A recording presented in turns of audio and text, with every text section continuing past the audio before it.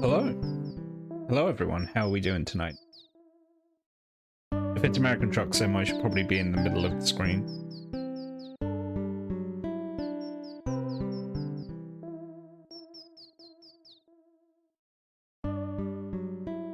Doing fine? Good. Yeah, so the original plan was to just do Payday 3 with Zed tonight. However, stuff has come up on Zed's end, which means that they may be making it on, but they can't promise that they will be. Hence, and normally Zed doesn't stream until later anyway, so hence starting with American Truck Sim tonight. Hey, you wanna know something cool? I already got the fucking game open. There we go. And everything's out of order because I'm not sure. Right. Right. Whoa! I could have fucked that reveal up, huh? Anyway, let me get the iPad ready. Got the iPad here somewhere for you. Here we go, here's the iPad. Set this,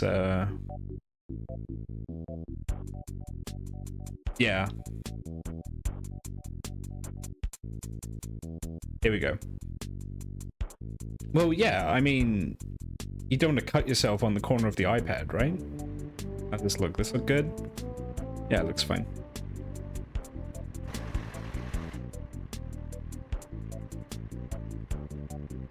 Now we just need to get an actual...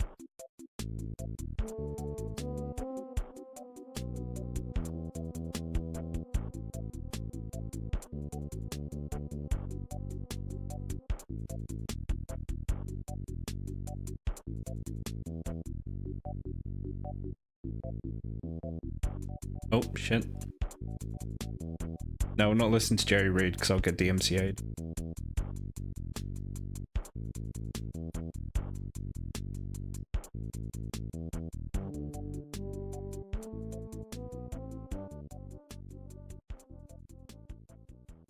Get that in the iPad there.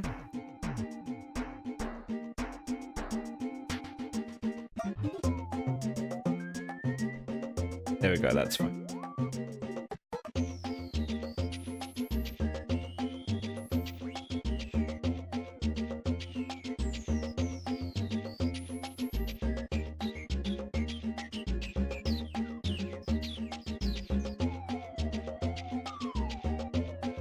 Why is this a live stream?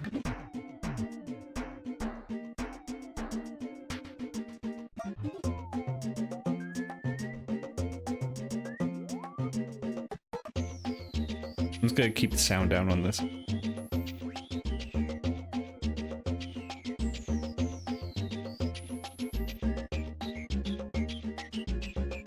There we go.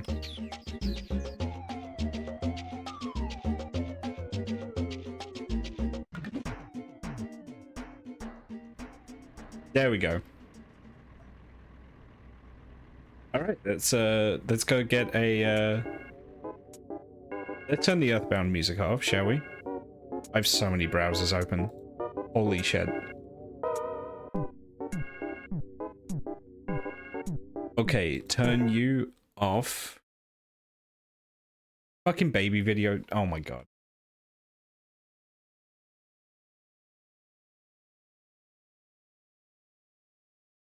That's gonna be a problem. So my Firefox has a thing where if I don't have it as an active window, the video eventually freezes, and I don't remember how I fixed that last time. Do you know what I mean? I don't remember how I fixed that. Did I just use a different browser?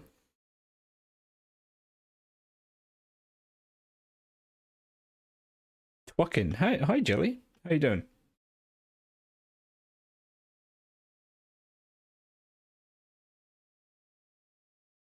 I wonder, is it because I used something that isn't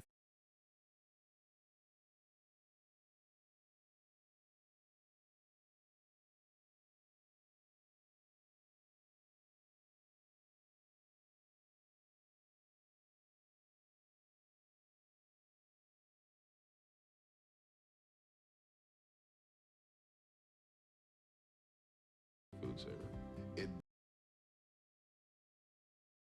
Hey, we'll get trucking in just a sec. I'm just trying to figure how I fix this.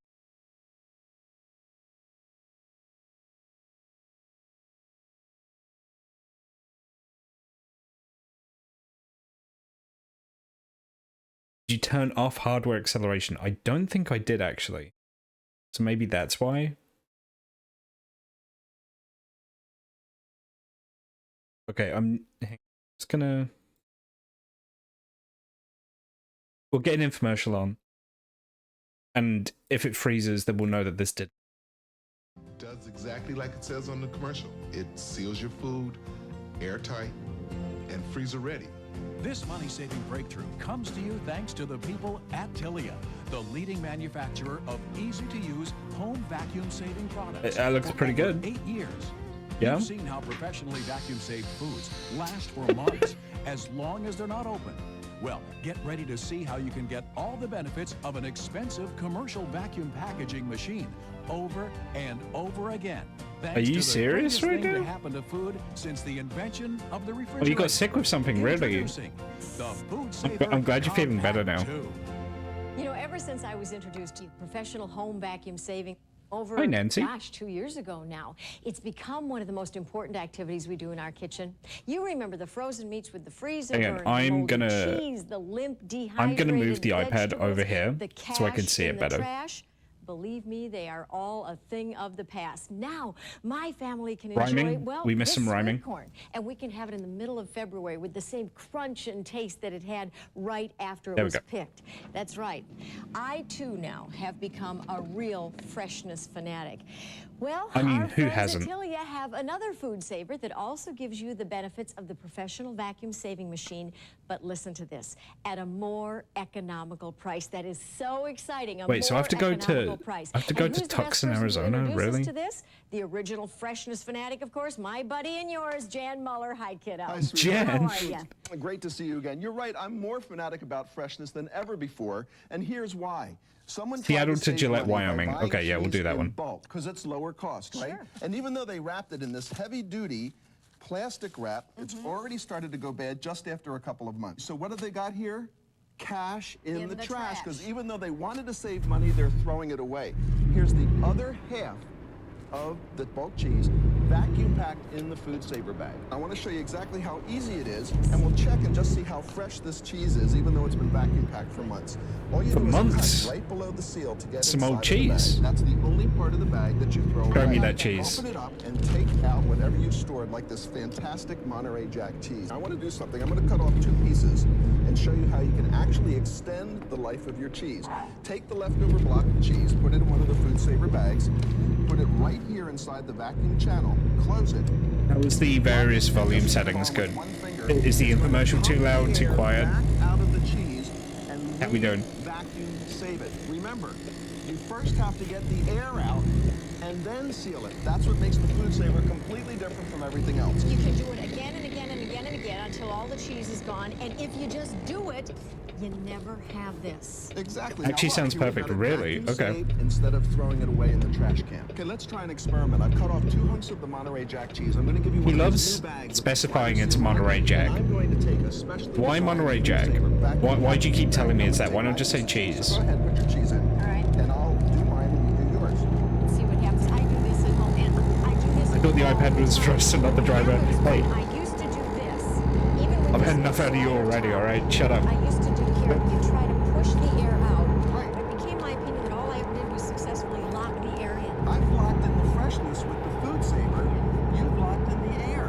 Because I don't care what you do, even if you try to suck the air out before you close this little slider, it doesn't work because they're not designed to keep the air from going in and out. Take a look at this. Oh, you can put meat or the number of times I've wanted to suck the air out and it didn't work. It'll stay fresh frozen in the freezer for up to 3 years. How about fresh vegetables? 3 years? Vacuum save your fresh vegetables, put them in the refrigerator, and now they'll last 3 to 5 times longer because we're locking in the freshness. I think we all try everything. Like you put these things into the crisper drawer. That doesn't work. Okay, so, real talk.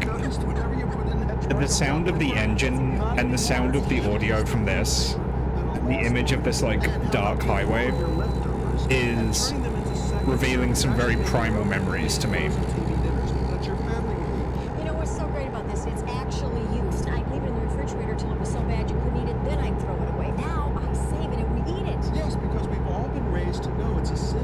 accidentally made a very nostalgic stream here. Except obviously riding in the back of like my parents' car. Plastic containers and it goes bad. You put it in other plastic bags that are hand sealed.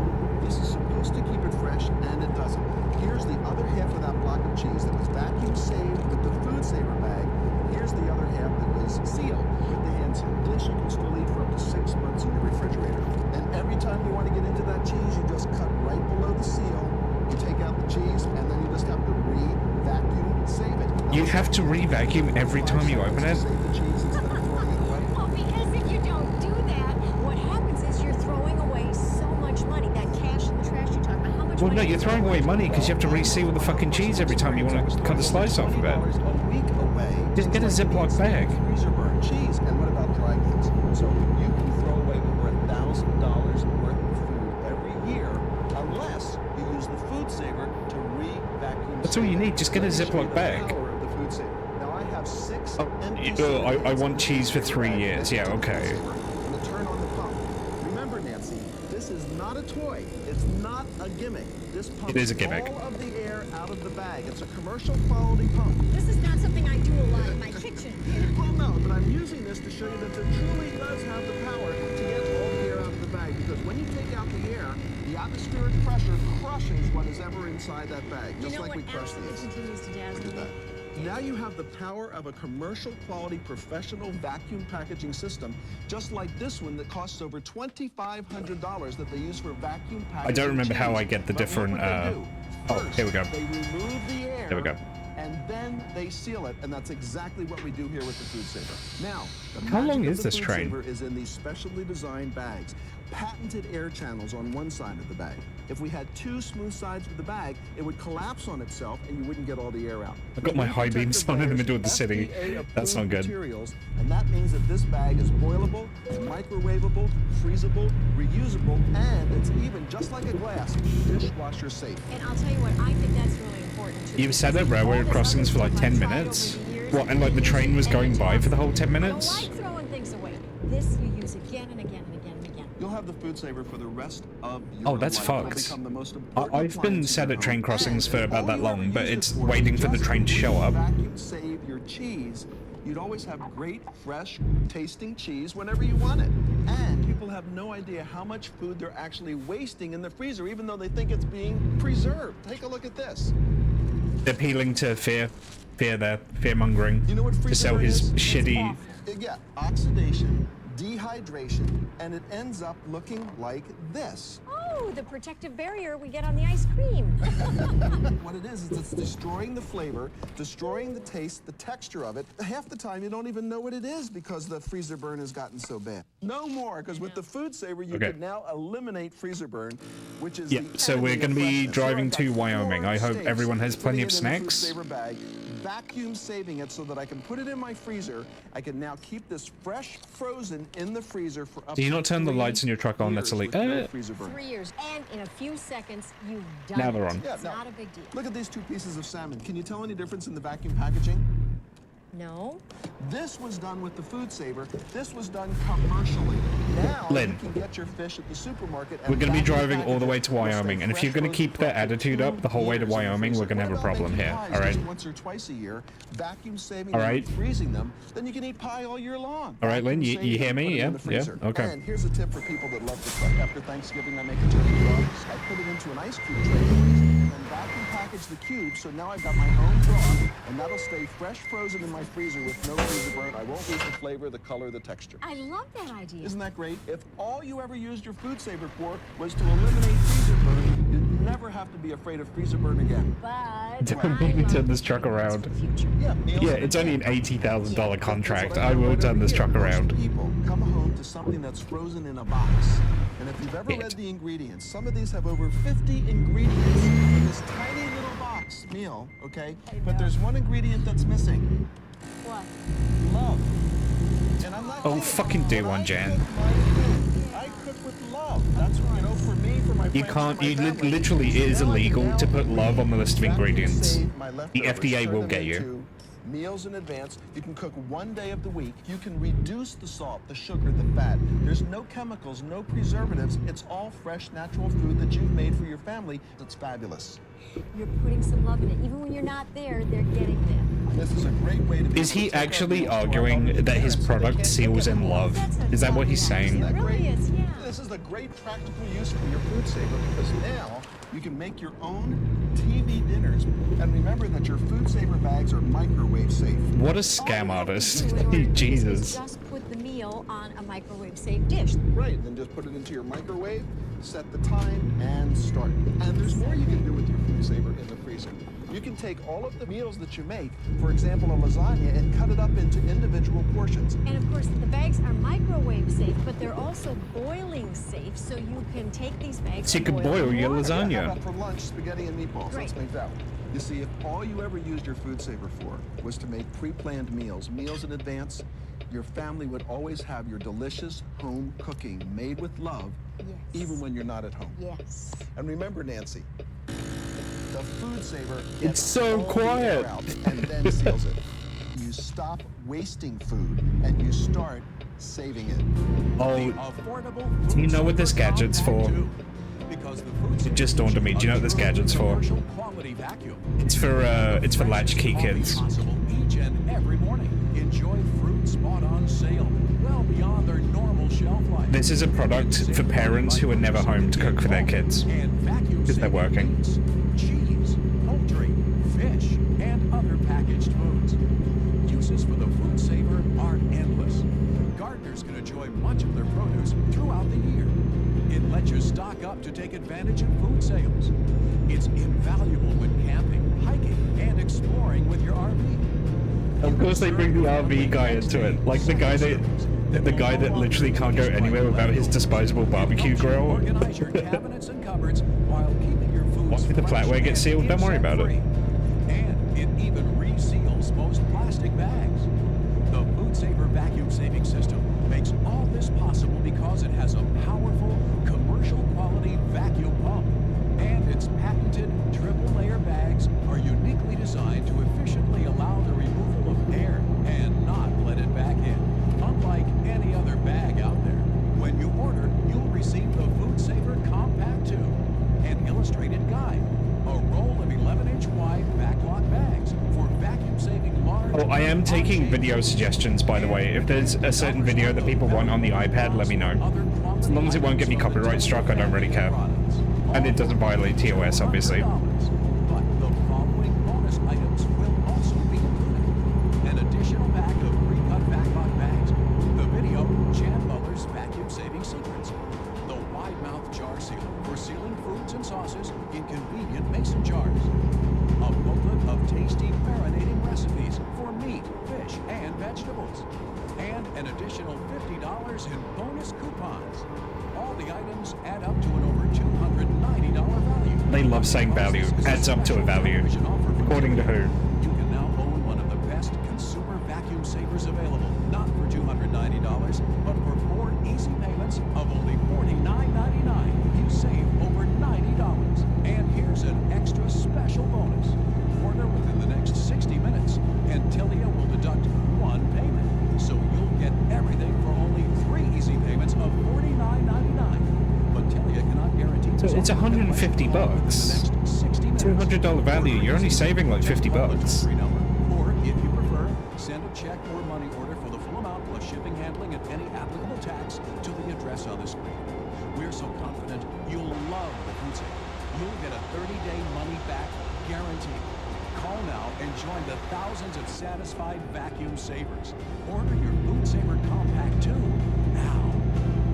If we put potato chips in this bag, just like the cans, it would crush them. Right. So, just by using this little opening and the jar sealer, it attaches right here, and we'll use a mason jar. And you can reuse it again and again. Now, when you buy coffee, the first time you open it, that's the sound of freshness. The first time you open the Sound of freshness. Fucking enough of this guy. Hang on. because that told you that it's vacuum packed and it's fresh. Get off my The problem screen. is when you take the coffee out and you put this lid on top, what's inside? Oh, The following is a paid presentation for the Ninja Master Prep. This is the Ninja Power Pod, and it gives you the incredible power to create snow. The top secret scientists here at Ninja Master Prep took the most powerful features of all of these kitchen... Wait. You just hit me up a lot here. All right. Let me rewind this. That was a lot to take in a very short amount of time.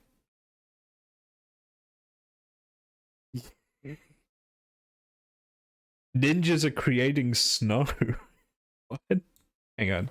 At Ninja Master Prep took the most powerful features of all of these kitchen appliances and shrunk them down into one amazing appliance. Now, I've agreed to let them shrink me down so I can demonstrate.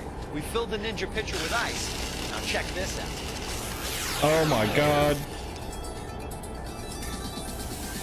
Instant snow. I'm talking about perfect, creamy, snowball quality snow instantly from regular ice cubes. So what's the big deal? Simple.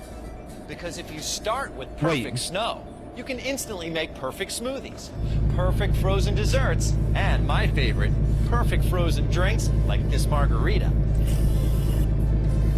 And these are just the beginning, because with the power of the Ninja in your palm, you can do everything in your kitchen. Just watch this. Introducing the Ninja Master Prep, a revolutionary new machine that will instantly unleash your culinary power and allow you to effortlessly prepare hundreds of delicious drinks, desserts, and entrees like a master chef. The Ninja puts fun and excitement back into your cooking, using the freshest natural ingredients to quickly make luscious creations that will have your friends and family begging. There we go, that's better. Premium all-natural I couldn't hear myself think for a second there. Fresh, delicious salsa, just like that. The most perfect frozen. Wait, I thought it made snow, not salsa. In seconds. Scrumptious meals and entrees, ready to cook and serve in minutes. Boost your energy level. My air fryer. Yeah, I have a Ninja as well. I have a Ninja air fryer. Is this the same company? No, it can't be, right? The creamiest non-fat frozen coffee drinks. Healthy, never is this the same Ninja? Whoa! How it works. Ancient Asian metalworking secrets for making the sharpest, strongest blades meet modern technology as multiple Ninja sharp, super hardened steel blades are driven by the powerful palm-activated Ninja Power Pod to perfectly chop, blend. Okay, so are the Ninja Power Pod people the same people as the Ninja Air Fryer people? The Ninja Power Pod Genuinely. From pitcher to mini prep and back again to quickly create a perfect snowstorm of fresh and delicious drinks, desserts, even complete meals that you, your friends, and family will love. To show you even more amazing things the Ninja Master Prep can do for you, and to tell you how you can get one for free, here are your hosts. Texting while driving while the Hey, Mary Beth. while the fucking. Now, during our TV careers, we've used every blender, processor, and chopper that came along, searching for that perfect countertop kitchen appliance. And you know what? We finally I was found texting it. while driving while the Ninja iPad was Master playing. Prep. Food processor, Don't do that. A blender, even a frozen drink maker. Ah, shit. And unlike those other machines that work from the bottom up, leaving stuff unprocessed, the Ninja Master Prep uses a multi-blade technology that's brand new to put the processing power in Is it brand new, or is it everything an ancient faster, Japanese better, method? and easier. This is the amazing Ninja Power Pod. And let me show you what it can do. Why don't you grab that competitive blender? It's a common name that we're all familiar with. We're gonna which start one? with just ice, and let's see what happens. Well, this one has an ice crush feature, so. Well, nothing's really happening. Just kind of staying there on the top. I think I need to add some water. Yeah, well, you won't have to add water with the Ninja, and I'll show you why. Put the top on. Here's that hand-activated power pod, and just a few pulses with that power pod and the Ninja quality hardened steel cutting edges, just blasting that ice into perfect creamy These people snow. are crooks. And that's Oh what my you want God. when you're making a smoothie. Take a look at these results. How about that? Oh my goodness, that looks like real snow. Exactly, and all you have to do is add some, I have agave nectar, it's Okay. kind of fancy, but you can add sweetener or honey or anything you want just to sweeten it up a little bit. Blueberries are really high in antioxidants and they're low calories and of course zero I love fat. blueberries. I love blueberries. You just pop that in, I said that. the power pod goes on top, just some quick, short pulses Look at that. on this Ninja Master Prep and check it Oh my out. God, it's You like I only have a to add Ninja fresh smoothie. fruit to the creamy snow to create create an incredible Well, they keep low-calorie, saying snow. zero-fat frozen smoothie. Another When I nice think feature of the smoothies, I Ninja, don't think snow. pop-up What are you spout, doing? You don't even have to take the blades off. Brilliant. Go. All that delicious flavor, luscious, creamy texture. I keep looking at the iPad and not the road. Low calories and zero fat. Looks delicious. Oh, that's so good. It's Stop so it. creamy. It's hard to imagine there's no milk in that. You see, You fucking prick. that's the power of perfect Ninja Snow. A diet rich in fruits and vegetables, especially more than 5 servings a day, will help decrease your chances of developing long-term diseases or illnesses. The Ninja is a wonderful tool to use to help you get those 5 servings a day. Here If we you have use the Ninja, you processors won't that get some cancer, is people may basically have what she just I have said. this one. All right, let's see how they handle chopping onions. Now, chopping onions by hand is a pain. It takes time. I should file a claim against the other driver. Yeah, I should. He drove into me. Not so good. Mine, not so good either. Yeah. Not much chopping done on mine, that's No. for sure. Oh my Look, God. chunks and mush here on the bottom. This is not good. They're not even evenly chopped. Let's get rid of this. Yes, I agree. Okay, now check out the Ninja Master Prep. Here we're using the Master Mini Prep container that also has that multi-blade technology. So we're just gonna give it a few quick pulses. Oh my gosh, look at how quickly it does that. You talk about fast, because you know what? What? In no time, you are ready to cook. Oh my goodness. Look at this. Everything is perfectly, evenly chopped. That's how to do it. Smells much better cooking than it does on your hands. Wood-fired is Thank you, Ninja, for letting me cook the food rather than just chop it and throw it away. God damn it. In terms of ingredient quality, but also the best preparation products. We wouldn't use it at wood-fired unless it was the best. We're really delighted with the Ninja. We grind our cheeses daily. We use it for grinding pistachio nuts. We grind our kind of tracking the fresh cruises in the fast garlic lane? and our Yeah, what basil. of it? We make our pesto daily. We use it for grinding our San Marzano tomatoes. The Ninja has replaced a $400 commercial food processor. This guy did it as well. He didn't just say tomatoes. He had to say San Marzano tomatoes. Why do they have to specify? Is it because it makes it sound fancier? With truly artisan ingredients. But they never say lettuce. They have to say iceberg lettuce, you know. The Ninja Master Prep is also incredible in creating quick and delicious meals from leftovers. How about instant Leftovers. southern chopped pork barbecue sandwiches and coleslaw in under 60 seconds? Sounds good. You got a deal. I'll tell you what. What? You take care of the slaw. Okay. I'll take care of the pork. Sounds good. Okay. Number of times I've heard that Cut up some before. of this pork. I'm going to put it right here into the Ninja. You choose how much or Right. how little you want to use. Here's some salt and pepper. Here's a little bit of barbecue sauce. Again, you control the ingredients. We said it's going to be quick, so we're going to have to live up to our word. Oh yeah. Let me Just see a it. few pulses. Wow. There it goes. Just check out the beautiful Washington countryside. Take a I'm look. so glad we Got can see it. Real Southern barbecue, courtesy of the Ninja. Yummy. Now over here, what I've got is 2 different kinds of cabbage, some carrots. I'm gonna add a little bit of dressing. Little bit of dressing. Top on. Put the power pot on. You ready? Look at that. You see it mixing together right before your eyes. Incredible. Now all you have to do is microwave that to heat it up because the pitcher is microwave safe. Serve it on a beautiful bun alongside some of that delicious coleslaw. To be fair, iceberg lettuce is very different from regular You'll see the lettuce. Ninja Yeah, I guess. It's just... margaritas.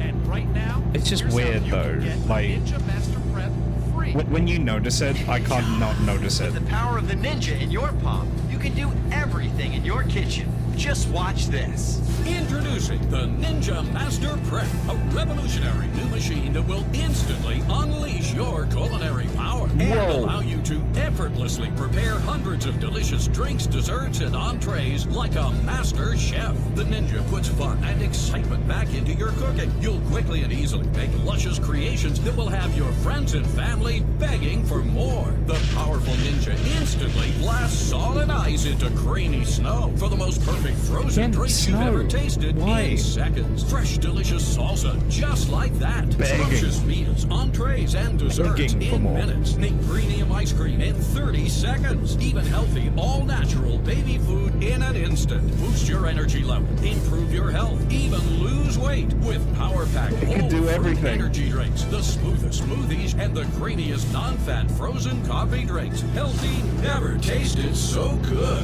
Here's how it works. Ancient Asian metalworking secrets for making the sharpest, strongest blades meet modern technology as multiple Ninja Sharp super hardened steel blades are driven by the powerful palm-activated Ninja Power Bomb. Genuinely, how many scam food appliances have we seen say they use like samurai sword metal in them? There were those knives as well, do you remember? To quickly create delicious drinks, desserts, even complete meals, the revolutionary Ninja Master Prep is the most versatile kitchen appliance ever created and includes the palm-activated Ninja Power Bomb and 48-ounce pitcher with Ninja Blade Set, the large splash guard with quick access port for easily adding ingredients and pouring. You also get the mini Master Prep container, Ninja Blade Set, and splash guard, perfect for single servings, dicing, mincing, and sauces and dips. Go easily from countertop to tabletop. Both containers come with snap-on storage lids, so you can serve, seal, and store in the same container. He keeps doing that. He has that like voice effect. It's really weird. Cleanup is a snap. Forget about these machines that only make doll-sized portions and vegetable mush. Don't spend hundreds on this frozen drink maker. Get the complete Ninja Master Prep system for just 4 payments of only $19.95. Call right now, and we'll even take off 1 payment. Plus, we'll include the Ninja Recipe Guide with dozens of delicious ideas to get you started. But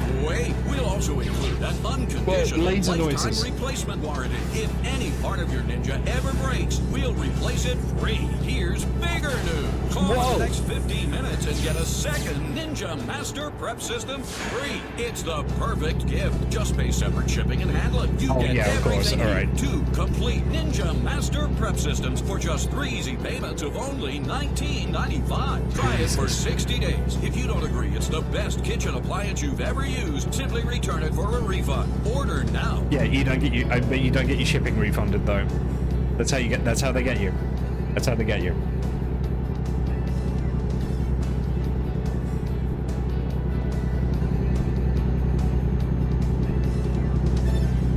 Can your blender at home blast ice into snow? Definitely not. Here we go. I smell some burning. Oh my god, they're still going with the snow thing. That power? What do we have? I feel like I have a Mango? I feel like I have a snow-based headache. What is this? Yogurt in there. Banana? You can even hold it down. That's perfect. That was easy. That looks great. It is good. What are you gonna do with the garlic? We're gonna mince it. Wow, that's fast. Oh, that's great. Peppers are my favorite. Oh, that came out really good. Do you ever have leftover coffee from Coffee Pot in the morning? Always. I've got light chocolate. It looks so creamy. I can't believe it doesn't have milk in it. Go ahead and try it. Tell me what you think. This is delicious. This is I didn't even check to see if I was pulling ahead of someone there. That's I'm kind of awesome. lucky there was no one in the fast lane. The Ninja Master Prep is also the world's best margarita maker. Really? And you don't have to Really? spend up to $400 on a machine like this. Okay, Rich, what about this one? Actually, Mary Beth, there are 2 big problems with this machine. First off, it cannot turn ice into snow. Oh my god, shut up. Not gonna cut it. No. Secondly, this is so small it barely makes 1 serving of margaritas. So, in the Ninja, we can make a big old party He picture out of just it. And eats first, it off we're gonna do what the camera. Ninja does great. Oh, yeah. We're gonna turn this ice into snow. Ready? I'm ready. Okay. Being able to make this kind of snow from ice. You don't the need secret of snow making to make a incredibly margarita. smooth margaritas and other frozen drinks. for that matter. Absolutely. Now, since I'm going traditional, I go with some lime juice. I'm going to use the mango sections. Nice and fresh. Mango. And then some orange juice. All right, you ready? Look at that. I can't wait. I think that's good. All right. Get that trash out of my...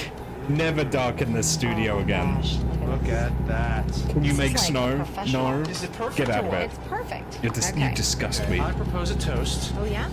Toast to the Ninja. Ooh, perfect. All right. What else are they going to do in this infomercial? You know it's a party now. Oh my gosh, that is so good. And you know what's great? Are they You gonna can make, snap like, on the top guacamole? and store it in the freezer to keep it at the perfect serving temperature. It's absolutely perfect for entertaining. I made great creamy margaritas, and my guests did comment on how great they were, and I think I even sold a Ninja that night, so. I can get rid of my food processor, get rid of my blender, and then just use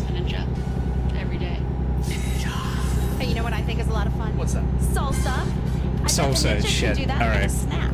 It can, and I'm gonna make it real I simple. thought they're gonna go I add some guacamole, but onions, some salsa garlic, and salsa kind of is spicy, so a more little hot. accessible. Why does that not surprise me? Cilantro goes in. Some tomatoes. I like to buy them fresh from the grocery store. And then I add some tomato lime with the on top. snow. I like lime juice to make it salsa fresca. Don't blink, Mary Beth, because this is going to be one of the fastest demonstrations you've seen with the Ninja. Ready? And we're using the same power pod that was on the pitcher, now on the mini prep, because it works both. Check it out. Goodness. You said you were hungry for some salsa? Oh, yes. How about some garden fresh salsa fresca? Look at, oh, it's beautiful. Isn't it? You did that so incredibly fast.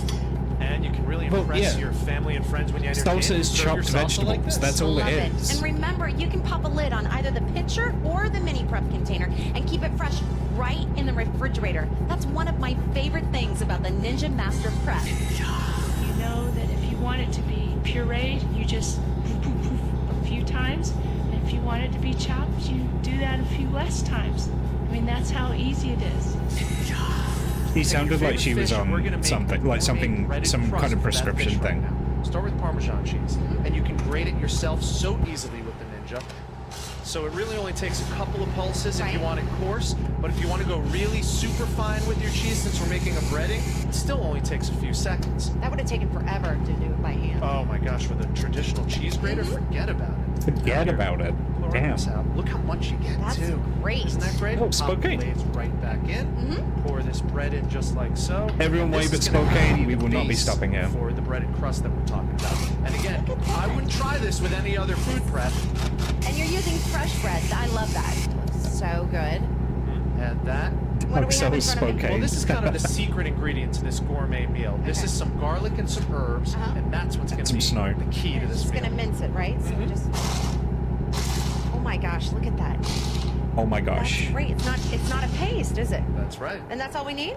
Add that right to the top. Alright, I think I'm gonna sleep before I Smell that? finish It the smells rest so of good. this Fresh is always better. Just give these this three journey. simple ingredients a little toss. Super simple, so easy, and this is what you can end up with. A Parmesan crusted grouper meal that everyone in your family is going to love. So for garnish or for preparing an entire meal, you only need the Ninja Master Prep.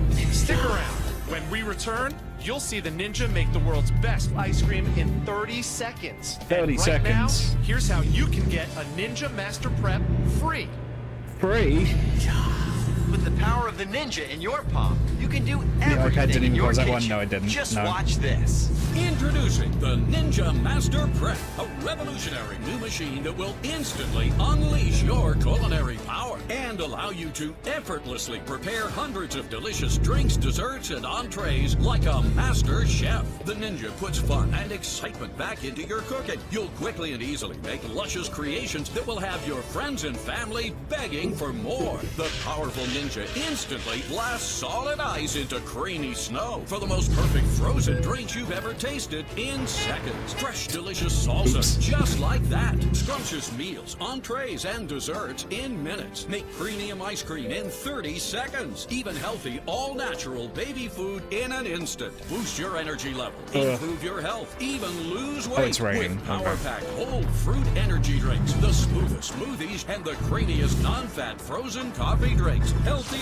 never tasted so good. Here's how it works. Ancient Asian metalworking secrets for making the sharpest, strongest blades meet modern technology. As multiple Ninja Sharp super hardened steel blades are driven by the How do I turn the wipers on? activated Hang on. Ninja Power Pod to perfectly chop, blend, and process ingredients faster and more thoroughly than any other kitchen appliance. The Ninja Power Pod moves easily from pitcher to mini prep and back again to quickly create delicious drinks, desserts, even complete meals. The revolutionary Ninja Master Prep is the most versatile kitchen appliance ever There we go. created and includes the palm-activated Ninja Power Pod and 48-ounce pitcher with Ninja Blade Set, the large splash guard with quick access port for easily adding ingredients and pouring. You also get the mini Master Prep container, Ninja Blade Set, and splash guard, perfect for single servings, dicing, mincing, and sauces and I mean, dips. you had to do Go it with Windows restore? Damn, DB. Tabletop. Both containers come with snap-on storage lids. We're so learning you can about the serve Ninja food processor. CR4 in the same container. Everything is BPA free and dishwasher safe. Cleanup is a snap. Forget about these machines that only make doll-sized portions and vegetable mush. Don't spend hundreds on this frozen drink maker. Get the complete Ninja Master Prep System for just 4 payments of only $19.95. Call right now and we'll even take off 1 payment. Plus, we'll include the Ninja Recipe Guide with dozens of delicious ideas to get you started. But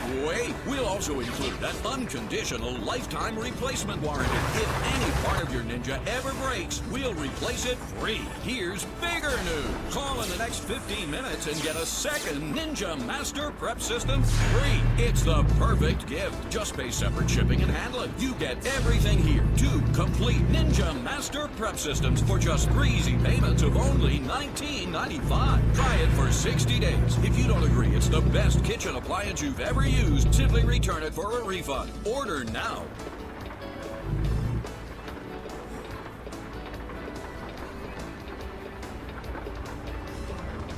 Okay, is Ninja finally gonna stop shouting at me? I never would have thought No. I could, you know, make a cake in the Ninja. But it blended where I didn't have any of the clumps and lumps. Light, fluffy, yummy chocolate cake. You ever have coffee left over in the coffee pot in the morning? All the time. I'm going to show you how to make the most out of those liquid leftovers, courtesy of the Ninja. Watch this. First, as always, we take the ice and turn it into perfect snow by Snow again. Shut up. Short time. I don't care about snow. So incredible. I have lived my entire life and not eaten snow on a regular basis. Like it Alright? always is with the Ninja. Add that leftover coffee. So Okay. I don't need the snow. Brilliant. A little light chocolate syrup. My favorite. Okay. Where's the milk? Oh, that's the magic of this. You don't need milk when you're using the Ninja. I'll show you why. Okay. All you have to do is look, and you'll see that this is going to start to change colors. Alright, I don't want to alarm anyone. See We are now in how it goes Idaho. from dark coffee to that light, creamy color. Oh my No one gosh. panic, we are in Idaho right now. That old coffee that you were going to throw down the drain, now you transform that into something so delicious that you will never waste coffee again. You know what this tastes like? What I would pay $5 for it. Wait. Don't name names. Let's just say it's all the flavor, all the incredible frozen texture, without the calories and without the bucks. We make Fuck protein off. shakes and smoothies here. We usually put ice in it first, then we'll put the protein in it, usually add a little bit of fruit to give it some flavor, and then we mix it with milk or water. The blenders we use are supposed to be professional, but they don't always break up everything. Because the protein's so thick, it's hard to break it up. And then it took half the time it took than the blenders that I use, and there were never any chunks. Blends all up, makes a perfect smoothie. I would absolutely use the Ninja all day, every day. Can I have another Ninja? Okay, Rich, we're going to make an incredible quiche. We're going to add 4 eggs here. Then we are going to add some smoked Gouda cheese. Gouda. And some fresh thyme. This guy has the And sense a of little humor of salt a and fucking pepper. toddler. I actually And hate some him. milk. There we go. I wish I put him in the Ninja. We're going to pop on the top. Add the power pot. Are you ready? Ready? Isn't it amazing? It takes no time to get time used at to all. using the Ninja in your kitchen. Yep. All right, now we're going to pour it into the crust. Right. And then into the oven it goes. And through the magic of television, of course, half hour later, out of the oven comes a gorgeous quiche, a simple one-dish meal for your entire family. And I promise you, they'll absolutely love it. I learn new things every day I can do with the Ninja, and I'm enjoying cooking again. I couldn't ask for a better product. It does everything it says it's going to do and more. The Ninja makes the best ice cream you've ever tasted, and it only takes about 30 seconds. Here's what we're gonna do. Okay. Some frozen peaches. I got these at my freezer section of my grocery store. Okay. Real simple. You can take a little bit of sugar, or you control what you put into this ice cream. It could be artificial sweetener, some honey, whatever you like. Then add some milk, and again, you choose the ingredients. It could be whole milk, it could be skim milk. Okay. Then the power Again, goes right, on. I mentioned this the last time we As did always, we're infomercial gonna stuff. pulse first for a few times, get it all mixed They together. just keep listing and then food that you can we're making cook. ice cream in under 30 seconds. Can you believe that? Incredible. Okay, I think the Ninja's ready. Brought my hand They in, just guys. list food that exists that you could conceivably make with Don't the leave home product. without it, right? Out for you. I'll give you 2 scoops. Let's see. It's a nice view, at least. Good, I promise. Here's yours. Take a spoon. Thank you. Okay, taste that. Give it a shot. It tastes like something I would pay $5 a pint for in the store, like a gourmet ice cream. I know, and you might never go to the ice cream shop again if you can make ice cream like this at home, and now you can with the Ninja. The Ninja Master Prep will allow you to create hundreds of delicious drinks, desserts, and entrees just like a master chef. And right now, here's how you can get one free.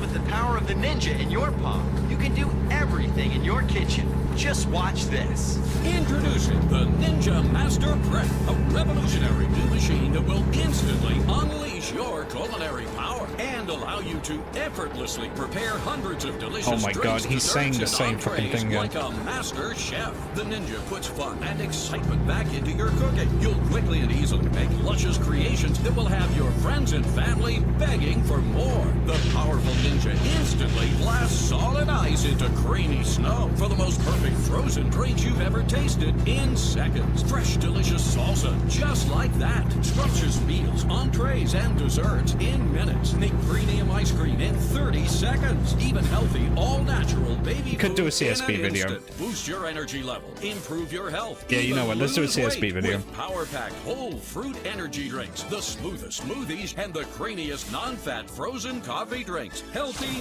never tasted so good. Here's how it works. Ancient Asian metalworking secrets for making the sharpest, strongest blades meet modern technology as multiple Ninja Here we go. We'll put this on.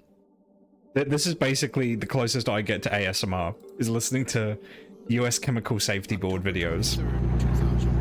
Oh, he's really quiet now. Massive explosion rocked the Caribbean Petroleum Terminal facility near San Juan, Puerto Rico. Oh no. Gasoline overflowed and sprayed out from a large above-ground storage tank, forming a huge vapor cloud which ignited. The explosion Jesus damaged Christ. nearby homes and businesses. Petroleum leaked into the surrounding soil, waterways. It's like a fucking Michael Bay explosion. Fires burned for more than 2 days, destroying And 17 of the facility's 48 storage tanks. The CSB found the current EPA and OSHA regulations are inadequate to control the hazards from facilities like... I could do some YouTube, like I said, I'm open to suggestions. But we'll do some chemical safety first. The company was not required to conduct a risk assessment of the dangers that would provide community for its operations, and the company did not have to implement safeguards that could have prevented the explosion.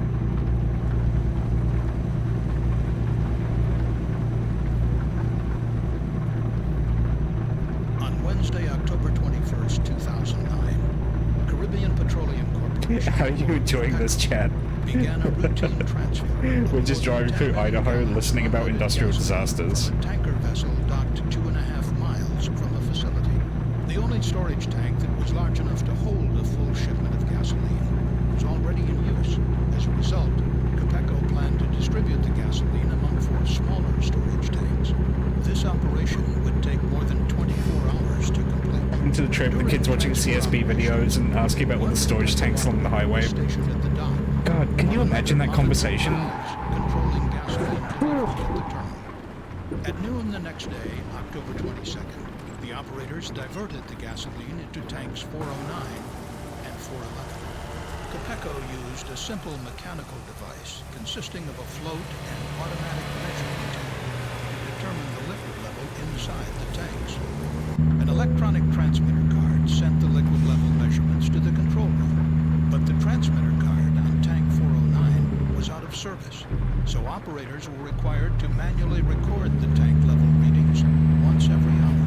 At 10 p.m. night of the 22nd, as tank 411 reached maximum capacity, operators fully opened the valve to tank 409. At that time, an operator read the level of tank That was lucky. from the side gauge. We almost died in Idaho. The supervisor estimated that tank 409 would be full. But yeah, like, to go back to what I was saying, how do you explain to a child? Oh yeah, no, like all those storage tanks you see could potentially kill you at like any point, and you just have to trust that they're properly maintained if they won't. That a total of nearly 200,000 I guess you just have to kind of lie to them, right? The equivalent of 20 full tanker trucks was released from the 6 vents on the tank. On a warm, windless night, the gasoline vapor cloud grew to cover an area of 107 acres. At midnight, the tank farm operator was ready to perform the hourly check of tank 409. But before reaching the tank, he noticed a strong odor of gasoline. Damaged vehicle usage pilot. I literally just crashed. Oh my god. You can give me this kind of shit in Montana. Fucking Idaho. Let's get out of it. Observed a white fog rising approximately 3 feet above the ground. The supervisor sent one operator to the security gate to stop anyone from entering the site. Then Oh no, they know how to make it safe now. I mean, yeah, but that's still live, right? Like, stuff still explodes. Like today. Try to identify the source of the leak. Meanwhile, the pooled gasoline flowed through open valves in the containment dike toward the wastewater treatment area. There, the vapor reached electrical equipment, which ignited the pod. Oh shit. A flash fire raced back toward the Oh my god. 7 seconds later, there was a massive explosion. 7 seconds. Registering 2.9 on the Richter scale. You don't even realize that the place you're in is exploding until it's already exploded. That's so scary. Soon, 17 of the facility's storage tanks were engulfed in flames. Oh my god.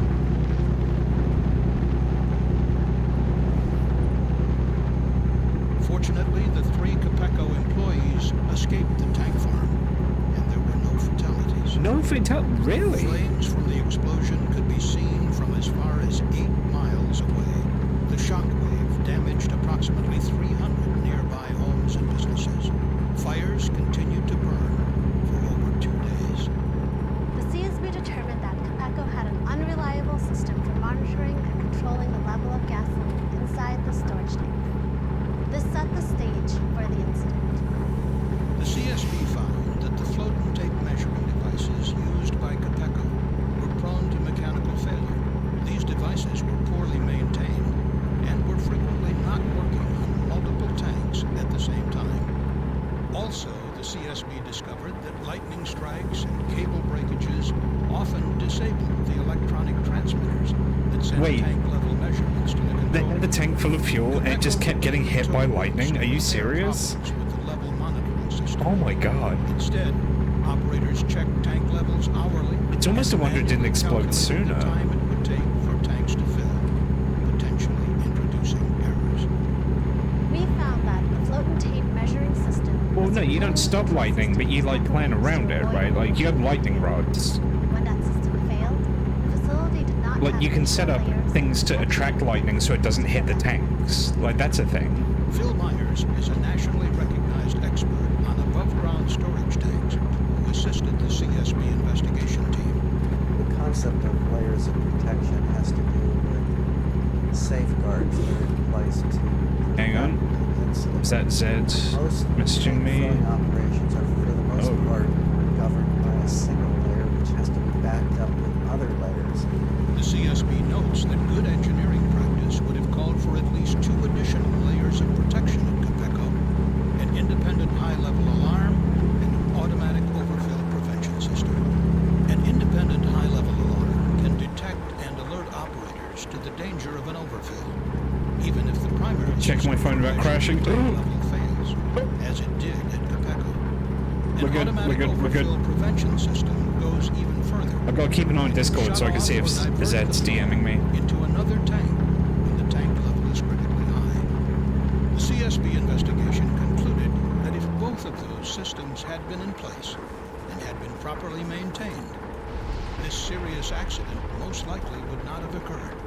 But the CSB noted that petroleum storage facilities are not regulated under the same process safety management regulations as oil refineries and chemical plants, handling the same weird. flammable chemicals. Yeah, that's very weird. Why? There are thousands of terminal facilities around the country storing gasoline and similar. That's always the worst part of these CSB videos, is they'll say like, oh yeah, this one blew up, and it turns out that there's no protections on like the other 500 plants like that exist that could also make them blow up. Like they're all ticking time bombs. Oh shit, my engine just cut out. Also, the CSB discovered that current EPA requirements under the Clean Water Act only require that petroleum storage tanks have a single layer of protection to prevent an overfill. In the United Kingdom, in 2005, a similar explosion occurred from overfilling a gasoline storage tank at the Buncefield terminal north of London. The blast caused massive damage to the surrounding. I think I remember that in the news. Buncefield, there were numerous times. Yeah, I think I remember the Buncefield explosion. Like, just hearing about it. The level of the tank was broken, or the gauge was stuck. So they failed, but the problem was the management system that did not properly exist there. If it had existed, it would have said, okay, that's an air. iPad kit, absolutely. I'm taking requests for the iPad for those that have them, by the way. The Buncefield accident resulted in a major investigation and stricter standards for automatic overfill prevention systems in the United Kingdom, using what are called safety instrumented systems, operating at a high level of integrity. In its final report on the Capeco explosion, the CSB recommended that EPA adopt new regulations for facilities like Capeco to require. Oh, thank you very much for the follow. Who was that? Automatic overfill prevention systems. Who was that? Hang on. Require regular testing. I'm checking my feed and trying not to crash. These actions will align U.S. regulations with best practices developed in Europe following the devastating Ghoul Wolf Jr. And the board made similar. Thank you very much for the follow. I really appreciate it. How are you? The American Petroleum Institute. I hope you're enjoying the kid's iPad with the chemical safety board video. Better tank instrumentation and controls. Thankfully, no oh my god, is the rain stopping? Killed as a result of the explosion and fires at Capeco. The incident caused considerable Just getting off work. What about you? Yeah, no, hopefully, it's been a pretty chill day. Like I said, as I said at the start of the stream, the original plan was to Caribbean Petroleum Corporation investigation. Please visit csb.gov. So yeah, the original plan was to collab with Zed tonight and play some Payday. However, that may not be happening depending on Zed's scheduling, so I'm just doing some American Safety Board. American Truck Sim. You know, I'm just gonna put like an ambient video on.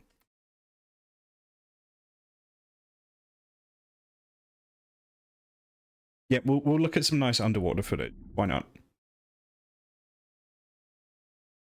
I've been too distracted by the videos. I need to focus on the road for a little bit.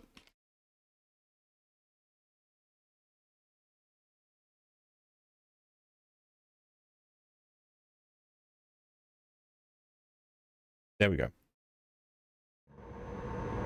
Find some YouTube's kids things. Oh god, I don't know if I want to. I don't know if I'd subject you to that.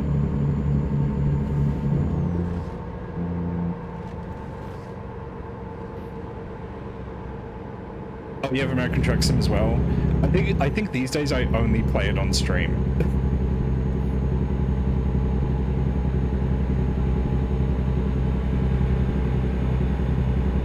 Skibbity Toilet is the latest in kids entertainment. Okay, I'm gonna rant about Skibbity Toilet for a bit. You know I have before on stream, but I see all these people clutching their their pearls about Skibbity Toilet. Oh my god, it's rotting kids' brains. When you were young and you were laughing at Dr. Hacks, it was basically the same thing. Or War of the Servers, right? If you give kids access to Gary's Mod and Source Filmmaker, they'll just make weird stuff to laugh at, right? Is it not incredible Gmod videos are still around? Really? Oh wait, is it not incredible that Gmod videos are still around? Yeah, absolutely, right? There is an entire generation of kids that didn't grow up playing Garry's Mod that is still enjoying stuff made in Garry's Mod. It's wild. It's not Gmod, but it's still Male 7. Yeah, you know what I mean, right? Like Garry's Mod / Source filmmaker.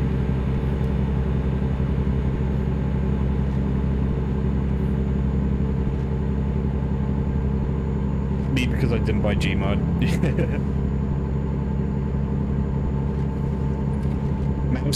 Male 7, aka Gordon Froman, is eternal. Yeah, absolutely.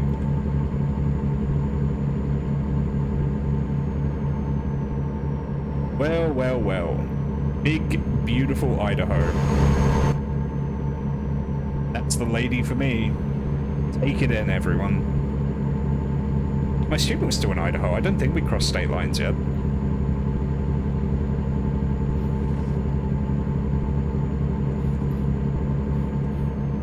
It'll be 2052 and we'll be voting for Male 7 VTuber for the presidential election.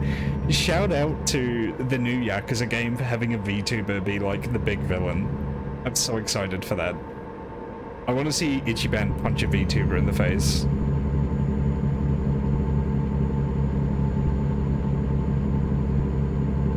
I'm just checking my phone again. If I crash, that's why. We're good. Oh shit. That would have been bad.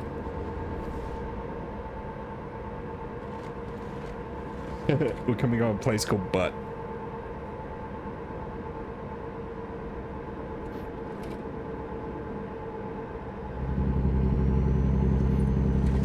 There's a weird noise coming from my truck. That doesn't sound right. Do you hear that? We're almost in Montana. The nightmare is almost over. We'd recommend old Garry's Mod videos for the iPad, but some of them might be dated. Maybe. There was like some edgy humor back in the day, right?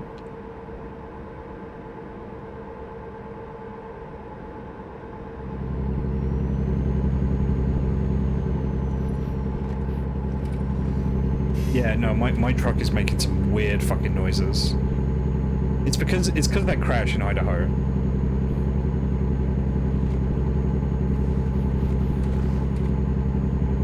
Yeah, do you hear that?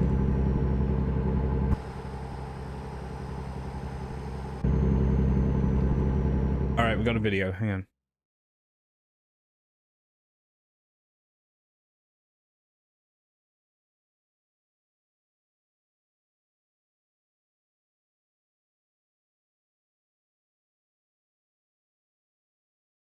Oh, Half-Life Full Life Consequences. Yeah, we'll put that on. I can quote half this fucking thing off by heart.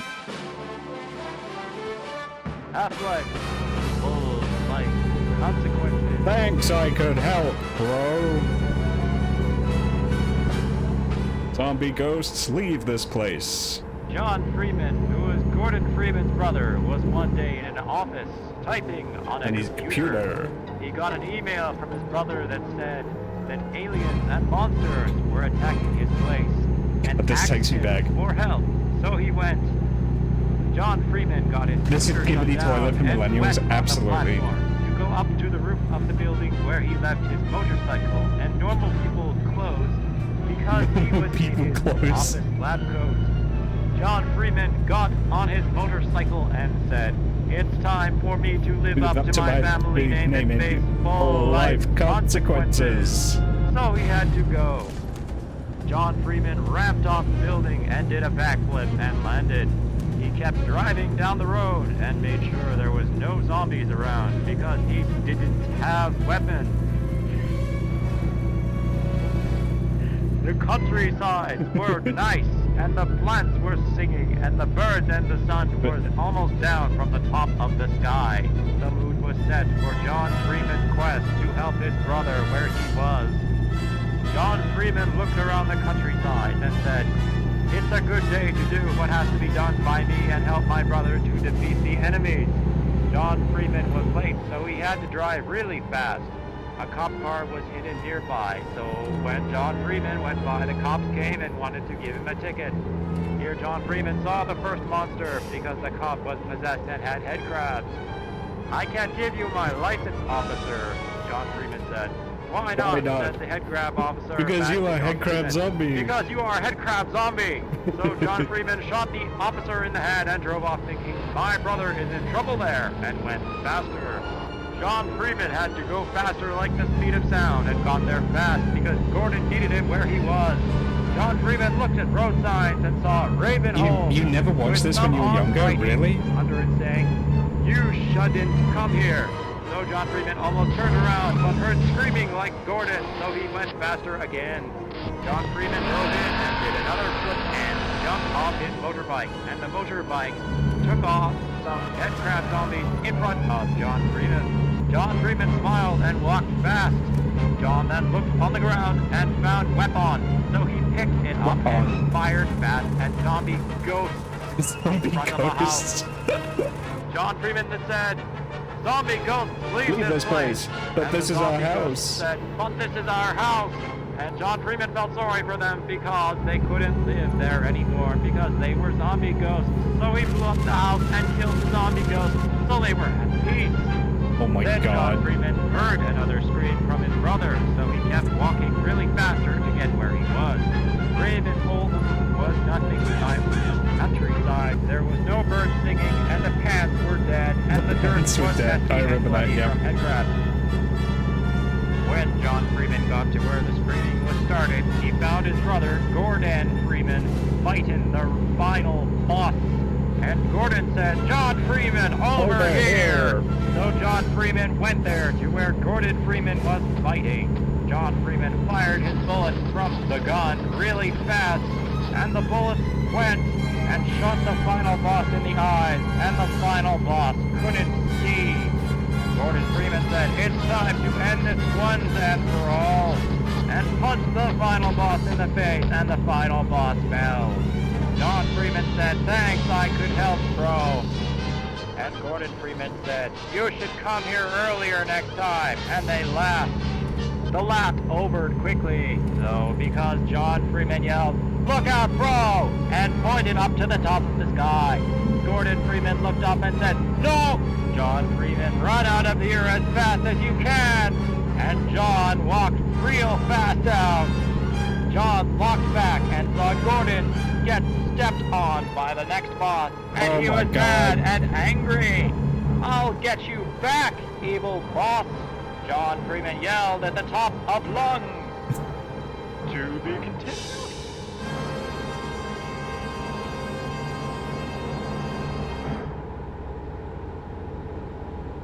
What a time.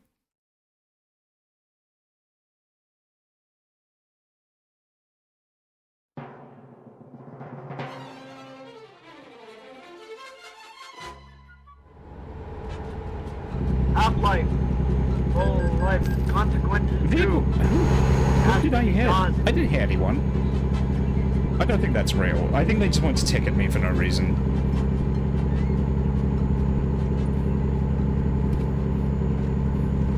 Oh, my truck's making the noise again. John Freeman walked like speed of light back to his motorcycle and left behind the bad place behind him. John Freeman had to ride his motorcycle really fast back to the office, but John Freeman's gas Driving ran with out. this playing is playing in hard mode. Absolutely. I'm not looking at the road at all. Off the motorcycle and landed on dead people's hands. These Gordon Freeman is now these hands. Freeman is I now must these kill hands. the next boss Yep. and live up to full life consequences, John Freeman said out loud. John Freeman picked up a laser gun and aimed it at trees to see if he could. John Freeman shot and a tree fell down in front of him. John Freeman seen eggs fall out of the tree and he put them back home safe. These birds don't have to see Gordon Freeman yet.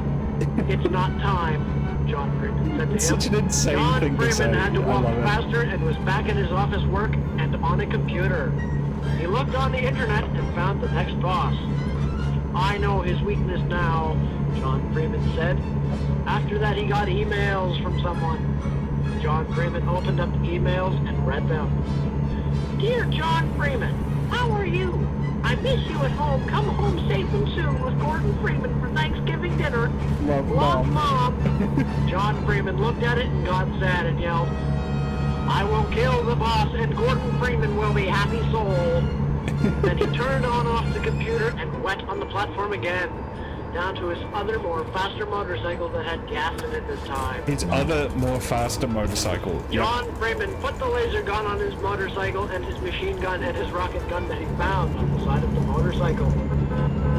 He went through traffic and went fast like lightning to back to Ravenholm and back to the bad place where Gordon Freeman was. John Freeman went off the road and did backflips and landed on back wheels. Backflips. Kept going, too. John Freeman went really fast again like before and was soon back at Ravenholm but saw more zombie ghosts. John Freeman said to them, Zombie ghosts, I have killed your friends at the old house and I don't want to shoot your heads. Move near the countryside and you will be friends of John Freeman. The zombie ghost said that, No, we will kill you, and walked fast to John Freeman's motorcycle. John Freeman waited until they were in front of his motorcycle and backflipped off his bars and shot heads below and landed, and walked fast to where the next boss was. You will be one of us, yelled the dead zombie ghost. John Freeman laughed and shot a rocket at him. John Freeman saw the next boss far down the road and walked slow this time. He walked really slow like a turtle and sat down on a rock and watched the next boss, near the dead last boss, and to the place that Gordon Freeman was. The next boss was laughing at John Freeman, so John Freeman said, You will not laugh at me, and shot a rocket at him since that was his weakness. The next boss died, and John Freeman was happy. He walked over to the dead bosses and put them under the ground and planted pants on them, so instead of messy dirt and dark, there was pretty things there now to be happy. John Freeman walked to where Gordon Freeman was lying dead and crushed from the next boss's feet. No. Looked down. A tear drove out of John Freeman's eye and landed on Gordon Freeman. You were dead, bro, and I killed the evil boss, John Freeman told Gordon Freeman. Then John Freeman saw something bad. A head crab was on Gordon Freeman. Gordon Freeman standing up and said, John Freeman, you got here slow, and now I am Zombie Ghost. You will pay. Oh my god.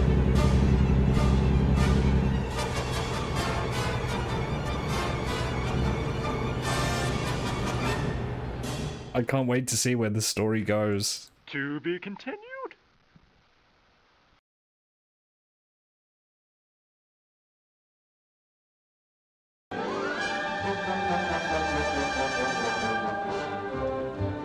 Half-Life. Hero Beginning. Hero Beginning.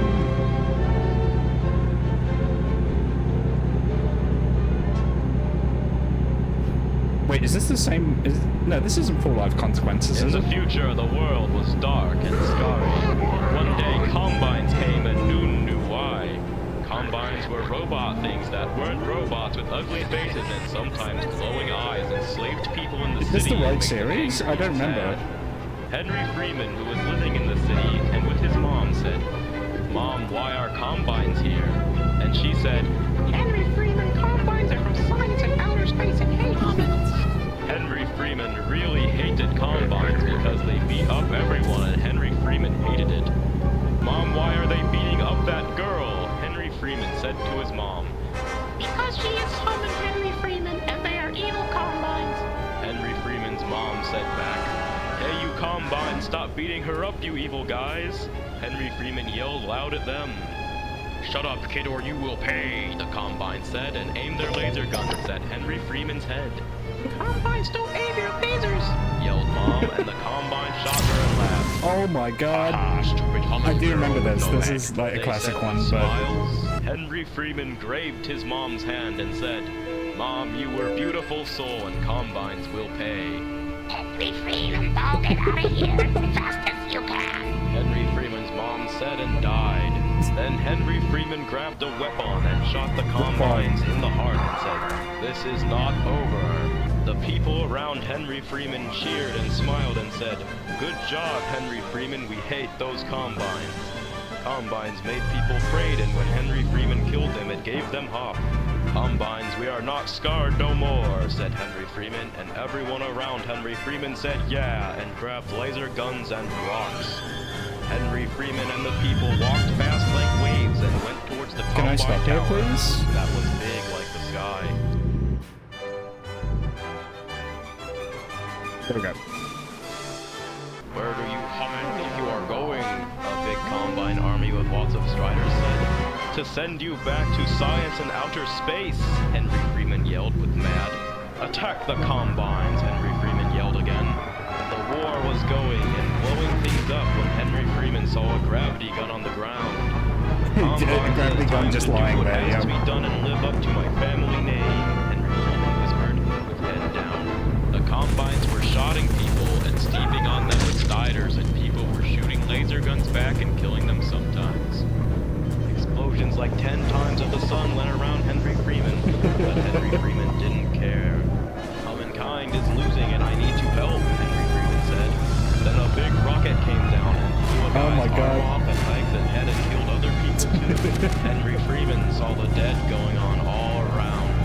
The Combine were too strong and big, but Henry Freeman didn't care neither. Henry Freeman put the gravity gun on and started to throw striders and at buildings.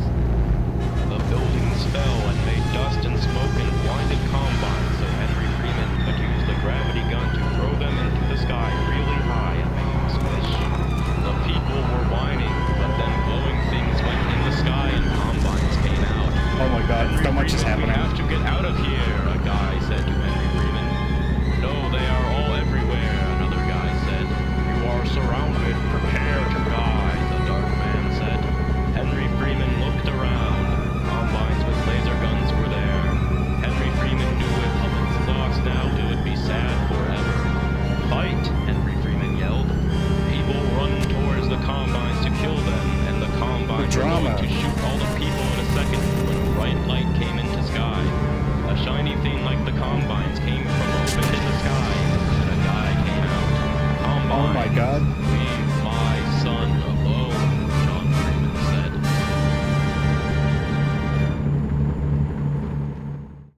What a twist. Yeah, I think there's one last one of these. Yeah, I think it's this one. Gary'sMod.com opening, damn.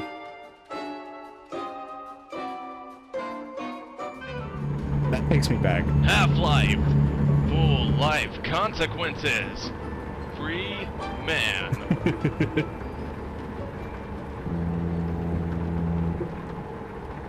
John Freeman backflipped out of the sky and landed beside Henry Freeman. Henry Freeman looked at John Freeman in the eyes and cried out and said, Dad, Mom is dead! John Freeman went sad at the ground, then moved head real fast up. Combines, you killed wife? John Freeman said with growls. Yes, John Freeman, the dark man said after. Henry Freeman's mom is shot in head, the dark man said again. I loved wife like sun rays.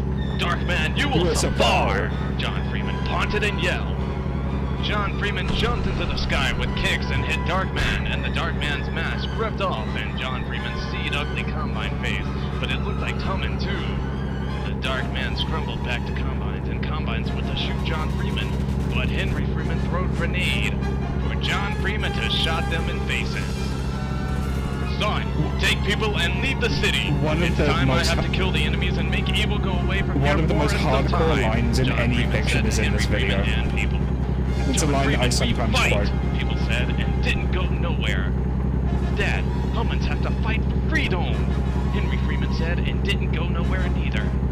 John Freeman was afraid for first time. He didn't want nothing to happen to Henry Freeman because Henry Freeman was John Freeman saw Combine start to run like monsters to Hummins and Henry Freeman and saw Henry Freeman and Hummins run like brave to Combine. John Freeman got quiet, then dropped weapon and said, I have to kill fast and bullets too slow, and started killing Combines with bare hands. John Freeman was killing Combines and barking necks at Hummins legitimately, I quote that to this day. Shooting at Combines at front. Now Combines got scarred and ran back to the Dark Man, who was was at the door to the big tower that was big onto the sun, and went around the Dark Man and got ready to fight again. Then the Dark Man pressed the button that made the big tower glow and smoke. Oh my god. John Freeman, you let nurse step on me and made me headcrab zombie. Combines came and put science in me and made me live and strong and big now. I make you and Henry Freeman headcrab zombie. Prepare to die, Gordon Freeman said. Gordon Freeman, you are my bro and I killed Next Boss. Combine science is bad and made you tricked, bro. Stop the button and glowing, John Freeman said. No! Gordon Freeman angered back.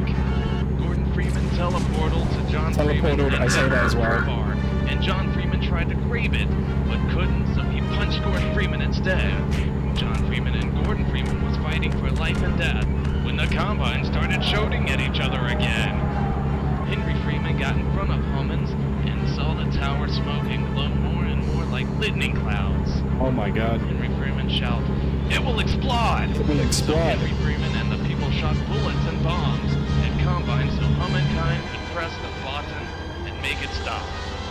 Then Henry Freeman went to a Combine's car and shoot all the Combines in it and went to the top and used the turret gun. Henry Freeman made the turret guns shoot Combines and bullets cut them in two and half. Henry Freeman kept shooting Combines and the rest of Hummins got closer and closer to buttons to stop it. The Combine shot at the Hummins and made some die, but no one cared because they had to do it. Then Combine started coming out of the hug tower to stop the Hummins. There was too much Combines and Hummins couldn't go to the button no more. And the tower was all smoke and glow, expect for a little bit. John Freeman knew it was too late, and Hummins couldn't stop button. One question, John Freeman had barley time, but was still fighting. How loud is the horn? Inside the cab? I'm sorry, John Freeman. Not very said loud. Gordon Freeman. Outside the Time horn? for you to Outside die, the cab? John Freeman. Gordon Also Freeman not very said loud. back. No, bro, John Freeman said, and kicked There we go. Gordon Freeman in the part of the face that was like Combines. The This science particular blew up truck Gordon has a very Freeman's face quiet and horn. landed and blowed up in a boom, and Gordon Freeman stood and fall. Bro, Gordon Freeman I think said, if I get a different truck, it has a louder horn. like Gordon Freeman. Combines made I just have the cuck truck. I'm sorry, Gordon Freeman said. I know, bro, but you are hero. John Freeman said back to comfort Gordon. Save Hummins and Henry Freeman. Gordon Freeman said quiet like pain and breathed slower and slower. John Freeman had Gordon Freeman and saw eyes shut and the breath stopped, but Gordon Freeman Had smile on face. Yep. John Freeman let go Gordon Freeman and went up back on his feet and locked his head around and saw trees and aminals and Hummins, then looked at Chloe Tower and knew what has to be done. Son and people, get back! John Freeman said out real loud, so Henry Freeman front flipped off turret and went with people back to John Freeman and ducked bullets and rackets. Son, take people on motorcycle and leave city. Take people Make on motorcycle. Safe, son, and nothing happened to them, John Freeman said to Henry Freeman. But Dad, I fight, Henry Freeman said. No, son, go with people, John Freeman said, so Henry Freeman and Hummins went on motorcycle.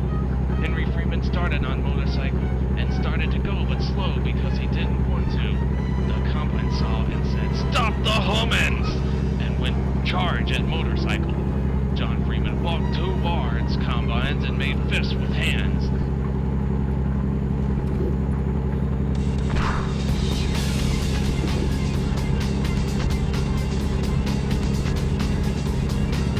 God, this is such an aged sequence now. Hey, do you guys remember The Matrix Reloaded?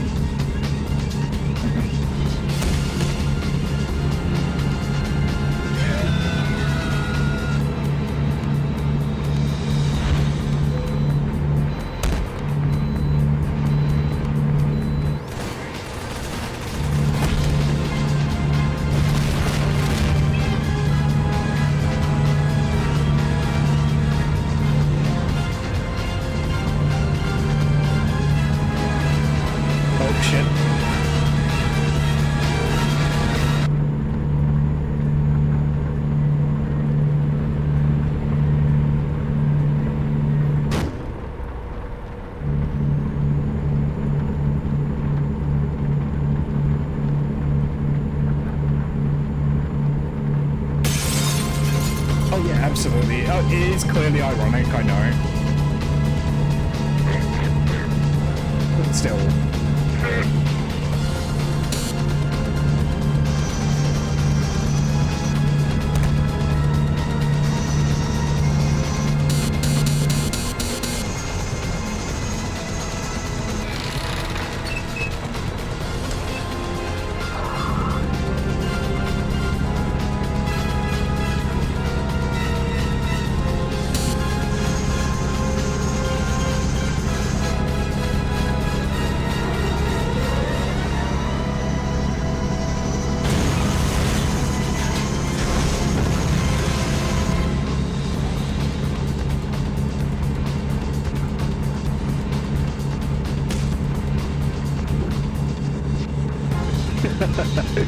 That will always kill me.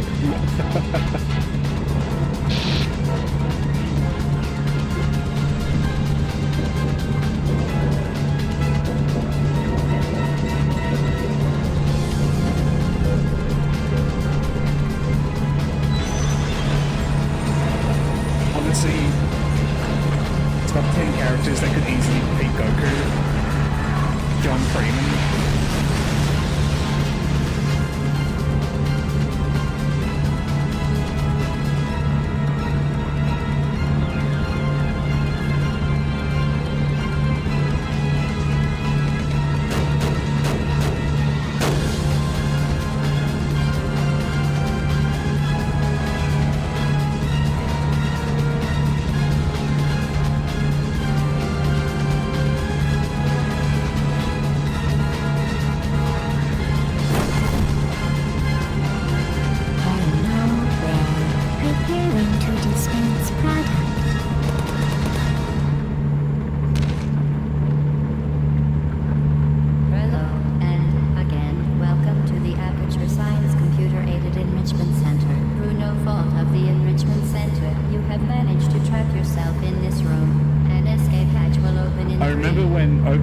Skin for Reaper that made him look like Mexican John Freeman. I know exactly which skin you're talking about, and yeah. Are you still standing there? Maybe you absolutely. think you're helping yourself. He did just look like Mexican John Freeman. He looks like This Juan isn't Freeman. helping, Yep. and yet you fling yourself. There really was a fling into space. Are you still standing there? Can you hear me? You can't hurt me. Someone is going to get badly hurt.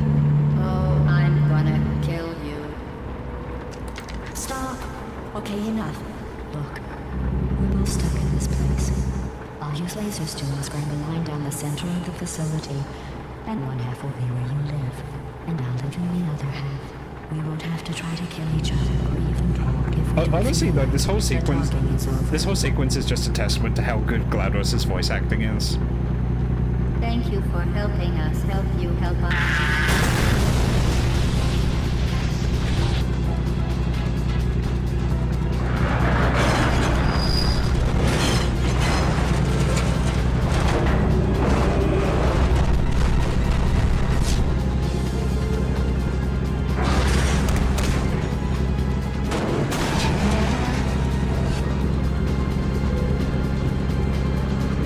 Oh shit, I'm almost out of fuel.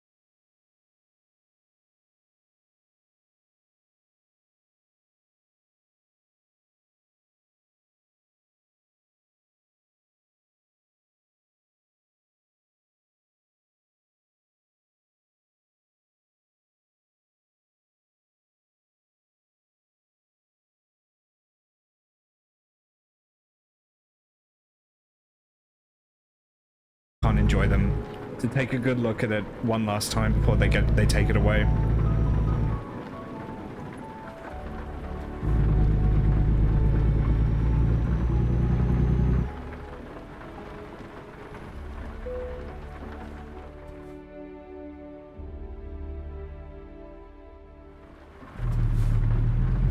Rest in peace, John Freeman and Master Chief finished the fight. Absolutely. It's so sad that Chief Halo died.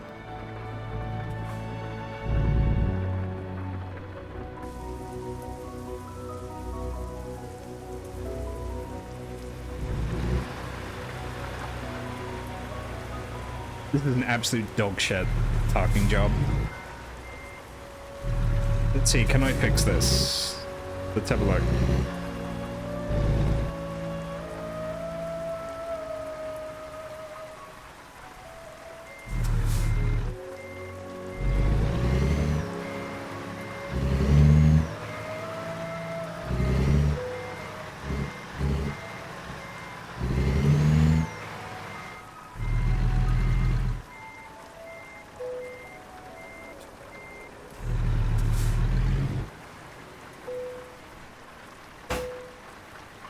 I'd say that's good enough.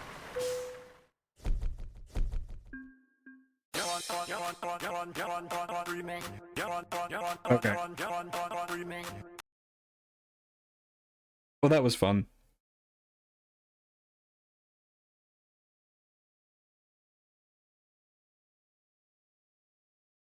We'll put this on. Bill, watch out, Bill!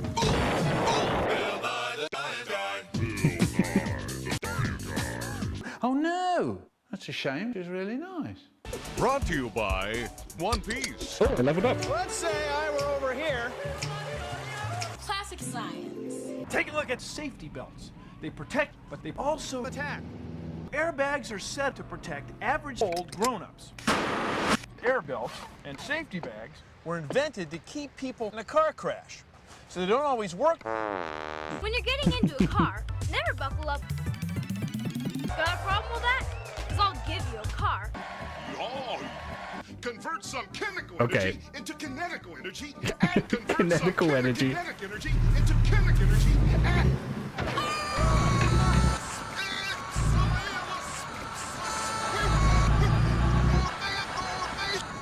Hi, my name's Susan Young. I'm a Ford Motor Car engine, and I work with these young guys to help make cars safe. Hi, my name's Susan. Exactly what happens in a car crash. Really slash, and you right on. I wonder if there is any kind of transportation. I hope not, because there is no type of transportation. Bill! Huh?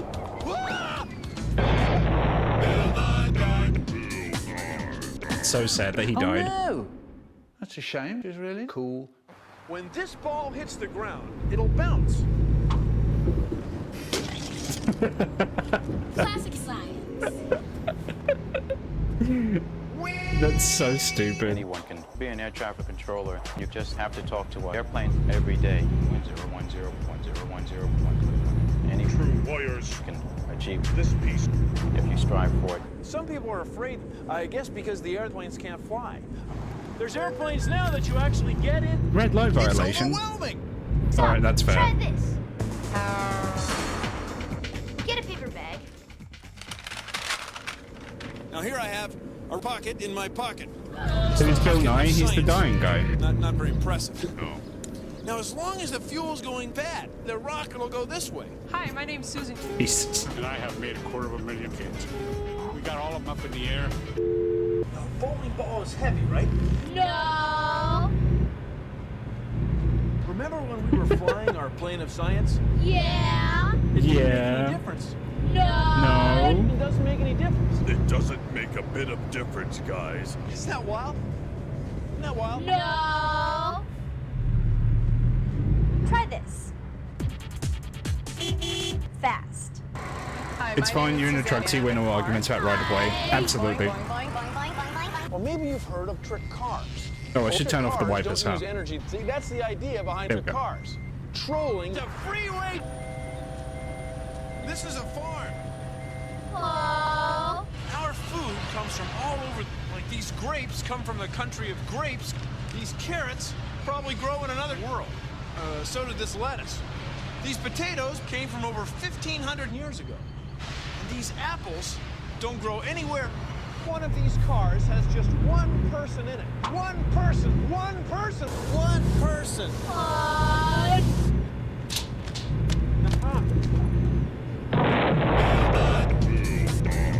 Oh no! That's a shame, it's really science. This pool is just. It's yellow. This turbine, this turbine, this turbine is turbine, this turbine is this turbine. Have you seen my... what is this evil thing? Try this. Do this. A lot of places have laws. But lucky for us, we don't have to worry about that. Yay! Hi, I'm Helen Thayer. I'm basic and nothing else. Hubba.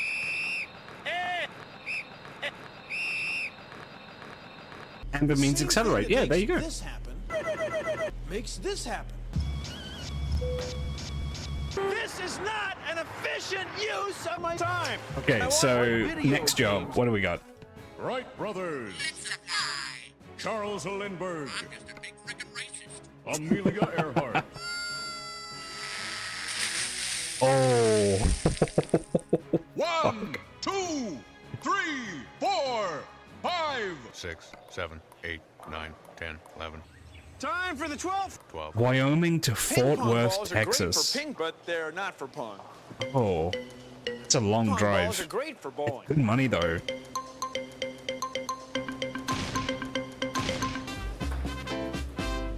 Yoga. Yeah, we'll move the. But that's going to San Antonio. All the pins at once. 2. Yeah, all right. We'll move the yogurt. 1. When things crash into each other, She hit the ground. I wonder why our window keeps breaking. It's Dad. I wonder why our window keeps breaking. It's Mom. I'm devastated. Pizza House. I'm just devastated. We're not stopping there. I'm just stated that you're getting married. Yeah, buoy. Imagine. I know it's been 3 days on the road, but you still have to live off the snacks that you brought from Washington State. All right.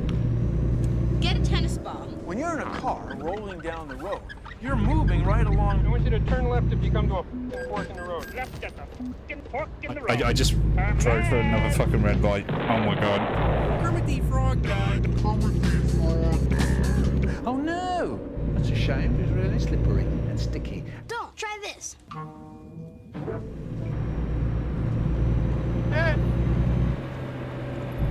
That's enough electricity. Use a spoon, or a cool little spoon with about 6 spoonfuls of spoon. Fill each jar halfway full. What happened? Oh boy, I can't wait to die. Let's get right to it. Die.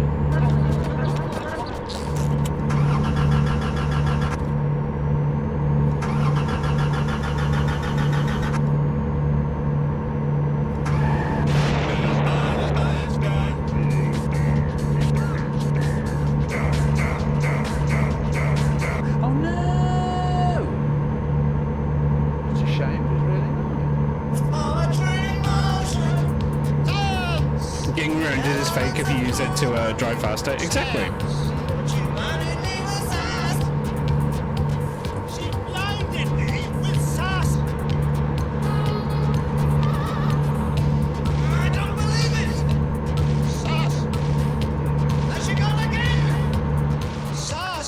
Okay.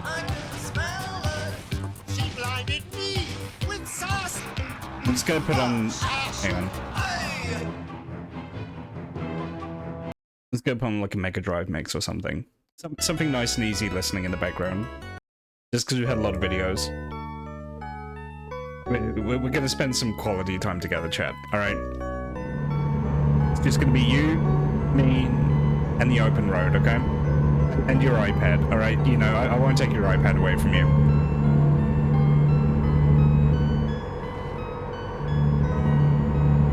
I know that you'd rather look at your TikToks and your Scabadoo toilets and your Logan Paul brothers, alright, but you know, the iPad is duct taped to our hands. But you know, I figured, you know, we'll be driving from Wyoming to Texas, alright? It's a good opportunity to spend some quality time together. Right?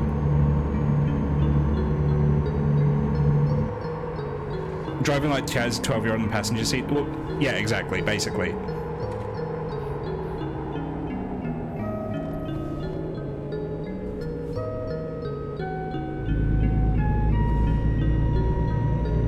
Did you know lanes are fake? You can actually, there's nothing stopping you from driving the left-hand lane, so long as people aren't coming towards you.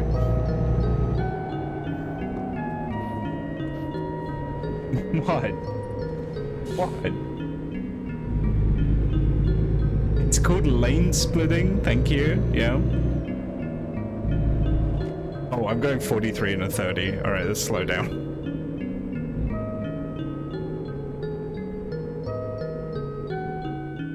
And let's full screen this. There we go.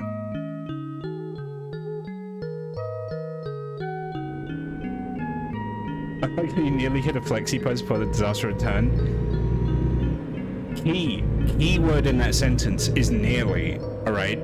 Did I hit it? No. So therefore... What the fuck is that? Is there a zoom in button? Hang on.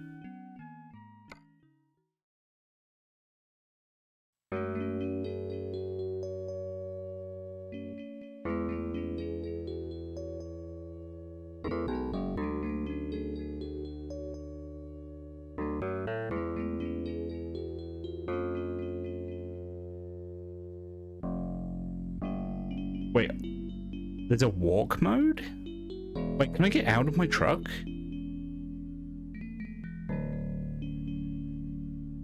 How do I do that?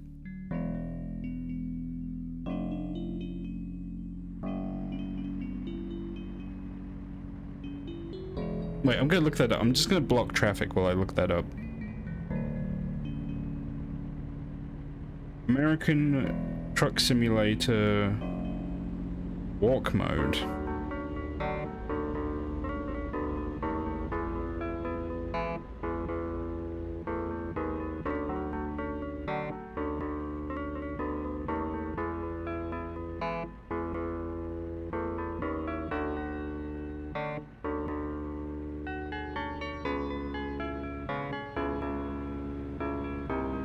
Okay, you can only walk in the shop. You can't walk around in the world. That's lame. Anyway, chat, we're not stopping here. Okay, so just get a good look at it from the road. Okay, we're not stopping.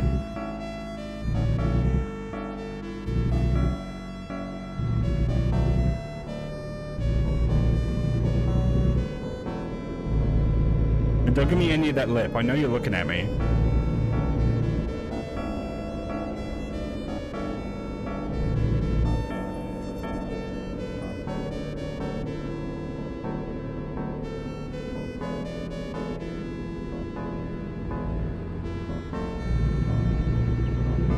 That's a nice church. It's open door into a elbow.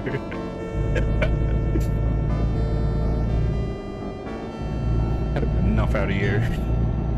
Stop embarrassing me.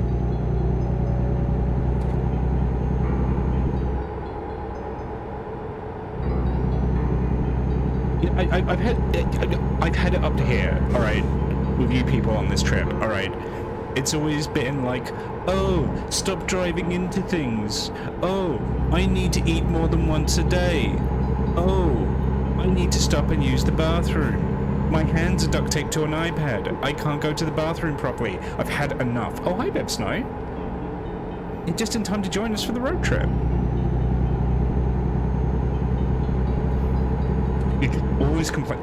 Don't embarrass me in front of the new chat members, alright?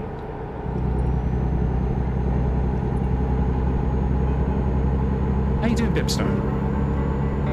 Yeah, cozy road trip, absolutely.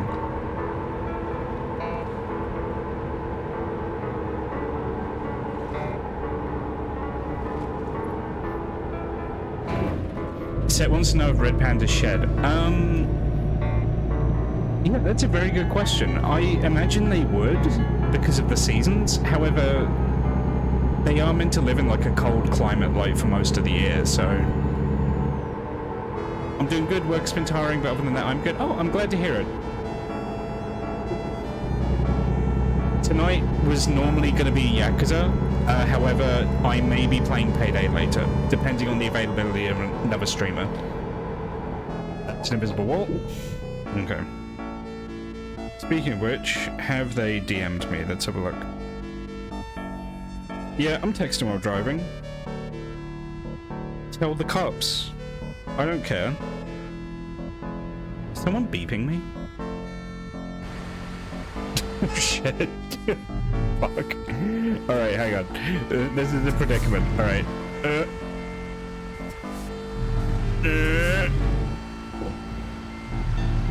No, don't inch forward. I don't have any room. Oh my god. How much traffic did I hold up? Oh shit. I'm sorry, everyone. How are the servers now? I heard they had a lot of issues after the launch. I was meant to be streaming Payday 3 with another streamer yesterday, and it completely ruined the stream because we couldn't play the game at all. The game was unplayable for like the entire evening. It was honestly pathetic as far as launch goes. 15-point turn. We call that the powers maneuver. Okay, all right. It's a powers type turn.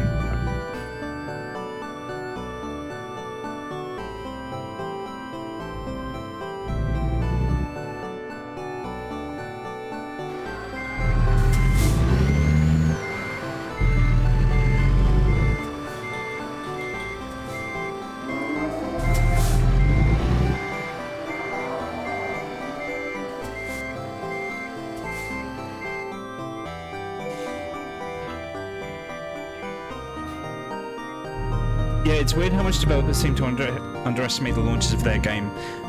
Yeah, I feel like it's a mix of developers and publishers deliberately lowballing server costs, and also assuming that all will be forgiven when the game is eventually online, right? Like, they know the stands will back them up and just say, oh no, they're working on it, they're gonna get it fixed. You know, it's like, come on guys. The lack of any kind of offline functionality for the game is such a mark against it. It's really bad, genuinely.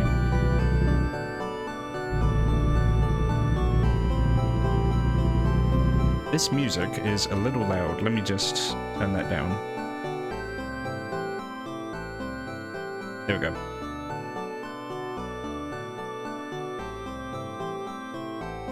Oh my god. Just Alt-Tab back into the game. There we go. I'm pretty sure it's because they won't need all that server capacity in 2 weeks once the rush is over, so they don't want to pay for it. Yeah, one way or another, it's them trying to save money. Absolutely. Like, they don't want to rent an extra wrong way violation. Oh yeah, you don't drive on the left in America, huh? Alright, there we go. Oh god damn it, I didn't full screen the fucking...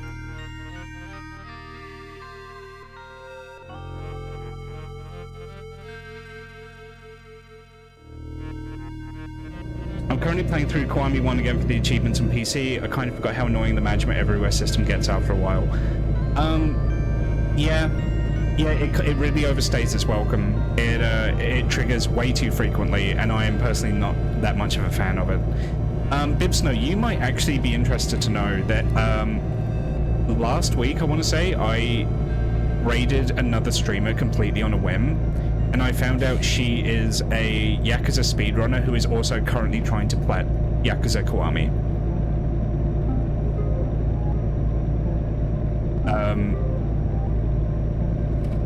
And she does really good. What's her name? You know what? I will give her a shout out. I think that'll be the best way to do this. I go to my Firefox and I've got a fucking baby sensory video playing on it just on mute. That's really bad. My algorithm's gonna be fucked on this thing now. Alright,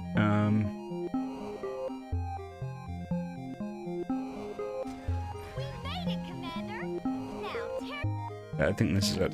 The reason for its construction is unclear, Shut but up. it may have been done. I just yelled at a streamer that couldn't hear me.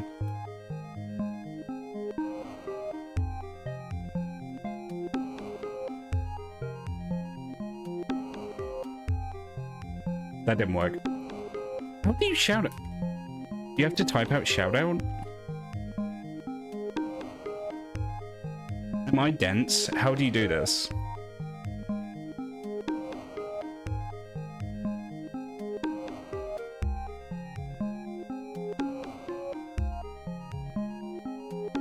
It's not an exclamation point, it's a slash.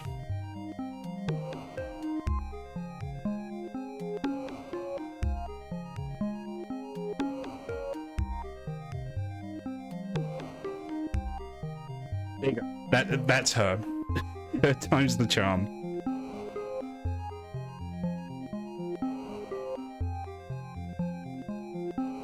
And yeah, her stream's a good time. You should check it out. But yeah, she is a Yakuza speedrunner specifically on Dead Souls, I think, but she does like a lot of the games. So if you ever want to see a Dead Souls speedrun, check out Pandemonium. And also, she has a good choice of animal theming. It's not the best kind of panda, but it's close. So.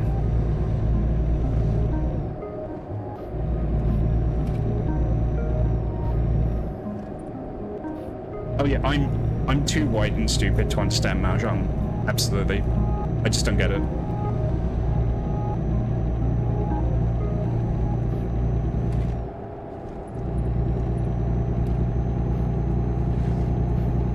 My truck's making the noise again.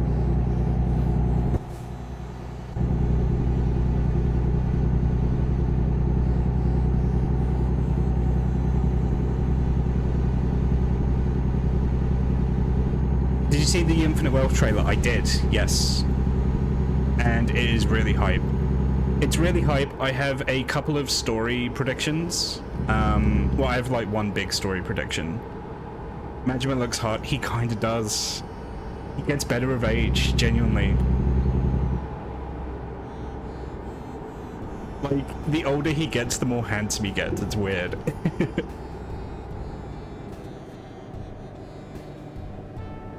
I tried playing it in FF14, it was like Turbo Poker with less random.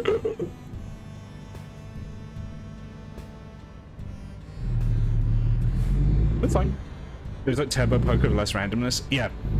It's weird. Like, so many people that I've spoken to us about are like, oh, I know Mahjong, I'll help you out. No, you don't know Mahjong. You know Mahjong Solitaire. It's not the same thing. Completely different game.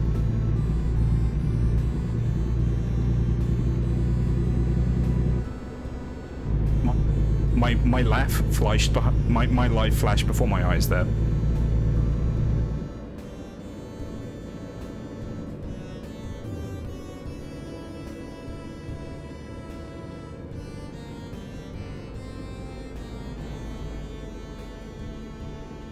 Indicators are for pussies. My brother knows Mahjong, but he has to play a niche free-to-play game to get the hang of it. Huh. I kind of thought Yakuza 6 had a perfect end for Kiryu.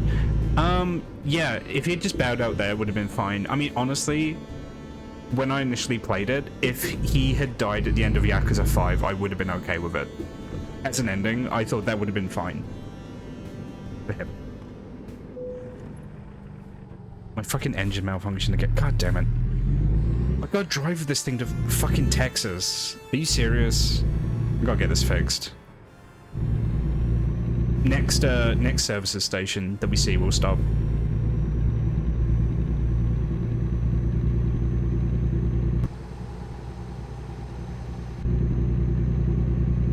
But no, I like Ichiban so much that I'm ready for him to just, like, take over the series completely.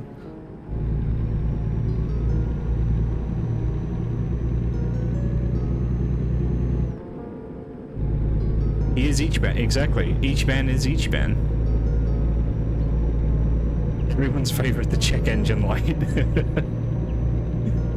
Recurring stream character, the engine malfunction warning.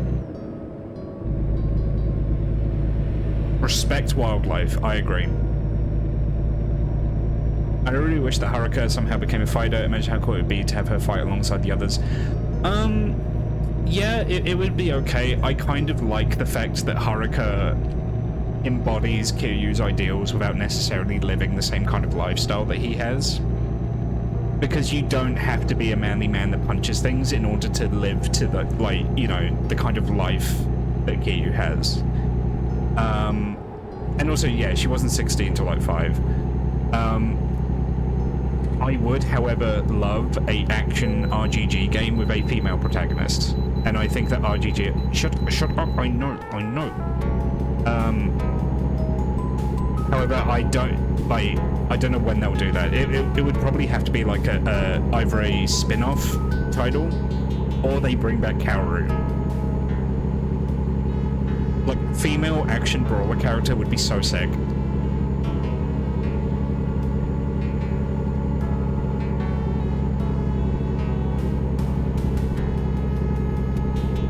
I mean, it's hard enough to be, like, a female martial arts movie star, you know? There's not many of them, especially back in the day. Pretty much the two best ones that I can think of from, like, old movies, probably Michelle Yeoh and Cynthia Rothrock. They're, like, the only two I can name.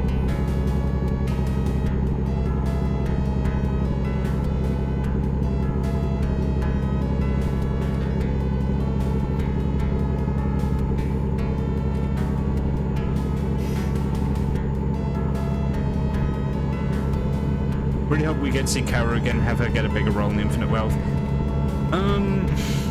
Yeah, I feel if she were to show up, it would just make things a little, like, Kiryu's plot already has enough going on in it. I don't think they'll bring her back. I think she has, like, she said she was going to America. I think she has just gone to that big farm that Tanemura went to. The big cop farm, where they get to run around and be happy.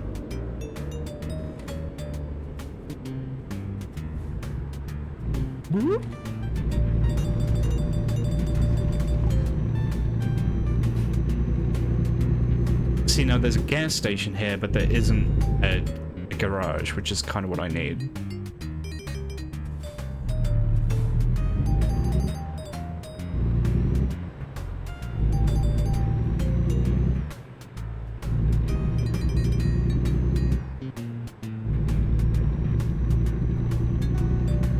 Is messy.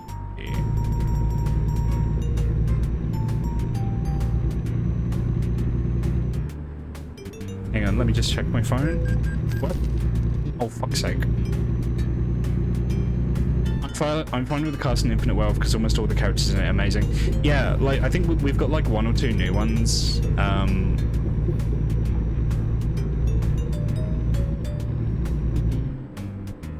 There's the cab driver guy, and there's the guy in the wheelchair. I don't know if he'll be playable though. Honestly though, it's cool that we're getting like a main character in a video game that's like paraplegic, and like that isn't like his whole character trait by the looks of it. Like, obviously they're incorporating his disability in a way that like adds to his character, but it's not like his defining trait, you know? Like, he does other stuff. Like, he's just participating in the plot as best he can. He just happens to be in a wheelchair. Genuinely, I think that's pretty cool. Ichiban's interaction with the plane melted my heart. He's a good, but yeah, he's a good person, and also he has, you know, obviously he has experience with that. But yeah, you know, he just steps in. Oh, there's a garage there.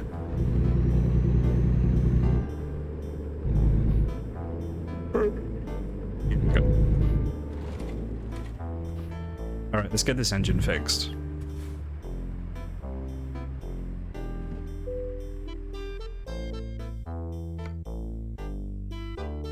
$2,000. Oh, it's $8,000 of damage. I have to pay for 2,000 of it. Oh, my insurance company loves me. All right.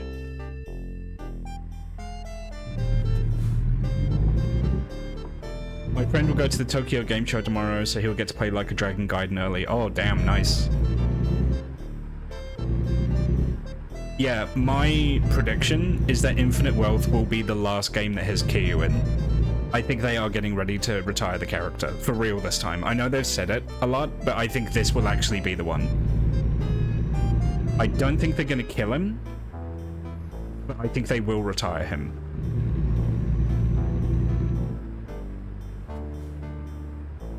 He's studied in Tokyo for 3 years now, and with his programming school, they get free entrance to the Tokyo Game Show. Oh, that's sick. Yeah, wow, that's really cool for him. I mean, like a lot of people say, I'd love to visit Tokyo. Unfortunately, my Japanese isn't very good. I'm sure you can muddle through to a certain extent if you know English, but still. Made it. Yep.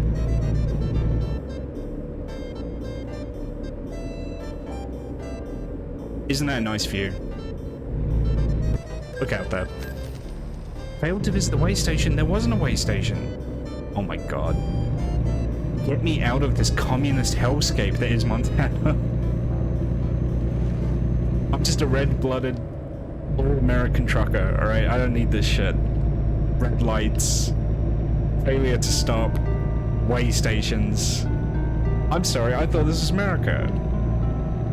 You can pass on the left here, really? It's legal. Oh, nice. Left lane it is. Shit, get out of the way. Get out of the way. Even the pandas are red. If it's safe. Hey, I'm in a truck. I'm pretty safe, alright? I can do what I want. Right, okay, so I can cross here. Yep. Cool. Not legal? Why? Oh, I don't get these traffic laws. Oh, wait, there's a free lane here. Okay, we'll just drive in here.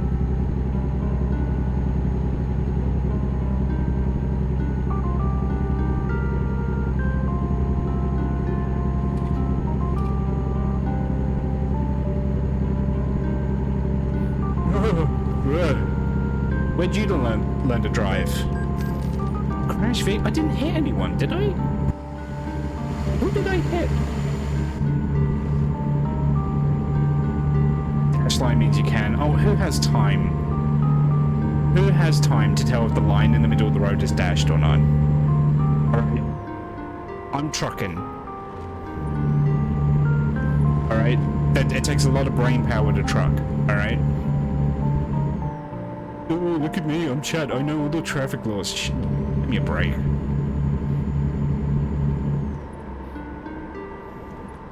Rules are meant to be broken. Thank you, Bib Snow.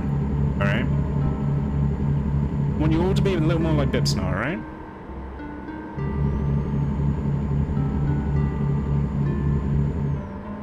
You bonked that guy with the trailer? I didn't see that. I don't think that's real.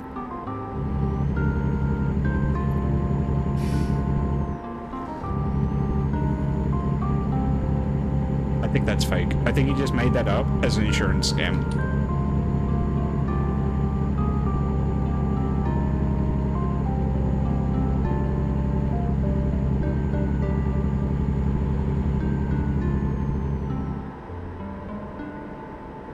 I think you've opened up a community Discord. I do have one, yes. If you type...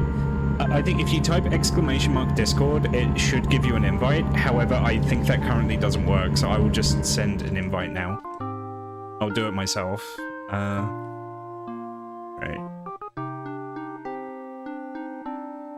Because nothing works. Nothing works. There we go, that link should work, the one I just sent.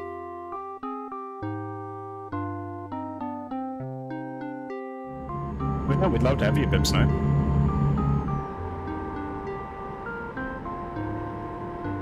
You're doing such a good job holding that tablet, SS. I'm so proud of you. You'll watch your Sega Mega Drive ambient mix and you'll like it, alright?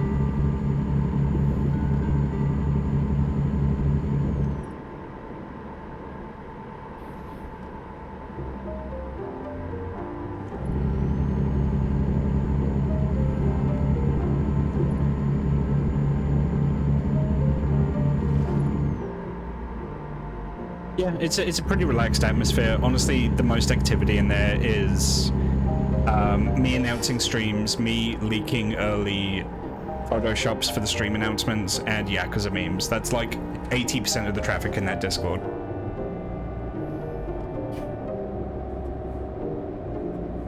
We do have a dedicated Yakuza containment channel.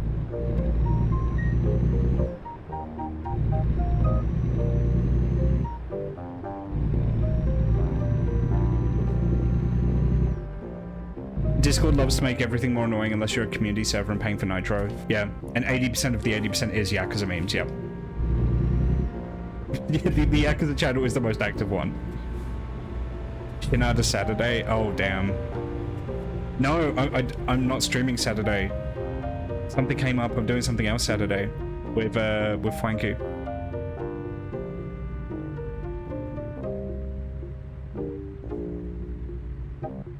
We've found some old creature videos. I'll check those out later then. Well, they like wildlife videos?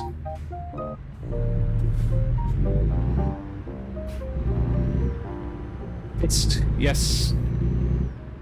Yeah, I'll get those on later. I'm just vibing and driving at the moment. But yeah, I'll save that link. Yeah, it's Fest tomorrow. I'm not streaming tomorrow. Unless it's over really quickly, in which case I might do something later. It depends how long I go on for. Like, if we're finished by, like, midnight, I'll probably stream. And then I'll probably just do, like, the Yakuza business minigame. Okay, so yeah, business, Yakuza 7 business minigame stream will probably be tomorrow then. It'll just be a later start than normal.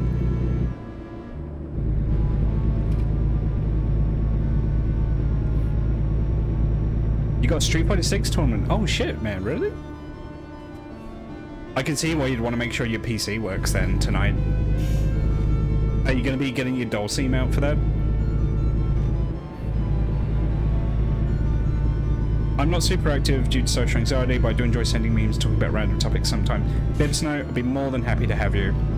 As someone that can have very strong social anxiety themselves, you're going to be good there. When you do join the Discord, I do have a bit of a social contract for people to basically not be shitty to each other. So, like, jokes aside, genuinely, I am trying to establish it as like a safe and welcoming environment for people.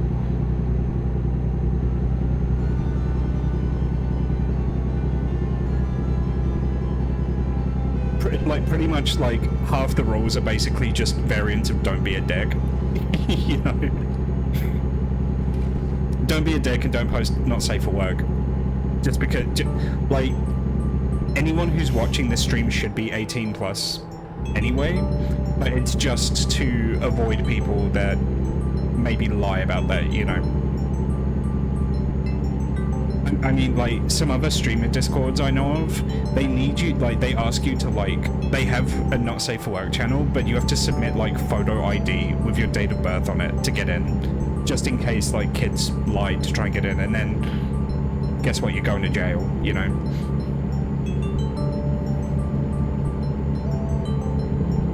And I'm just like, I'm not prepared to deal with that, so I'm just not going to have it on there, on the Discord.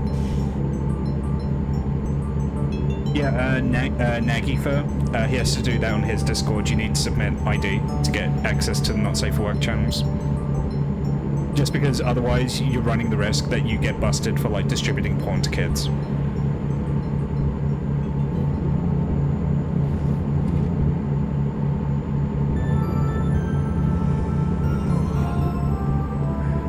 Sending porn to a minor is a big ass crime even if you don't know the user as a kid. Yeah, that's the thing, right? Require a phone number and ID and such, yeah. Yeah, I'll be honest, I can't be bothered to deal with that. It's the internet, you can source smut elsewhere. I know what you degenerates are like. You got 10 Discords that are devoted entirely to porn, you don't need 11, alright? I'm sorry, Chad, I didn't mean that.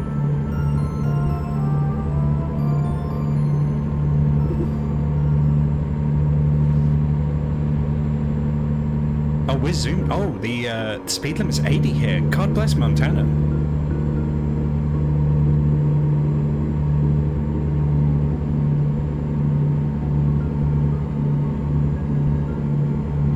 Why don't you get Discord to teach you how to drive? Fuck you.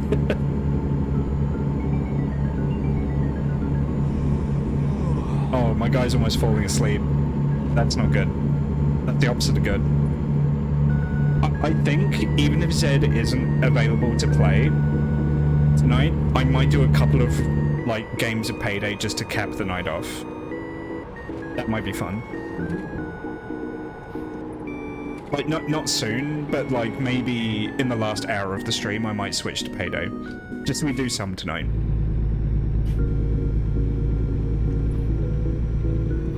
It will mean, however, that I'm either dealing with bots or randos, and neither sounds particularly appealing, but what are you gonna do?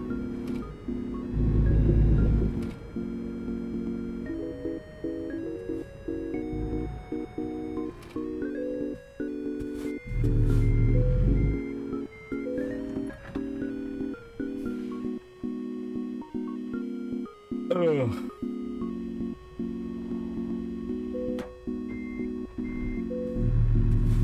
I've been wondering, the newer Dragon Engine games, do they still have fucked up physics? Because I remember Kiwami 2 and Yakuza 6 having its frame rate tied to the physics engine, so anything above 60 caused everything to freak out. I honestly couldn't tell you. I mean, I assume that's still the case if they're still on the Dragon Engine. I know they said that they were considering switching to Unreal. However, I don't know if they've confirmed if Infinite Wealth is Dragon or Unreal yet. It might still be Dragon Engine. But I know RGG Studio were definitely flirting with the idea of going to Unreal. The fact that Infinite Wealth looks like it has a bit of a graphics upgrade, my gut instinct was to say they'd upgraded, but maybe they haven't. I don't know, maybe they've just changed the shaders. Gaiden's still Dragon Engine, I believe they've confirmed that, yeah. But I didn't know if they'd switched for Infinite Wealth. I don't think I'll buy Payday 3 despite how much I like 1 and 2, considering how much 2 nickel and dimed you from about 2 years after launch. That's the other thing, right? My only hope is that the Payday 3 launch is so bad, they aren't emboldened to do that as much because of the already existing community backlash. Gaiden comes with a demo for Infinite Wealth, so I guess it'll be the same engine. Okay, so Infinite Wealth might just be Dragon Engine then. Maybe they just won't be switching to Unreal. I mean, you know, if anything, the current Unity engine fiasco is a very compelling reason for developers that if they have an in-house engine, just to stick to that. Because then you don't run the risk of an engine developer, to use that quote again, nickel and diming you down the road. Because that's the thing, right? Unity's doing it today. There is nothing to say that Epic won't do it with Unreal in the future. They would be well within their rights to do so.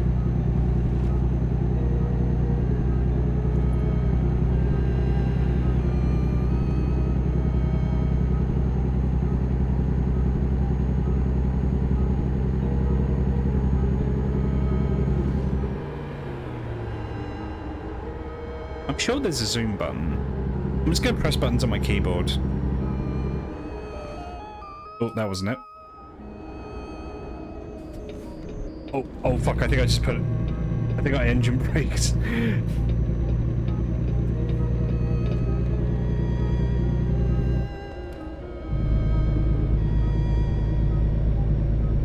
Game publishers could establish contracts of Unreal Unity to keep agreements in place.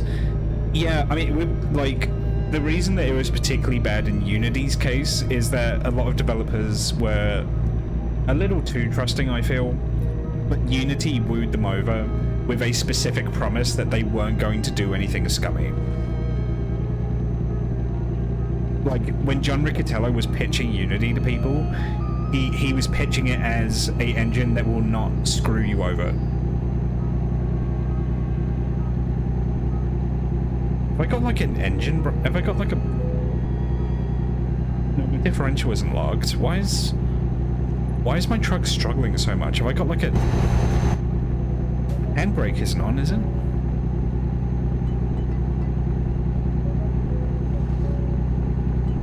It seems like Unity actually got people who know what they're doing to make a better agreement, but people are still planning on ditching it after current projects.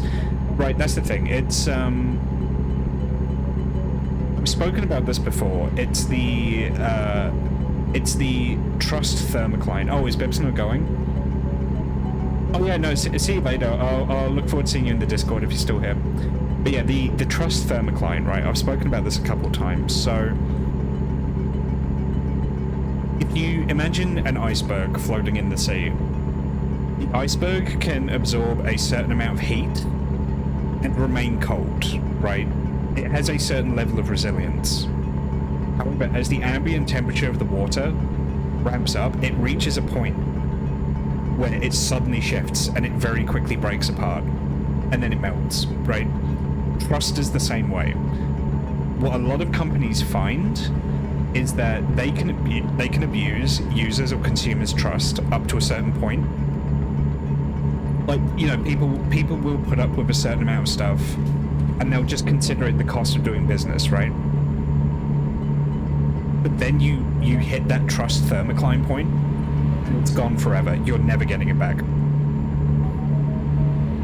You are past the point of no return, and I feel like Unity have hit that point. Unity could put out the best license in the world tomorrow. They have shown their true face, and now developers are going to be severely disincentivized to work with them in the future, especially in the mobile gaming sphere. Like, the mobile gaming devs are the ones that stand to lose the most from the runtime fee. It's extremely funny these execs actually found out. Yeah, I mean, they're largely going to be insulated from a lot of the issues of their own mistakes. People were making a big deal about them selling stock ahead of time. That is a little bit of a nothing burger. If you watch the video that I did on it, I kind of go into it there, but people were saying like, oh, John Riccatello sold 2,000 shares just before he made the announcement. He does that regularly because that's how he gets paid. Most of his wage is in stock shares and stocks in the company. I think a figure I saw for an exec at Unity was like, I think 80% of your pay as a board member is in share price, like in shares in the company. So if you actually want to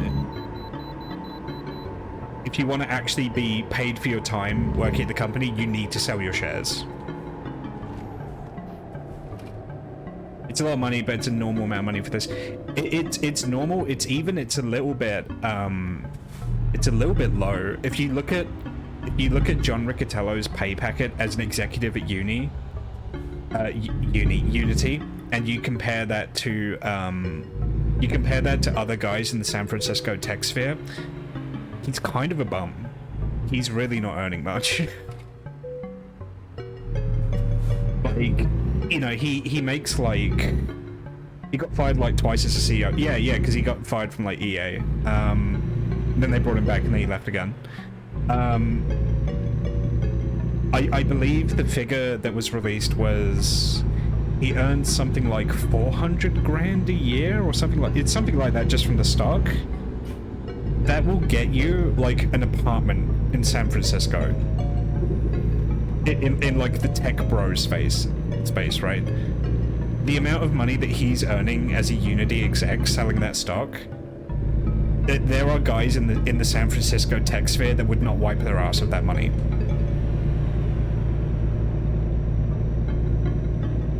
He's rich, he's not San Francisco rich.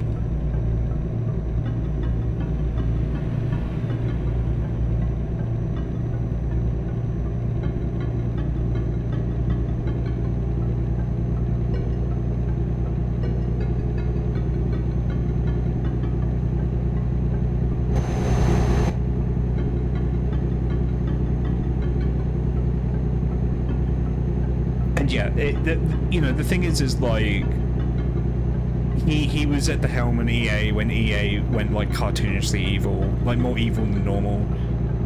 It's that's the thing, right? It's comfortable living in San Francisco, but if you're rubbing shoulders with like tech moguls in San Francisco, like if you're on John Riccatello's level, you're like shining their fucking shoes, is my understanding. You're not Steve Jobs on 400k.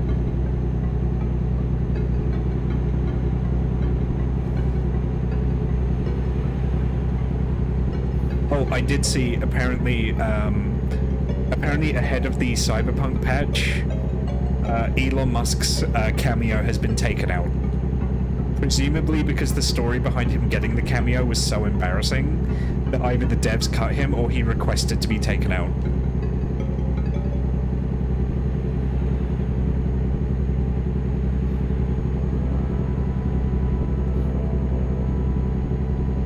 Yeah, Elon is no longer in Cyberpunk from what I saw.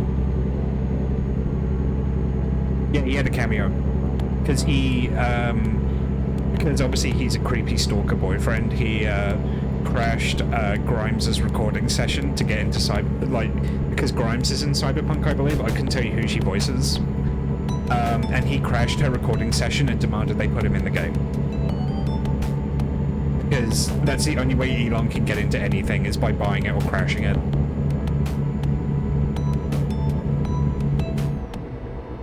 Beautiful Denver. Drink it in.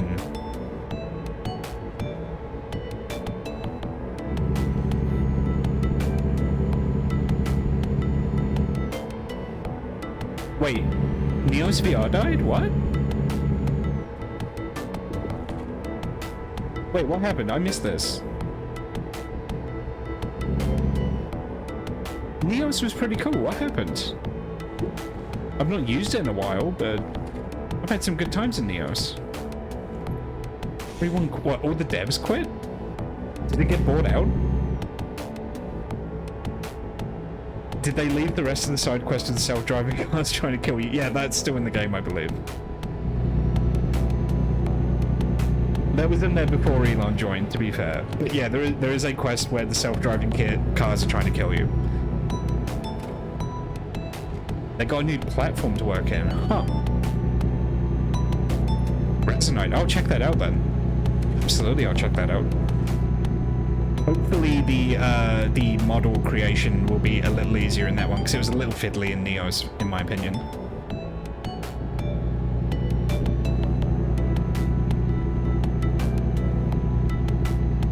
Wait, is this flashback? It is flashback. Oh, flashback. Flashback is a game that haunts me, right?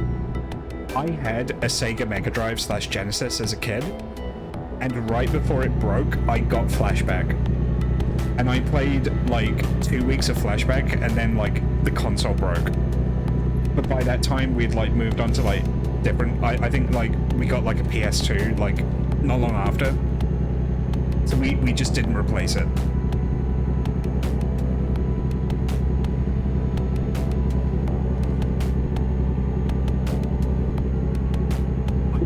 Okay, so this says how much I know. I didn't notice that there was NFT and crypto bro stuff in Neos. But that might be because I stopped playing Neos before it really took off.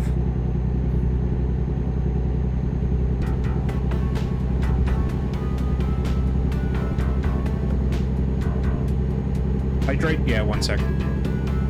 I'm gonna hydrate while trying not to crash the truck. Alright? I need to get into like a flat straight, like a straight stretch of road, and then put the cruise control on. The devs didn't like it, but the CEO forced it. Oh, that sucks. Same thing happens to a lot of games actually, especially free-to-play games. Okay, this stretch of road coming up.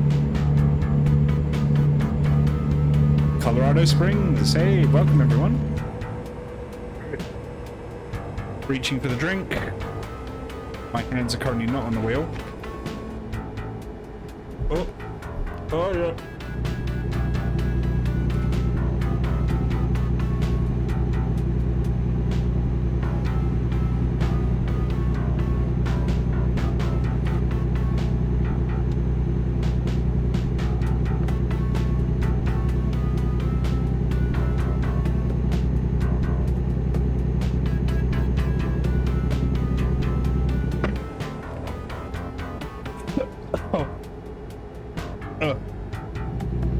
pressure. Okay.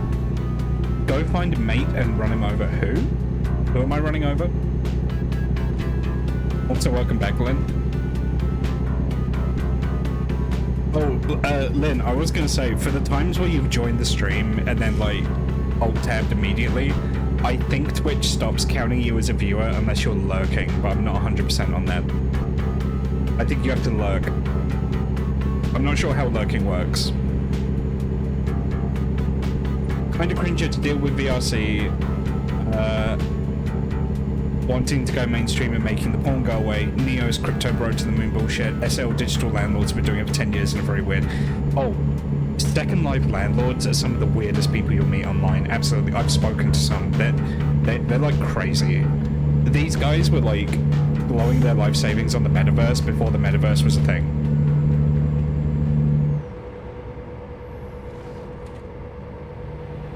Oh, Mado, the character from Cars, okay. Second Life, yeah, so, there are instances in Second Life where you can, like, own a patch of digital space. And there are people who get, like, weirdly possessive and demanding of people who engage in their physical space. Imagine a homeowners association, but in a video game.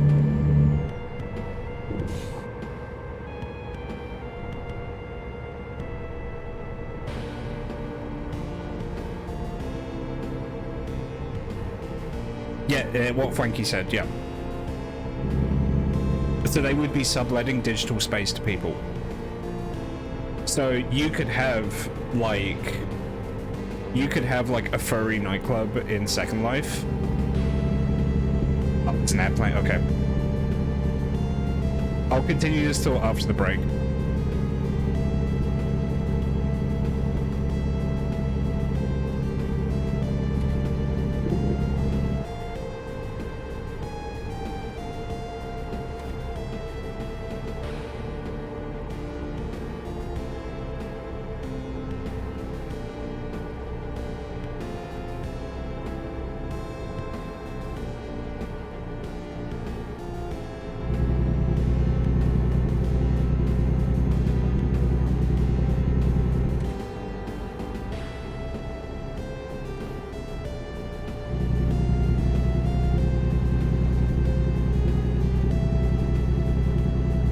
Taco Kingdom.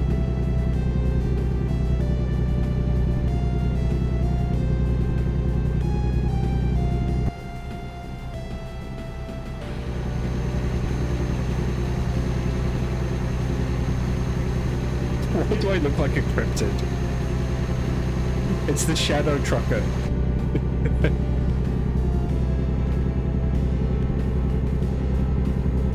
When the ad break's over, I'll continue this discussion so Frankie can hear.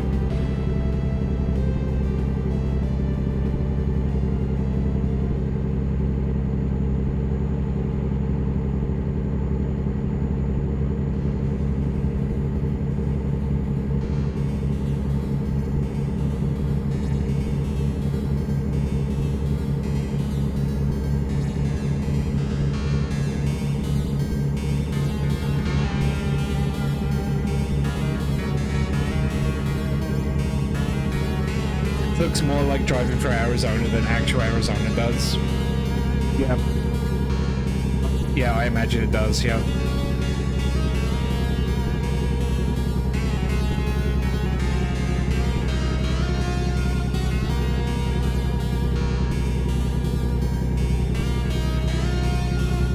Okay, I think we're back from the ad now. Let's go, nice. I'm so glad that the ad notification thing actually works now, so I can actually see when an ad is happening.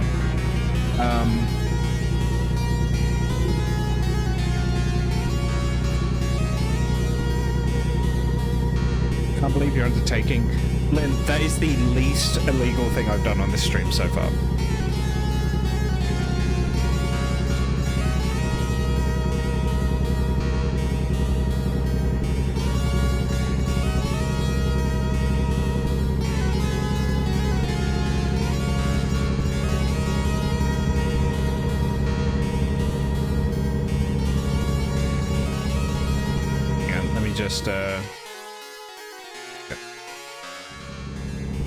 But yeah, so yeah, you could have like, you know, you were running, you could run like a furry nightclub on like Second Life.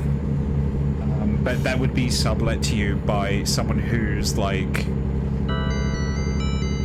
digital avatar is like a giant rip dude with like an open shirt and like a chiseled like Chad face. And then he would be talking to you about like your digital rent to him. You could cyber squad, build a room high up in the air, and it's out of the draw distance, trying to cause any performance hits. They don't notice you're there. Frankie has shown me some rooms like that, and they're honestly pretty cool. It's one of the most punk things I've seen. It's cyber squatting, absolutely.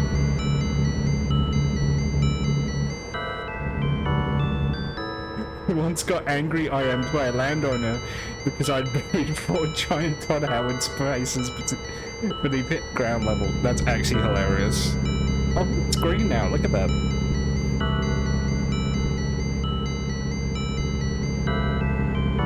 Beach houses laid out like McMansions, yep.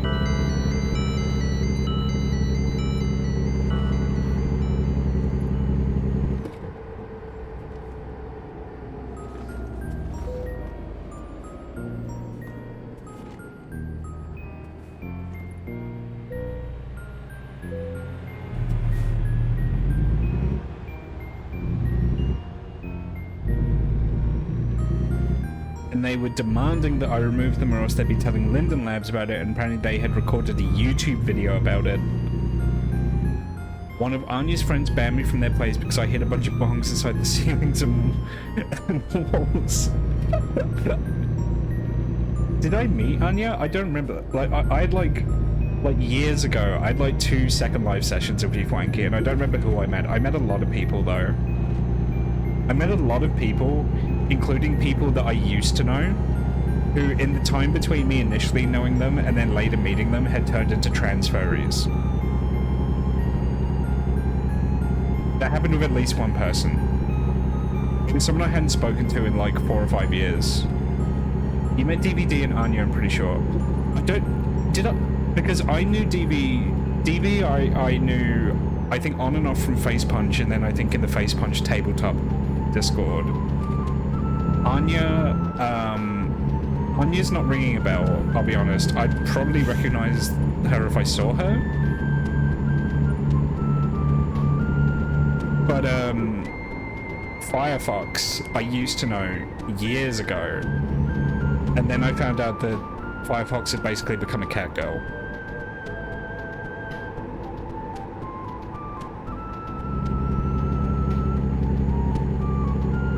Big Punk Fox, white, lots of time. I mean, I'm gonna be honest, Frankie, it was so long ago, I genuinely don't remember. I remember the cute shark. There was a cute shark.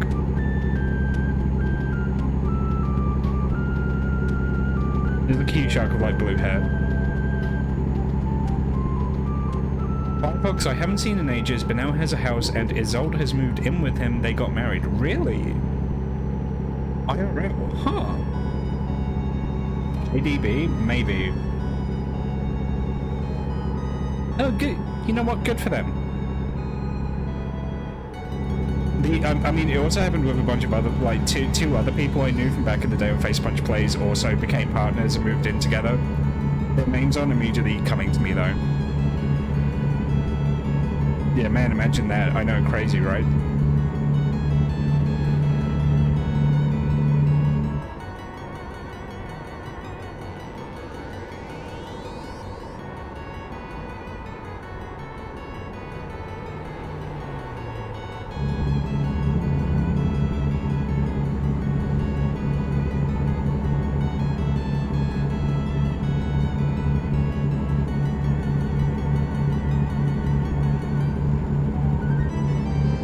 Links. I don't normally look at them, but is this relevant to the conversation? Second of all, is this porn? Because if it is, I'll have to remove it. But oh, that's Anya. Oh, hang on. All right, let me check this out. It's Anya's avatar.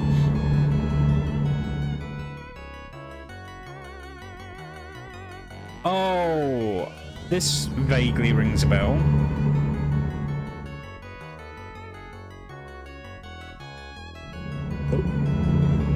tab back in? It isn't. You ended up going to your first common SS. Oh. Well, that's showing up on the tablet. Hang on, let's get that off. There we go. Wait a minute, wait a minute, wait. Whoa. Oh, fuck. That's what happens when you alt-tab while driving. God damn it.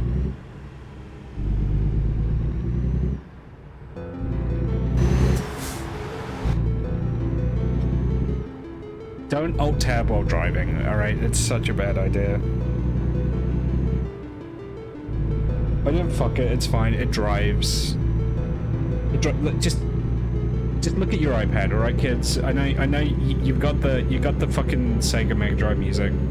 Just look at the iPad, alright? Don't alt-tab Bethesda games. No, do not. Also, don't alt-tab Yakuza, apparently. Just don't alt-tab anything. You were not intended to alt-tab, alright? Hit my head on the iPad. Well, luckily we've got the kids cover on it, right? So it doesn't have any sharp corners, so you're okay, alright? He's got a nasty bruise that will explain away as something else.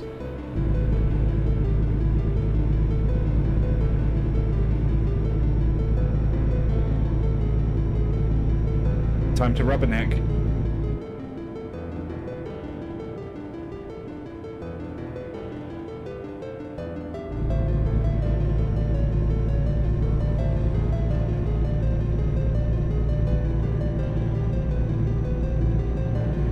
Have the engine warning light.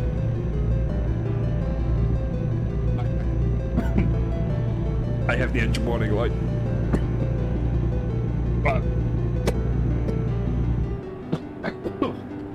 Oh my god. I need water, hang on. Okay. Wait, this is just a rest stop. This isn't a garage.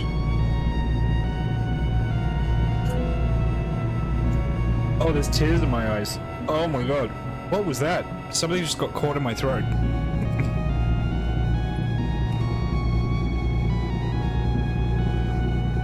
World of Illusion. I never played this one.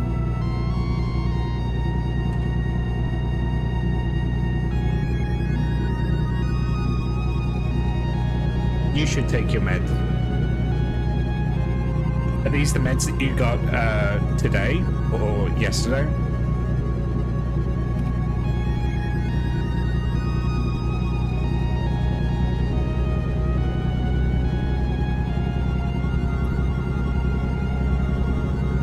Yeah, just antibiotics, yeah.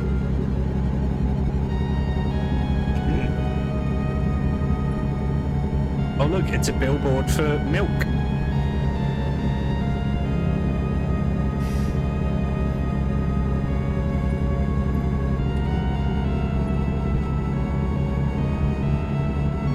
Got milk. Now with vitamin R. Shit, this is my turn.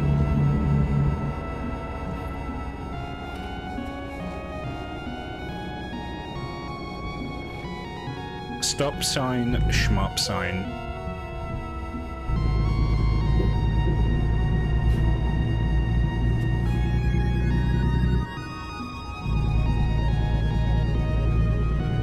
Which for the horrible swollen thing on the back of my neck, yeah. Yeah, no, it felt like the doctor, I bet, just didn't even have to look at it closer. It was like, yep, that's infected. Well, make sure you fully complete the antibiotic course, because otherwise that's how bad infections happen.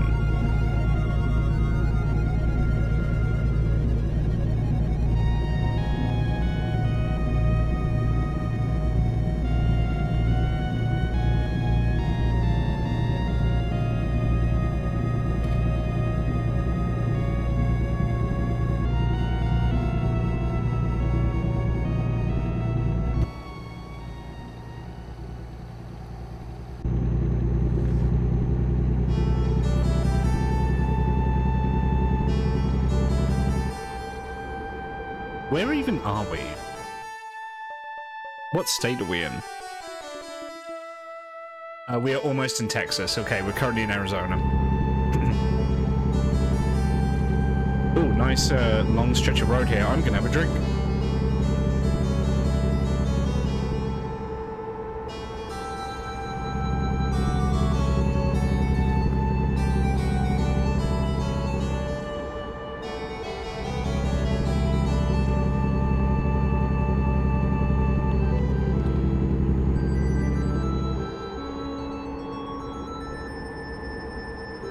Are we in Texas yet? Almost. Oh, someone messaged me. Is that Zed? No.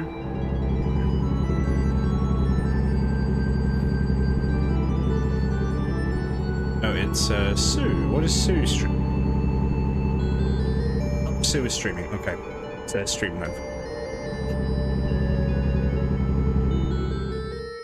We're almost in Texas. I have a song request once you are. Okay. Is there a song that will get me copyright struck?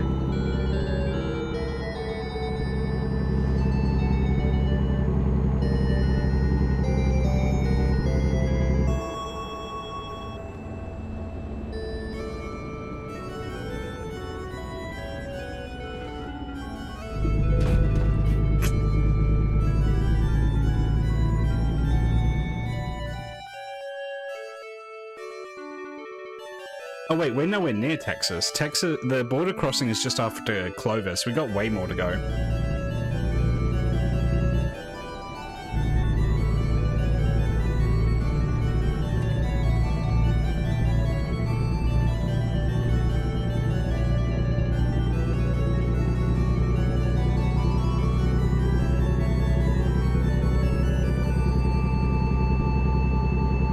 Yeah, we're like in the middle of Arizona.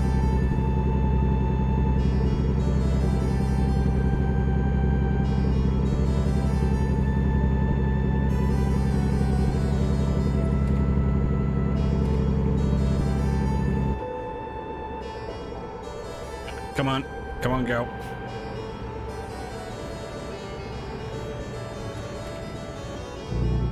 There we go. It's claimed on those videos. Oh, rip.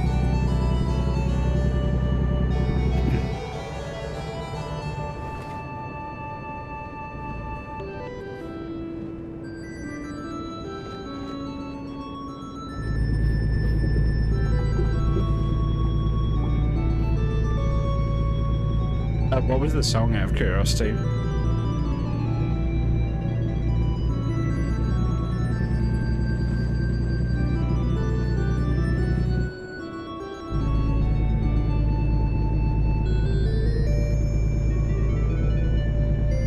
All my exes live in Texas.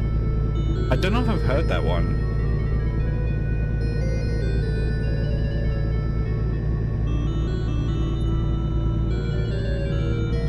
I sent barely listenable GB game OSTs.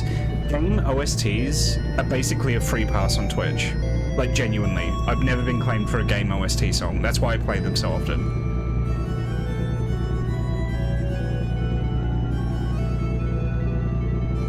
Like, the only exception is if the games have licensed music.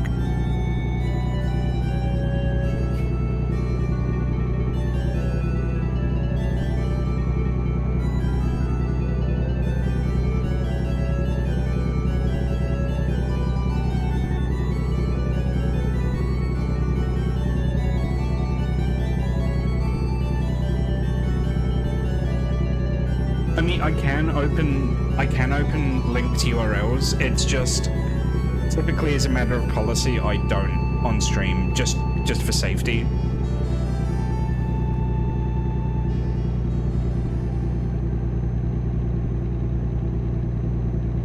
And also, it's to prevent people from being encouraged to just like spam the chat with links, you know.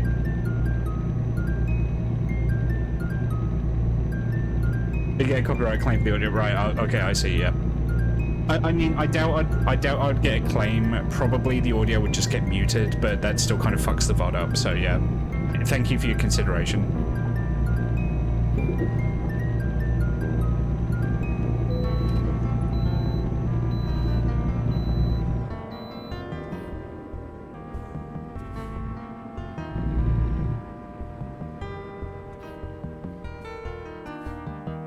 Apparently, there's a There's a thing here.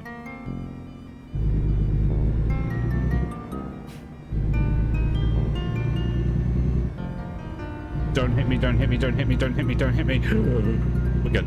We're fine.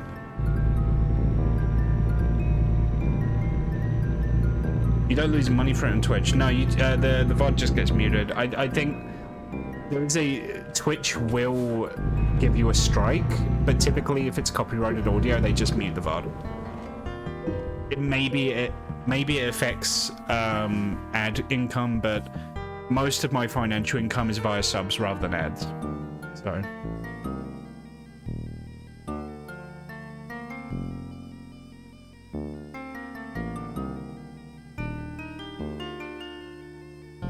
Like, I get some money for when you guys watch ads, but most of my income is from subs.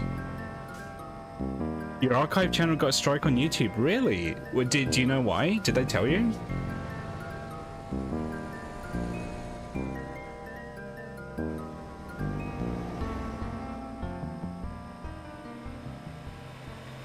It was New Year's event and people being drunk and being racist. Oh, it was a community strike?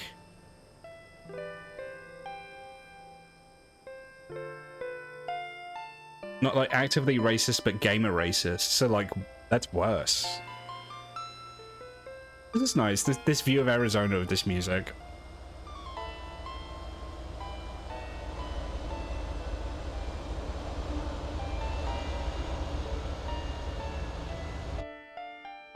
Gamer racist is actively racist, but by nerds. Yeah, absolutely.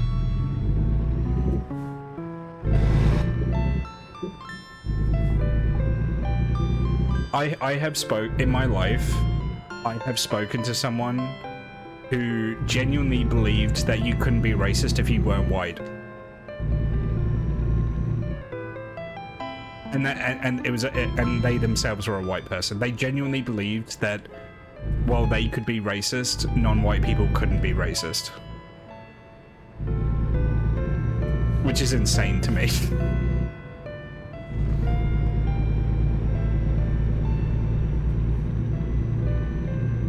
It was just racist stuff I didn't realize was in there when it was uploaded. Oh, was it like a swastika spray or something?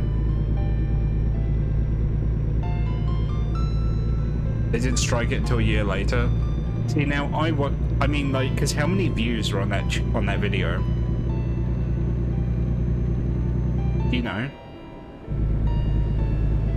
People talk about. Okay, don't worry, don't go into details, but yeah. Either someone manually flagged that, or YouTube has introduced some kind of content ID that flagged that on its own. You know, its voice. Yeah. Either someone saw the video and then they flagged the video, or it got flagged a while ago and YouTube only just looked at it, or YouTube has introduced some new kind of moderation bot that just picked up on it.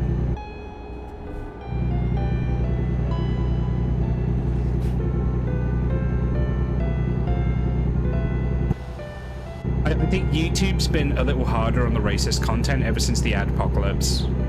Like, they now have a financial stake to do at least some kind of content moderation. Also, look at that view.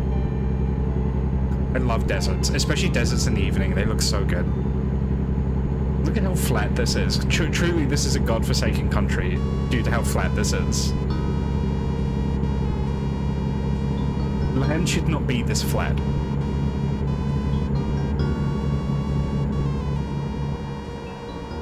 Like for hate speech, yeah. I've seen flatter, oh my god.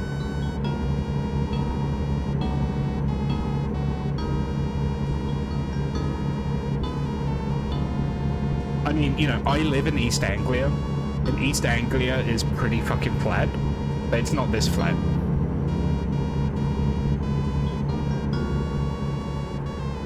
Thank you, Seth. I was waiting for that.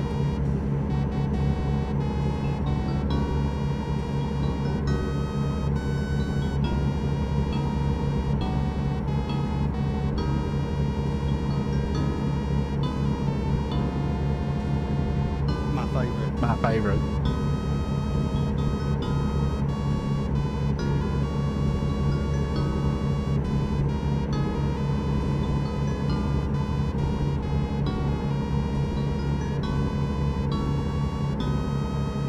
California Valley. It's completely clear and entirely flat all the way to the horizon each direction. Huh. Is it like an ancient seabed or something? Well, no, because that wouldn't be that flat, would it? That's weird. I kind of like to see that, but...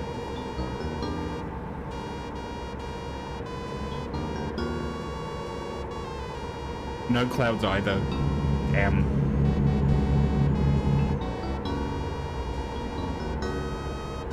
Sometimes I'm not entirely convinced California is real.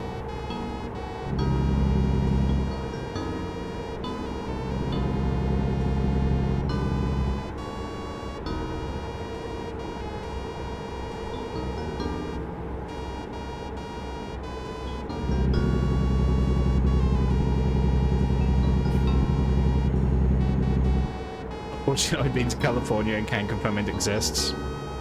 Thank you for your service. I've been to the States once, many years ago. And I visited Manhattan like 5 years after 9/11. And even 5 years later, the entire city was like on constant lockdown.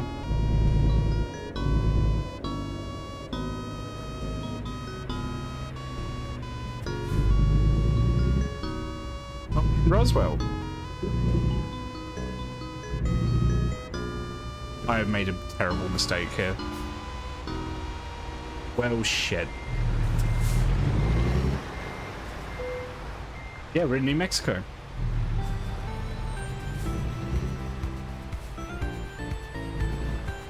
Finally, some music for me.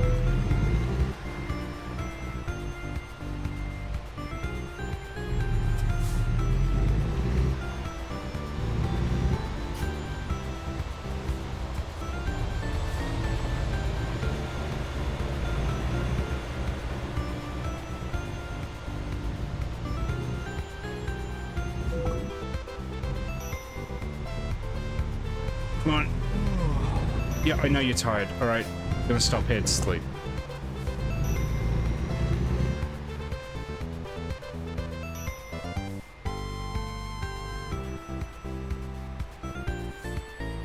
Wait, I can't sleep here unless I own the garage. I completely wasted my time coming here. Oh god, I'm gonna have to maneuver the truck out. No, I'm just gonna load a save. I'm not doing that. I'm not doing that. That's just not just not happening.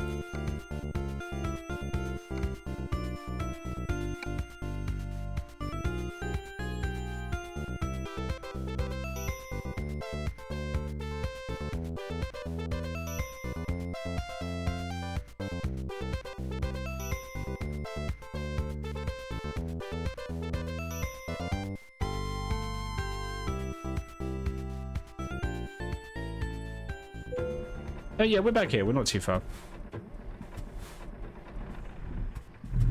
There we go.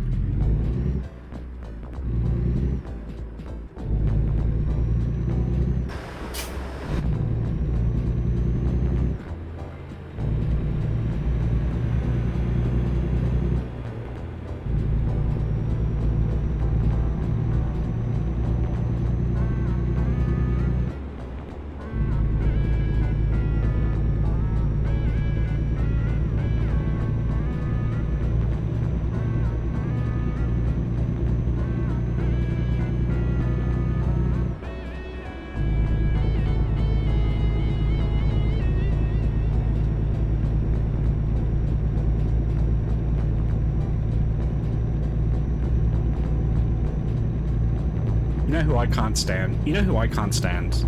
Ed.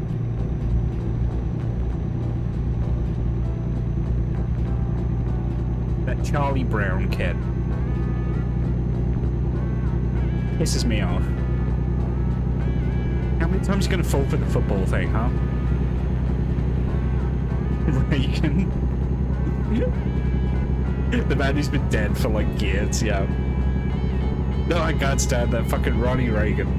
Alright. The check engine light, it never left. I mean, you saw how long it took to turn the engine on. Like, it's fucked. It's fucked because I crashed it, alright? Please, please fix your 20-ton shitbox. I will when I find a garage, alright? Oh, fuck. Oh, oh shit.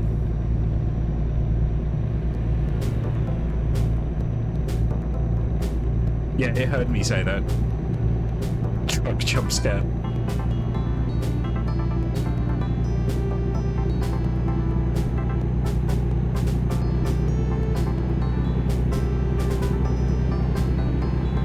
Okay, so actually, this looking at this highway has made me think.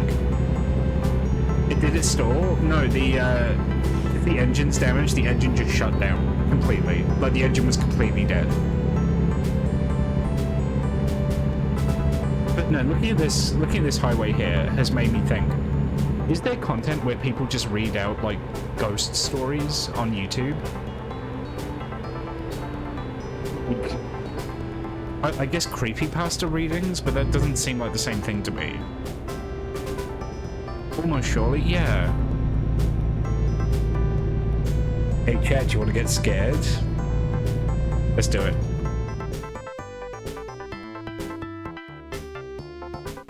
As fun as this is, that's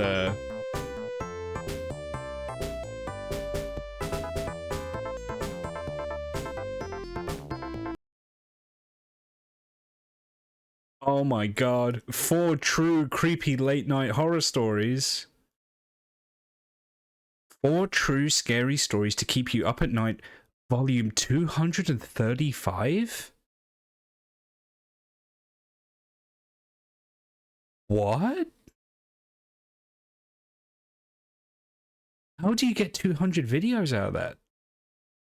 Are we wrapping back around to Arabic ghost hunting? Oh, don't tempt me. Don't tempt me.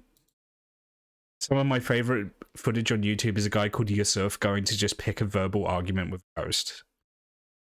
It's actually someone reading it as AI voice stuff. Let's find out. Let me tell you the story of how I developed social anxiety disorder. I used to work night shifts, so I sleep during the daytime. Okay. A few years ago, I woke up to some pretty terrible news. I had a bunch of missed calls and unread text messages from my landlord. They were telling me to call them as soon as possible. I called them up, and they told me there was a leak in the apartment downstairs. Is Bugs Bunny telling the story? What is this accent? As a result, they'd shut off the water while I was took the left at Albuquerque on my way to Pismo Beach. I couldn't even flush my own toilet. The only consolation was that I'd found a plumber to find and fix the leak, and he'd reimburse me the money if I kept a receipt or invoice. No, I think this is real. This sounds like a real guy. In the afternoon, when I learned the news about the water being shut off, which was obviously coming up to the end of most people. No, this sounds like a real guy to me. I knew a few emergency plumbers who might be able to deal with the problem on short notice, but all of them were too busy to take the job. I ended up calling around to a few friends to see if I could stay at their place until the problem was dealt with. Luckily, one of my girlfriends was more than willing to take me in. One of my girlfriends. Oh yeah, okay, buddy. Hail Mary sort of okay, buddy. Though, yeah, all right. As to where I could they smoke find weed as well? Who wasn't a pro, but knew just enough about plumbing to be able to help. Craigslist. I didn't think it would be very much help at all. Well, no, I think that's just this guy's mode of speech. He doesn't sound like AI to me. Organize hookups or whatever. But then again, I've never actually used the site all that much. To my surprise, there was an entire section of the services. Did the Long John Silvers go out? The what? What do you know? Also, hi, Majabo. Said something like, did the Long John Silvers go out? Looking for some work. The post saying he knew a little bit about everything and would take jobs on short notice at really low prices. It seemed yeah, I think he sounds like that just because he's reading it, yeah. And I suppose that's because it was. I gave the guy a call on the number he'd included in his post and explained the situation to him. Honestly, I expected him to give me the like the restaurant? Sorry, too busy. Oh fuck, I hit that car. All the others had. But no. He seemed all too happy to drive out that evening to see if yeah, he Long could John shut Silver's off is a this restaurant, isn't leaky it? Pipe and go turn my water back on. I thought to myself, damn, all my prayers have just been answered. I mean, the guy even said himself it sounded like a really simple job. He was amazed another plumber hadn't come out already to just open up the floorboards. I'm taking bets as to why this guy's plumbing isn't working. Is there a ghost in the pipes? I knew absolutely nothing about all this, so when he said opening up the floorboards or whatever and how it was such a simple process, I'm gonna guess I just ate that there's a about corpse an hour or so after I'd clutching made the the first pipes, phone and call, the guy showed up to my apartment and told me he was outside. I realized it's the ghost that lives in your toilet, and you poop in its mouth whenever you poop. Yeah. Oh shit. The guy then showed up at my door, looking totally legit. I showed him into the bathroom, which is where the landlord thought the leak was coming from. I then went back to my TV room and carried on preparing my very late breakfast. Remember, I worked night shifts at the time. This is such a meandering story. The guy who called himself Tony called me into the bathroom. Hey, does this look right to you? I walked toward the bathroom, stuck my head around the door to take a peek, and that's the last thing I remember. The next thing I know, there's a bright light in front of me, and I groggily realized it was coming from the little pen flashlight of an EMT checking if I was responsive or not. Oh, fuck off. I started panicking, asking what was going on. They told me to keep still while they got a stretcher up to my apartment. The toilet ghost get him. They put me on it and wheeled me out into the hallway outside.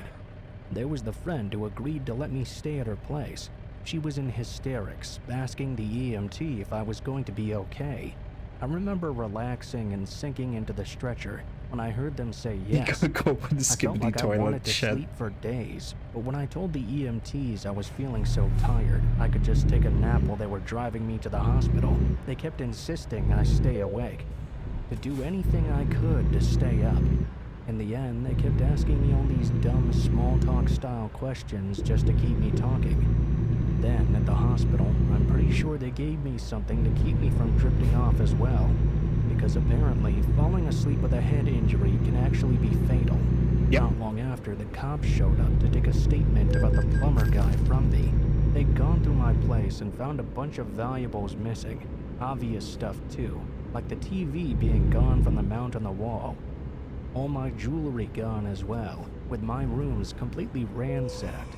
Only then did I put two and two together and realized what really happened. That guy was not a plumber at all. He hadn't even touched anything in the bathroom. He just used the whole handyman thing as a front to rob people.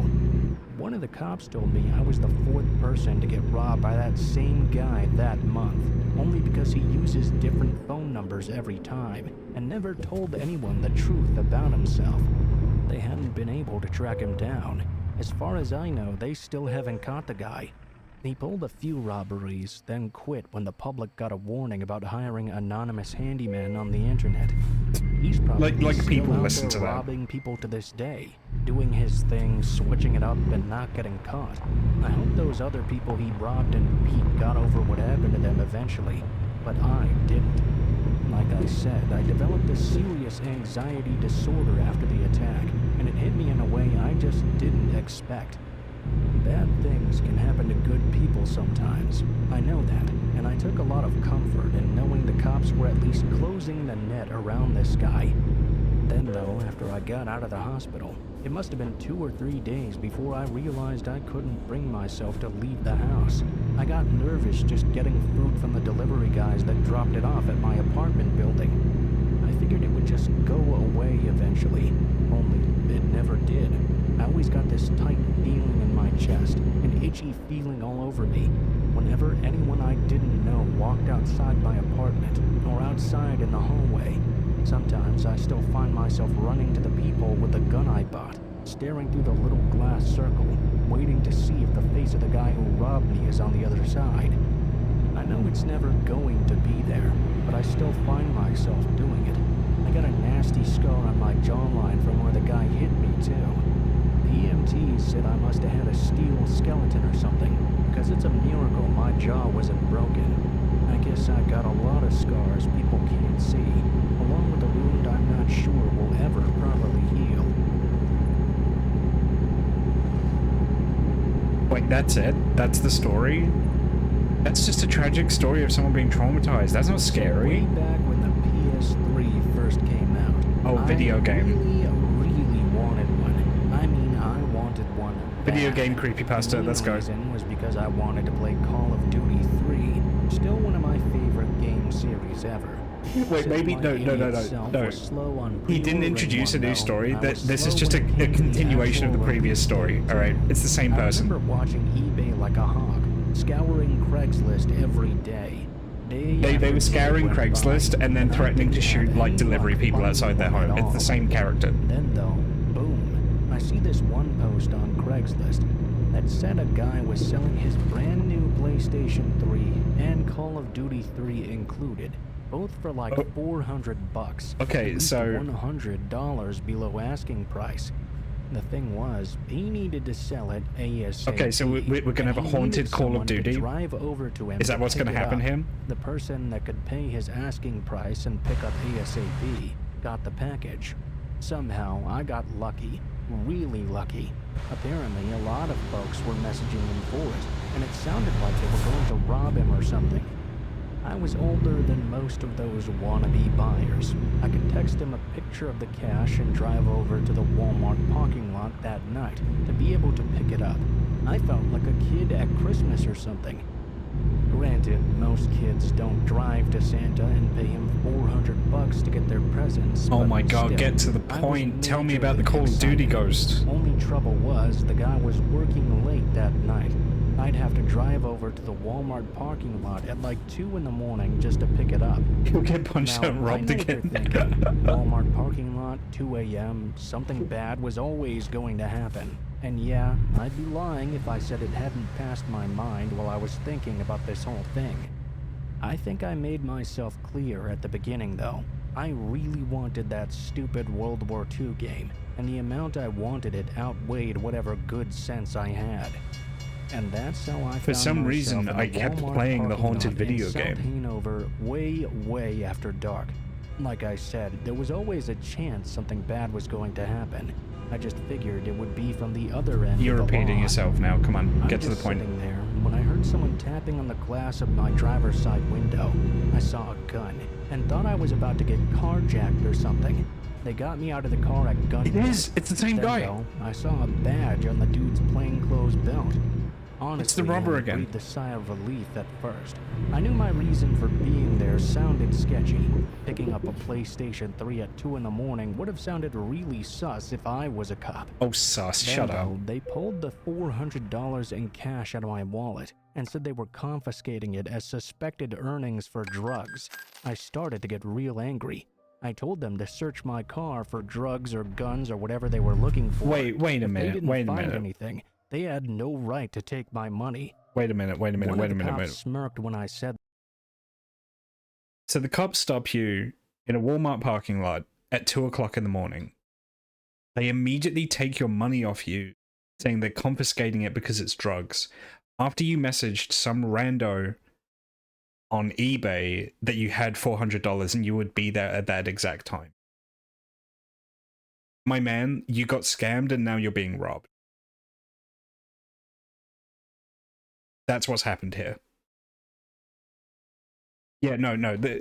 That's going to be the reveal, is that there was never a PS3, and it was just a lure to get that guy there so they could rob him.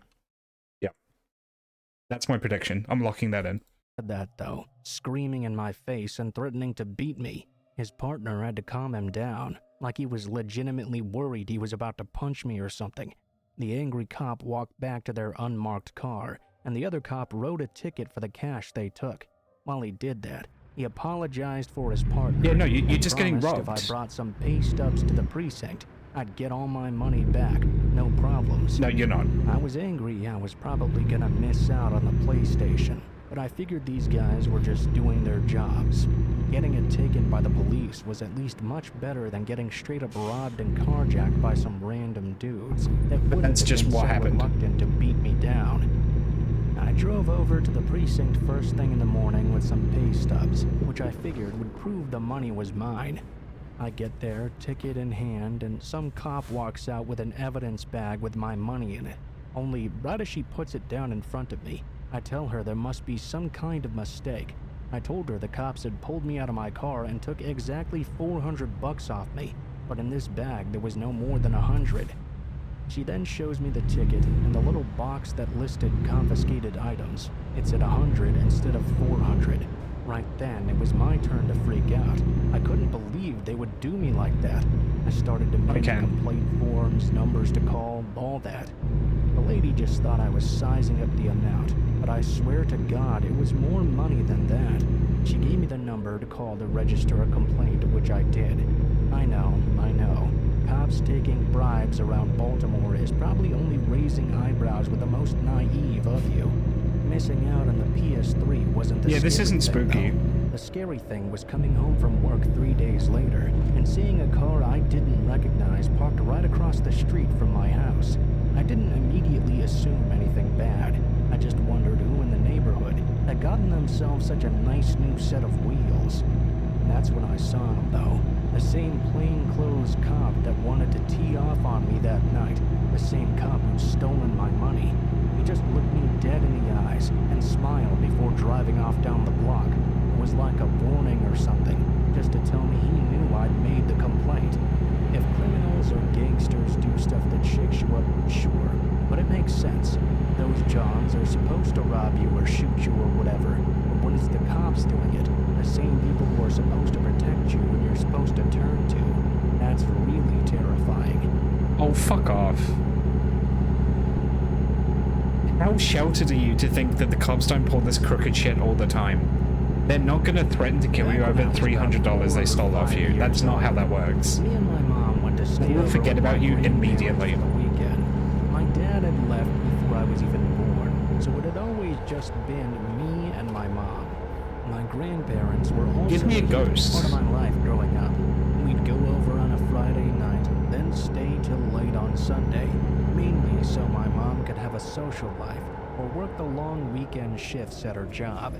So, this one dark Sunday evening around the holidays, I remember getting carried out to the car. I was half asleep already. Look at that, plenty of room. Driving off, because I must have been out like a light the moment I got strapped into the car seat. Next thing I remember, though, I felt cold on my face. I could hear my mom crying and begging someone not to hurt her because she had me in the car. I remember looking outside and seeing what I thought was a monster at the time. But what I later learned was a man in a bunny mask. If you've ever seen that slasher movie You're Next, it was kind of like that. Oh, fuck off. Alright, whoever wrote this had just watched You're Next. Alright. Super detailed and really creepy looking. The guy's partner had basically stood in the middle of the road with his car at the side, like he crashed or something. When my mom pulled over to help, he put on a ski mask. His partner appeared with a bunny mask on, and then proceeded to rob us before doing something unspeakable to my mom. It almost killed her. I mean that both literally and metaphorically. She spent 2 weeks in the hospital, and I ended up living with my grandparents for almost a whole year because she was in and out of various institutions. It messed her up that bad. I hardly got away scot-free either. I had nightmares about a bunny monster chasing my mom for years afterward, and that image was burned into my retina. But like with most things, time is the greatest If you imagine it, why would it be burned into your retina? Digit ages, things eventually got better, and we started to live something of a normal life again. Cut to me being 24, still living with my mom, looking for an apartment to move into because I got a decent paying job with my college degree. The place came unfurnished. Oh shit, so it's a I was Tonda looking showroom. for cheap Look at that. furniture and decor for the place. One of the first things I started looking at was Craigslist. In the for sale section, I started seeing some pretty sweet looking items at bargain bin prices. So I contacted one of the sellers and discovered it was some guy's granddaughter selling off a bunch of his stuff to pay for a care home. The girl seemed really nice and okay, so it'll be her some kind of grandfather was the discount robber, if I right? bought a bunch in bulk. We arranged for me to go over to her grandpa's place to check out some of the stuff before I handed over the cash. This one Saturday afternoon, I drove over to the house to start haggling. She introduced herself and was the guy really who had the sweet. mask, yeah. But when I saw her grandpa, I realized why they needed the money for a care home. He was in a really, really bad way. I don't know exactly. Yeah, what these are was all wrong robbery with him stories, because what? I didn't ask much questions I about wanted his ghosts. I condition, wanted ghost but stories. You could see it was real bad. He couldn't move at all from his wheelchair. He had an oxygen tank and barely even reacted to meeting me. You could just kind of visibly see he didn't have too long left. I checked out the 3 main items on my list: a closet, a desk, and a dinner table. Me and the granddaughter agreed on a price. This is what for true them. crime podcasts I do to your obviously brain. had to arrange Absolutely. a Yep. U-Haul to go pick them up and all Absolutely. that stuff, but I figured I could arrange for the following weekend, once we'd confirmed the purchases. Once that was done, me and the granddaughter had some coffee together, and she explained that almost everything in the house was for sale. Apparently, her grandpa had been something of a wild child in his youth, in and out of jail. Although yeah. he'd led a much more regular existence after his final stint in jail, he hadn't got a lot saved up for a rainy day. It was a real sad story. The girl went on to explain that everything in the garage was for sale too, if That's I where the wanted mask to will be. take a look Alright. around in there. At this stage, I figured I'd buy a few more things from them. Maybe stuff they wouldn't be able to sell easily, knickknacks or whatever. I could decorate my apartment while the money went to what I considered at the time to be a worthy cause. We finished up the coffee and the girl went to help her grandpa out with something. I headed out to the garage to check out all the stuff they had piled in there. If there's And not a boy, do I mean ghost, piled up. There was a then literal I'm gonna be mountain disappointed. of garbage in there, but some stuff I figured I could make a home for. I'm talking stuff like old cookie jars, books, weird ornaments, all kinds of things. I started digging through this pile of stuff, placing some of the items I considered buying to one side, when suddenly I spotted something that made me freeze in place. What had obviously once been bright white was now dirty gray-brown. All the paint in the eyes and the mouth was old and peeling. But surely I recognized what this was. It was something I'd seen in hundreds of nightmares I had as a kid. Something that traumatized me and my mom for years. It was a bunny mask of the exact same design as the one worn by the guy who'd almost taken my mom from me. I remember looking at it for a few seconds, then kind of stumbling away in complete disbelief. I told myself there was no way it was the exact one. But then I started to piece it together. How Grandpa had been in and out of prison, and it started to make a horrible kind of sense. Oh, fuck off. Don't explain it to us. I think I did a good enough job of it to just bundle up what I'd pulled out of the trash pile before carrying it into the house to talk. I put on a Wanna play face Temple smile Runner? and paid Alright, hang for the on. stuff. Then tried to make it sound as natural and innocently curious as possible. When I asked the girl what her grandpa had gone to jail for, she was kind of taken aback and didn't know exactly. She just knew we didn't talk much about it, and neither did her mom. So she figured that whatever it was, it must have been something to be pretty ashamed of.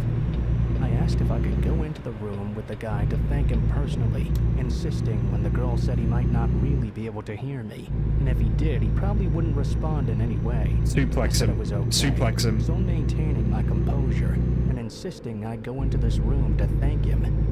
By the time I got to Want the to put a guy's Family Guy bedroom episode door, on? my I mean, hand I was get claimed on shaking, that, though. right?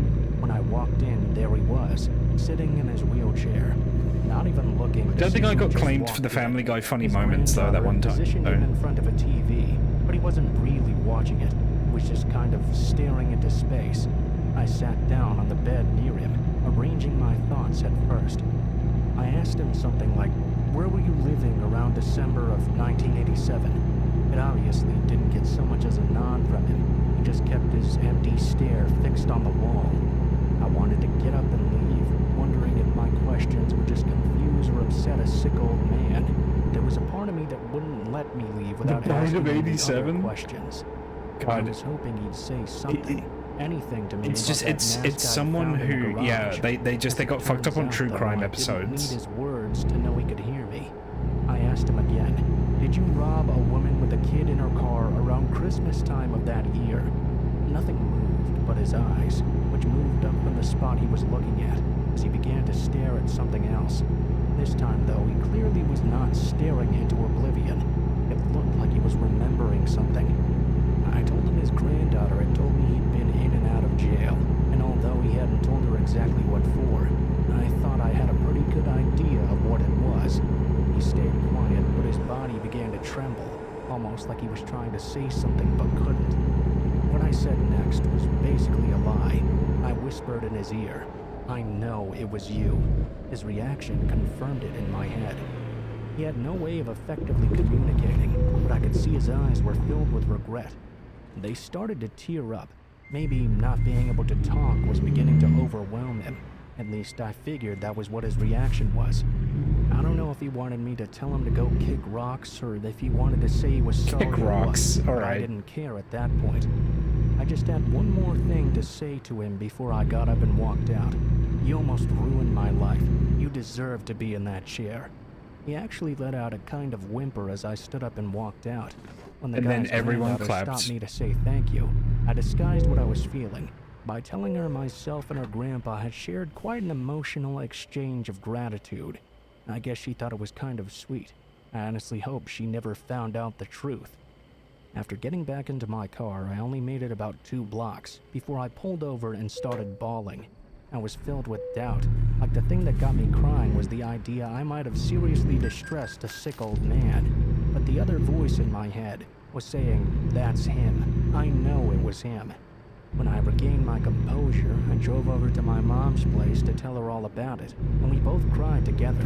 When she said she also thought it was the same guy, I asked her if anyone was caught for what happened to us.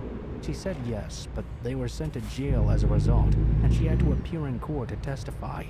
That's part of the whole reason I was staying with my grandparents during that period. The whole court appearance thing just weighed so heavily on her mental health. I actually had no idea anyone was caught for it up until that moment. I was always under the impression those guys had just gotten away, and I grew up knowing better than to bring it up with my mom either. I mean, I still wouldn't have ever really spoken to her about it if it wasn't for that chance encounter. Part of me wondered if she'd even really believe me. It was only when I described what the guy looked like that it actually clicked for her.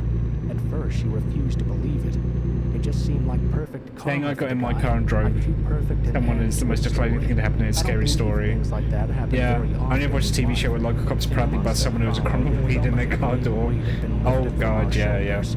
Nothing could ever change the past Like or cops undo back the in the trauma day, and we then both like experienced. But knowing the guy was suffering in such a way was like proof there really was a God. EDTV. I don't know what the that new might one's sound a called, little but bit unhinged, but I can't really think of any other way to phrase it. I guess I still don't quite believe in happy endings, and I still think the world is a cold, cruel place. But I know from experience there's such a thing as divine justice. well, that story sucks. Give me a ghost story. Hello? iPad, can you hear me? Before I really get into this, I want all of you who are about to hear my story to know that I am a decent man. I care for and about other people, but we all get down on our luck sometimes. When this took place, I was a single father, on the verge of losing my home. My wife had died recently to cancer, and my 2 children really needed me to be that strong, stable parent. They knew would never leave and always take care of them. When my wife passed, I dove headfirst into a horrible depressive episode. I stopped eating and I couldn't bring myself to go into work. This, of course, resulted in me being fired, and at one point or another, Child Protective Services was called. The threat of having my children taken away from me was very serious and absolutely terrifying. I knew my wife would have been disappointed in me if she could see me now, and frankly, I was disappointed in myself as well. After losing my job, all the money I'd saved began to drain very quickly. By my 4th month of unemployment, I found myself shoplifting bread and lunch meat from the store just so I could feed my children and make ends meet. I'd stopped making payments on the house, and the bank told me they were going to foreclose if I didn't. Okay, pay please tell me a everything bank. within a month. Please I tell me a tried to ghost get my forecloses job on his back, house. but they pretty much wanted nothing That to would do save with me. this. Finding a job was hard in those days too. It was around 2009, and I looked everywhere. On top of possibly I just losing went my for that home, red light. I had CPS telling me that without my job, and certainly without my home, my children would be taken away immediately. Placed with people who could house and care for them properly, seeing as I would be considered an unfit parent.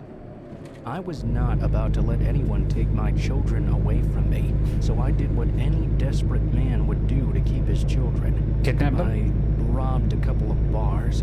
I know Oh. that sounds insane, but at the time, I had nothing left to lose. And then this guy robbed the guy in the first story and looming over me also at all times, wore the I bunny had to mask. do That'll be something. the twist. I made a plan to go to this upscale bar, only a couple of cities away, and get whatever small amount of money I could. I knew there would be threats involved coming from my end, but I was never going to hurt anyone for real. Eventually, the day finally came. It was the middle of summer around noontime, a time when I figured not too many people would be there. I had a knife on me and brought a duffel bag to put in whatever small amount of Okay, money my I man, managed you're to robbing get. bars, you're gonna I get parked shot. my minivan directly outside the You're gonna double get shot. doors of the You're gonna get small shot and building killed. and entered Alright? quickly. That's how, I like... brandished my knife and screamed at everyone to get down and stay calm. The Wait, screams were multiple immediate. people? I could see the They're just terror gonna on jump these you. What are you people's doing? faces. The worst part, though, was that I hadn't realized this wasn't just a bar. It was a restaurant, too. My original plan had suddenly turned into traumatizing multiple children I had no idea would even be there. In my haste, I had overlooked a portion of researching that should have gone into planning out such a robbery.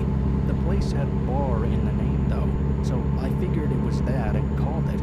In the moment, though, Oh my God, he's a I couldn't let moron. these small details bother me. I'd come in with a purpose, and it wasn't like I could just back out now. I instructed everyone to take out their wallets and put whatever cash they had on the tables closest to them, as well as any watches or jewelry of substantial value. I rushed to the register and threatened the worker to open it, or I would hurt someone in the room. She did what she was told, and I pulled out whatever money was within.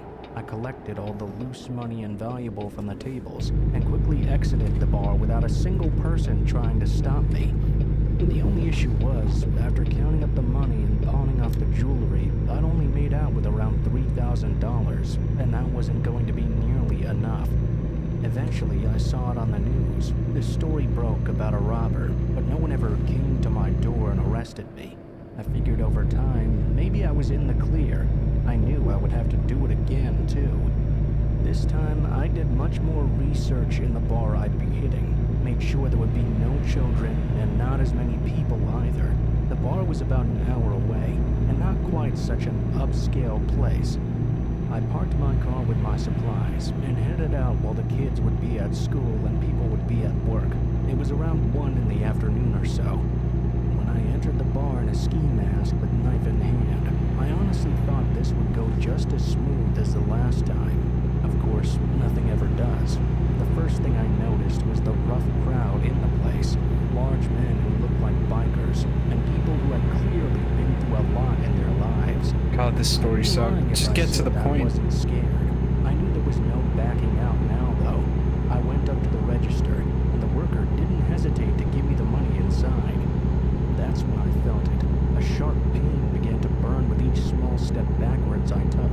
I looked down and saw multiple stab wounds and a knife sticking out of my stomach, with a man grinning next to me, still holding the handle of the blade. He was clearly proud of himself for what he had just done. Instinct told me to pull it out, and when I did, the blood started gushing. I knew if I didn't get out of there, these people would kill me. I quickly began making my way to the front door, but I was being pushed and attacked all along the way. I remember swinging my knife at these people, but I didn't think I actually made contact with anyone. I was able to make it out and into my van, with the stab wounds being my only injury. I knew I couldn't go to the hospital, though. Otherwise, the police would know I was the one robbing these bars. I pulled up to a drugstore and grabbed some bandages and rubbing alcohol to clean and hopefully seal the wounds. With multiple stab wounds? The pain was incredible, and I thought I was going to pass out. He got stabbed. God, this fucking story sucks. For the next month, I couldn't even walk. Oh yeah, I just got stabbed like 6 times, no big deal. My children and find a job soon after. I'm grateful the wounds didn't turn into something more serious. I did end up finding I'd accidentally stabbed someone in the bar during the scramble to get out of there. It was a superficial wound though, so thankfully he recovered just fine. I felt horrible about it at the time, and I still do to this day. My kids are grown now with their own families, and I don't recommend anyone go down the route I did, but it felt like my only option at the time. I know this all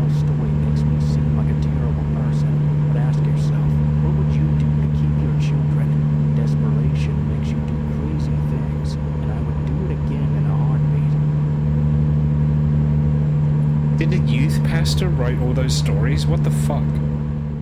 God, that sucked. Oh, hang on, I'm alt-tabbed. Yeah, that was disappointing. I wanted, like, there wasn't anything spooky in any of those. They were just depressing. They were just depressing. They're all crime stories, yeah, like... Sorry, can I have, like, a spooky ghost story, please? This is if you search for ghost stories, by the way. I suppose it's because they're trying to be true ghost stories.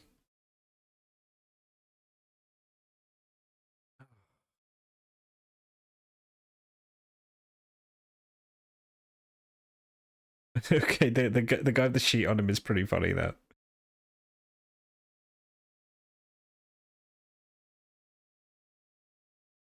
Top 20 paranormal events caught on camera. All right, let's see this. Most of us live normal lives. Work, hanging out, then it's back to the house. But every now and again, we're reminded that things are definitely not what they seem. Oh my god. For many people, explaining some of the footage you're about to see would be downright impossible. Fortunately, we have the footage to back the claims up. And even for the most ardent skeptic, these clips are about to turn you into believers in the fact that our world is weird. I gotta zoom in on these so I can see them better. Because these are some of the scariest and yet most unexplainable events ever caught on camera. Join us as we have a look at 20 paranormal events caught on camera. Oh my god. Number 20, a spooked cat. To kick things off, we'll take you to Ontario, Canada, where a cat mother caught some really spooky stuff going on in her home. Okay. Kathy Gallagher, a 45-year-old lady, made headlines in 2022 when she claimed that she had gotten evidence of the supernatural. At the time, she explained that she had just moved into her home in Ontario and that she had noticed a lot of strange things going on. She was especially spooked by the fact that objects appeared to simply be moving on their own. Weirded out, but still determined to get to the bottom of it, she decided to set up CCTV cameras in different parts of the house. On one fateful day, she would appear to find what she was looking for. Her cat, interestingly named Salem, was sitting on its own staring at two nesting dolls when it suddenly got up and ran. But if you take a closer look at the footage, you tell me that you don't see something jump out from one of the dolls' bodies. As Kathy explained, the doll I didn't see it. belonged to her mother, and it dated back to the 1950s. The family heirloom or not, I don't think that doll would be in my house much longer after that. Number 19, nothing happened. The Dobby Mystery. You know how certain things seem unreal, but suddenly begin to turn up once more people believe in them? Can the driving Well, volume be it turned down a appears bit? that J.K. Yeah, Rowling's one Harry sec. Potter series has become such a cultural icon that we're now seeing characters from it literally come to life. Back in 2019, Vivian Gomez, a woman based in Colorado Springs, raised a huge alarm after she claimed that she had seen footage of a creature that seemed to look suspiciously like Dobby the Elf, the popular character from the Harry Potter movies, and to make things even more interesting, Oh my she God, look at him literally go. presented proof. As Vivian would explain, the creature had opened a door at her home and had come out. Then it sauntered onto the Look at that driveway and puppet. did a quick frolic before vanishing into the dead of night.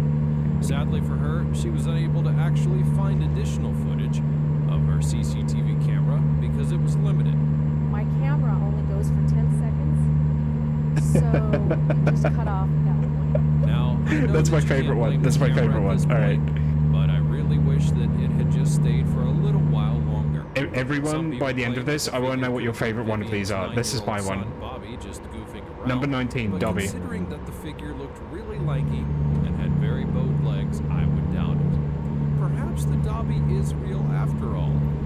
Number The 18, Dobby is real. The Great Ghostly. Now, if you're a fan of literature and classic films, then you probably were a fan of The Great Gatsby, the magnum opus of F. Scott Fitzgerald. The book is one of the best-selling titles of all time, and it was also adapted into one of the most entertaining movies of our time, starring Leonardo DiCaprio and Tony Jesus Scott. Christ. While many of us have been Shut up. thrilled by The Great Gatsby, one of the most intriguing characters in the film was, of course, Daisy Buchanan. She was the leading lady in the movie, and many believe that her character was influenced socialite that lived between 18 Leonardo DiCaprio CCTV jump scare. He's showing up outside of a teenage girl's bedroom, yeah. In 2018, a woman named Christy Ranieri was on a walk close to the summer house owned by King when she spotted something strange. As she would explain, she had stopped to take a selfie when she got home and examined the picture. That's a smudge. What do you know, there was something that looked like a ghost peeking out behind It's a smudge on a window. As Christy would explain, that can only be the ghost of Ginevra King, showing that she still is very much roaming around the world. That's a smudge. I have my doubts, but I'd sure love to hear your thoughts on this one in the comment section down below. Number 17, aching for a haircut. Now normally if you go in for a haircut, you know what to expect. People like you seated in front of mirrors getting their hair done. But on this day, I don't think the guys at this particular salon expected what they got. This clip, taken back in 2010, shows the moment that something truly spooky happened at a hair salon. According to the salon's owner, he had actually been a bit skeptical about installing cameras, but ended up being glad that he did. You'll notice that the entire salon, only a woman is getting her hair done, with 2 seats being empty. And then if you take a good look at the chair in the distance with the dark blue cape... Why isn't...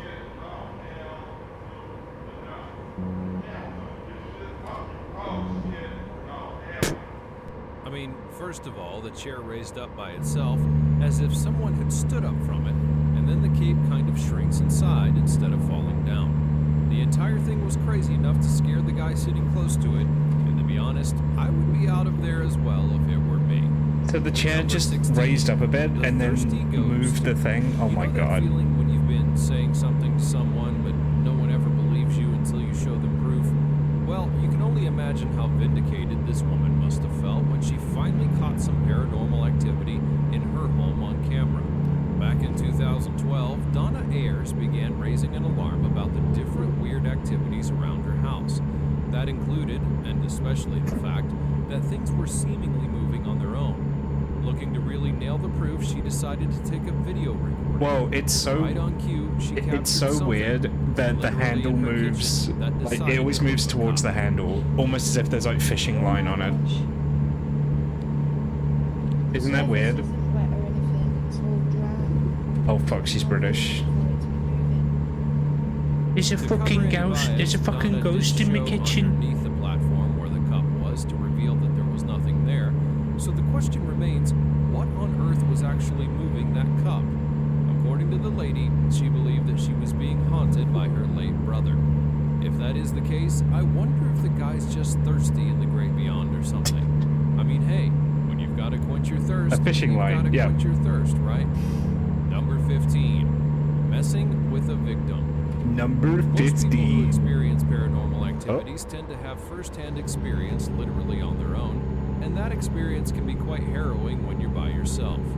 Now, for a perfect example of this, we'll take a look at this guy.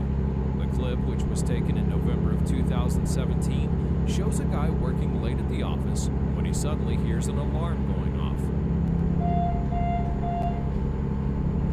Oh, fuck that. That would scare the shit out of me.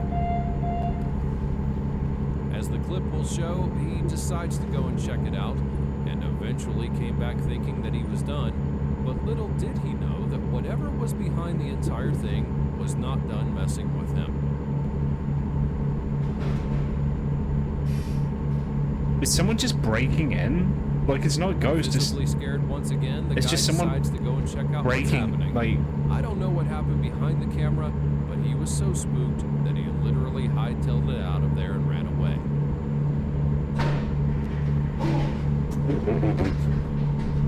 I don't think that he'll be coming back to work the next day, though.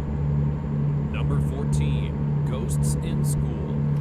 If you're a parent, you must have heard your children give some funny reasons why they don't want to go to school, like it's cold outside, or they feel sick even when they're not, or perhaps the bus driver's just mean to them. Well, what about it if the school is haunted by a ghost?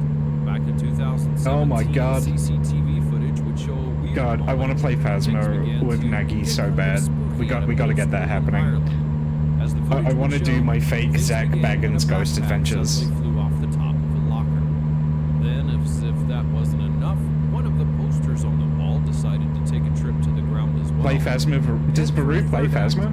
The chairs in the hallway started moving on their own. According to reports, the school in question had long been rumored to be haunted because the land on which it was built used to be an execution ground for criminals.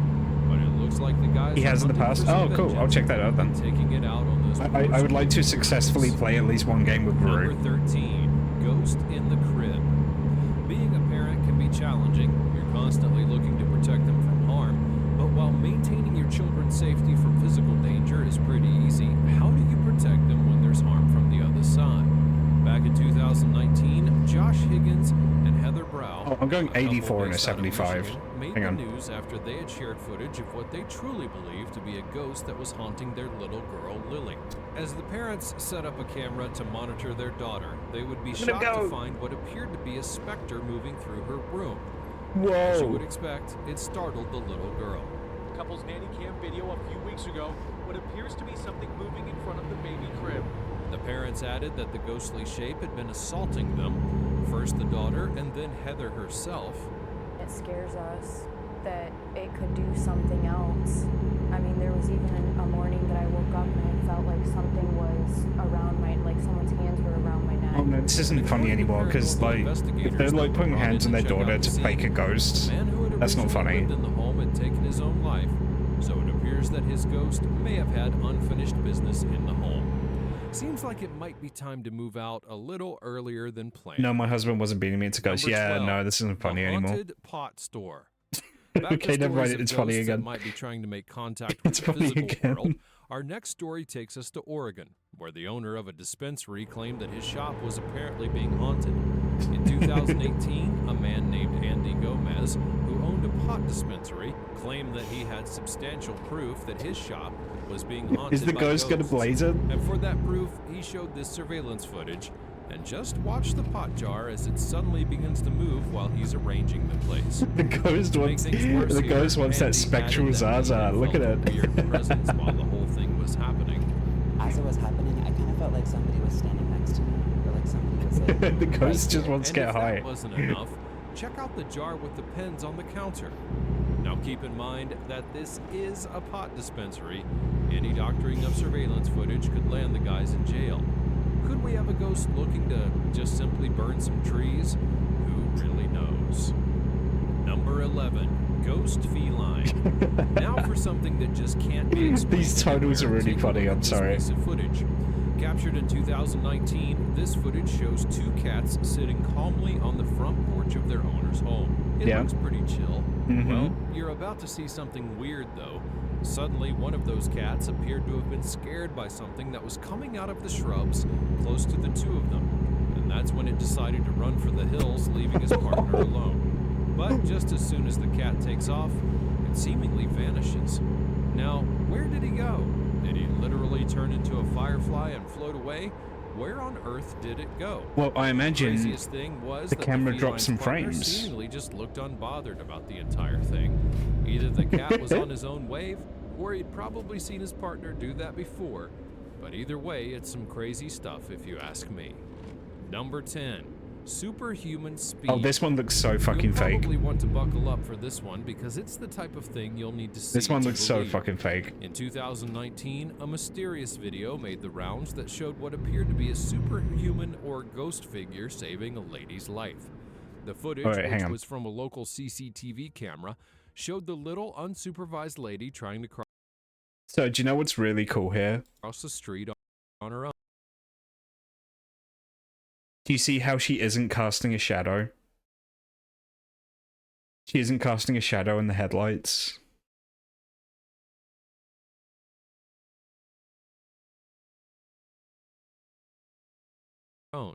Obviously. And also, I mean, hang on, let's scrub back a bit.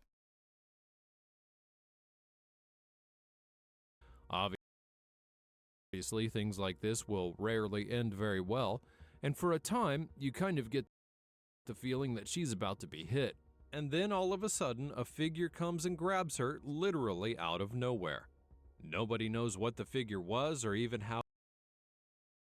Yeah, no, that's... The figures in this look like...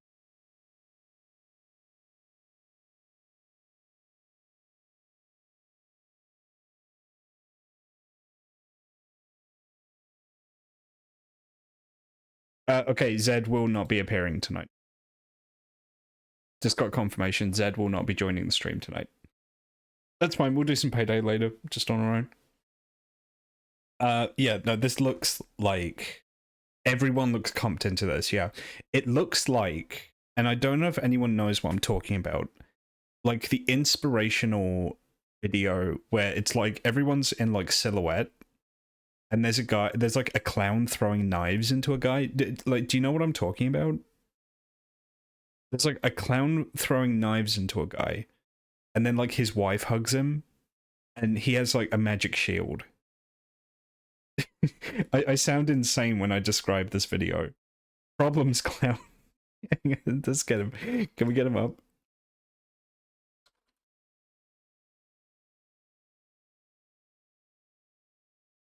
Here he is.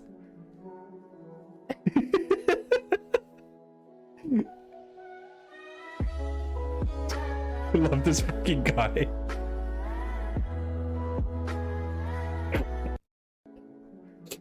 It's just like, who thought this was gonna be a good...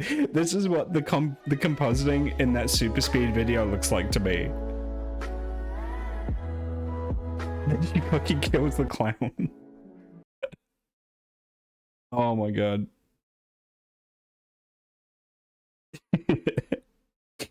Okay, hang on. Oof.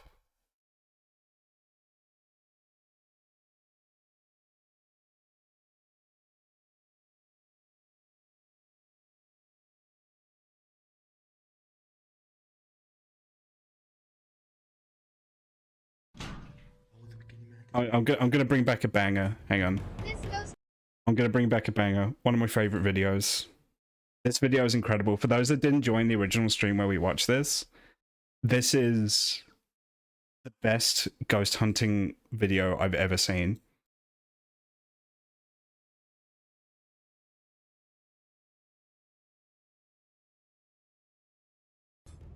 This ghost hunter is walking around in an old abandoned house. At first he only found a wall until finally a figure suspected of being a ghost appeared and peeked behind the wall. The figure was terrifying, but the most terrifying was his expression when he received a strong blow right near his face.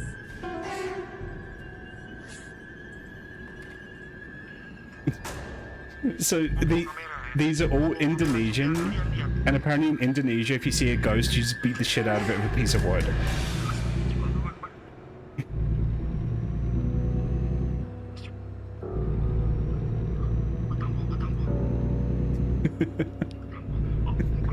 Fucking get him, get that ghost.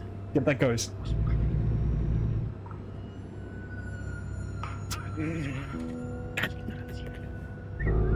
And the ghost comes back, he's just like, guess what, dickhead, I'm back. He's like, get him with a piece of wood, go on.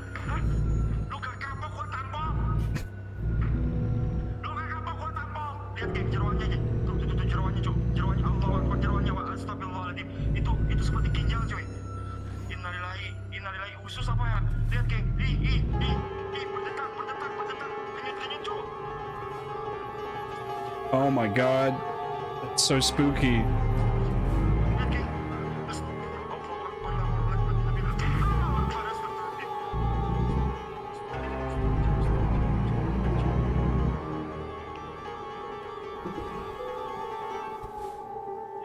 Get it.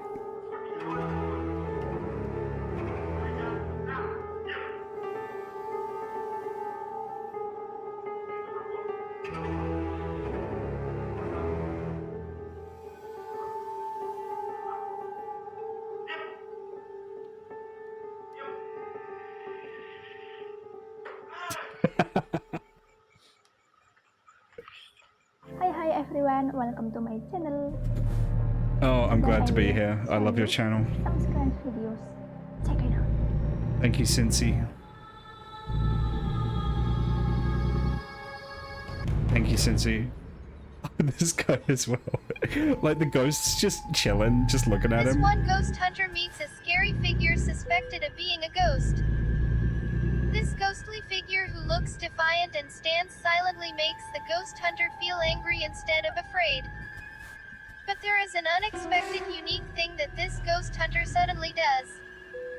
He took a big stick and tried to beat up the annoying ghost. Every single one of these, the guy tries to hit the ghost with a stick. What do you think about this bar ghost hunter?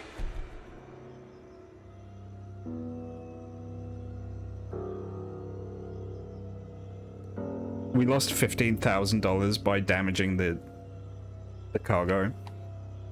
That's unfortunate. Oh, that was loud. I'm sorry, everyone. I didn't know that they did that. Ow. That hurt.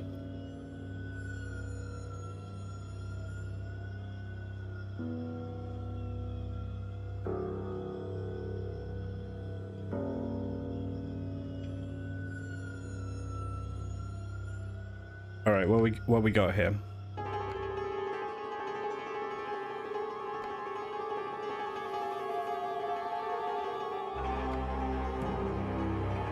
Crude oil. Going to MT, is that Minnesota? Yeah, that's Minnesota. Montana, never mind. The ghost hunter, who is famous for his madness, again shows his crazy abilities in an empty house. This one's my favorite one, by the where way. he met a figure suspected of a female ghost. This is my All favorite will one. be shocked at their stupidity, because they clashed and gave each other the ultimate blow. Right, the guy's just chilling, waiting for the ghost. Lights a cigarette.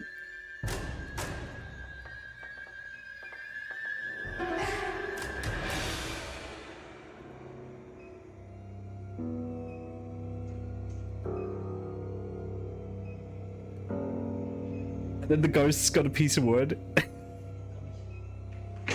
It just gets him on the head with it.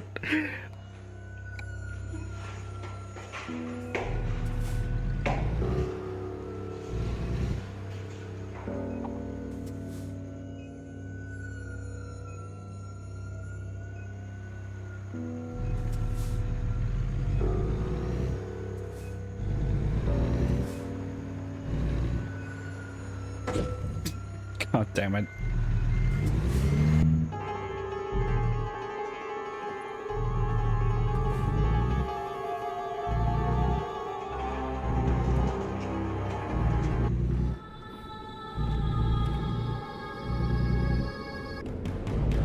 This ghost hunter and famous YouTuber from Indonesia often gets ghost terrors around his house.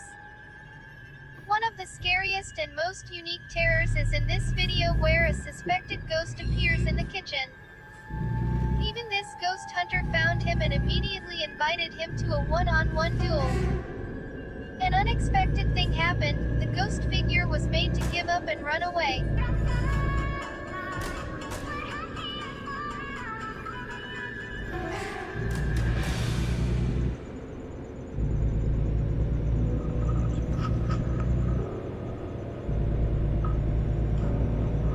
Apparently this guy's a famous streamer in Indonesia.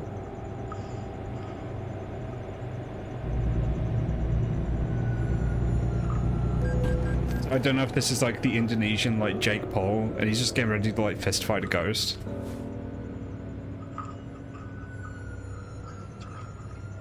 But then what does he do? He's an Indonesian with a ghost, right? Get a big piece of wood? No, he doesn't. He gets a thing. He gets like a metal thing. I was waiting for the big piece of wood.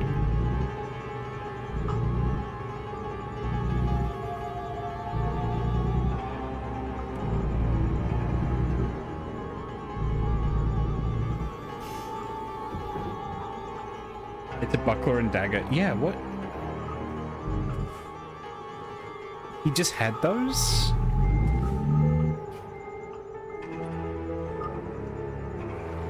It's a pot lid and a spatula. Yeah.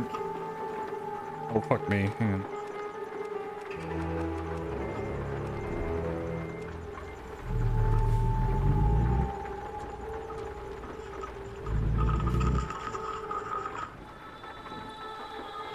I like how these ghosts are just people in a canvas sack. I mean, maybe that's what an Indonesian ghost is. Found a figure suspected of being a bloated ghost that appeared behind the wall.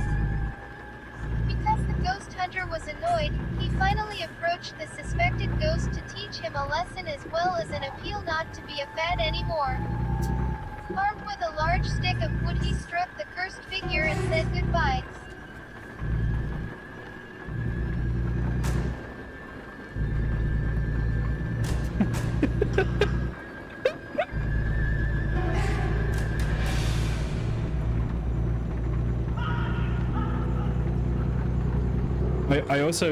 I just love, like, in the Arabic ghost hunting videos, how many of them are the guy sees the ghost and then just shouts like Bismillah and like runs at it, like he runs towards it to like fight it.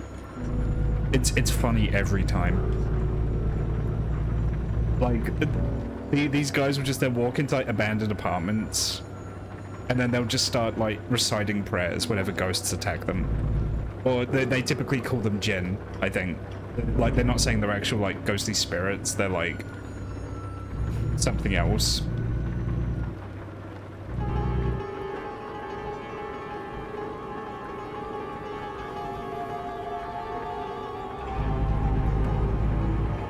But no, I mean, like, in terms of Phasmophobia, the thing I really want to do, in either Phasmophobia or maybe even, like, Gary's mod, is, like, an actual, like, fake Zach Bagans Ghost Adventures show with the commentary and, like, you know, like the night vision and don't forget to like and like the ghost gadgets. Bye bye.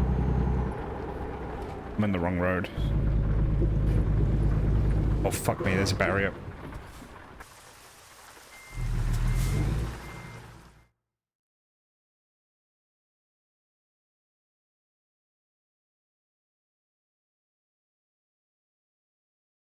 السلام عليكم ورحمة الله وبركاته. معكم عامر. اليوم جيب لكم مقطع جديد. اليوم عندنا إن شاء الله مغامرة داخل قرية مهجورة. معي اليوم دحوم جايبه معي عشان لا صار شيء لا سمح الله يعني شخصي. إن شاء الله إن شاء الله. Here you go. This one's pretty good.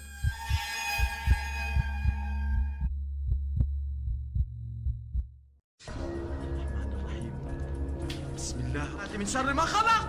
بسم الله الرحمن الرحيم. بسم الله. You can hear him shouting Bismillah. الرحمن الرحيم. أعوذ بكلمات الله التامة. Hang on, where's my OBS gone? There we go. أعوذ بكلمات الله التامات من شر ما خلق. راح نرجع لهذا الفيديو. Oh, see you, DB. Thanks for stopping by. Always appreciate having you.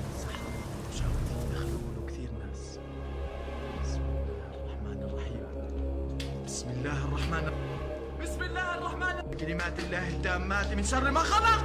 بسم الله الرحمن الرحيم. بسم الله. This one's crazy to me because they did like an actual like fire stunt for this. أعوذ بكلمات الله التامات من شر ما خلق.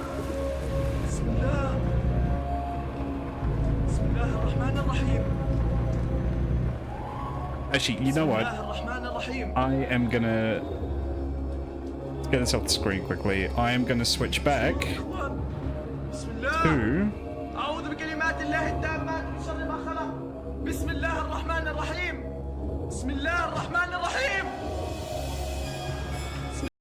Are you tired of peeling potatoes? Stop! Introducing Handy Peel, the quick and easy way to prepare a meal. Pick a raw potato, hold under the water, then just rub, peel, and scrub all at the same time for a pile of perfectly peeled potatoes. It's that easy. The secret is the Handy Peel's molded rubbing nubs that grip and cleanly peel the skin. All right. Old-fashioned peeling is hard and wasteful.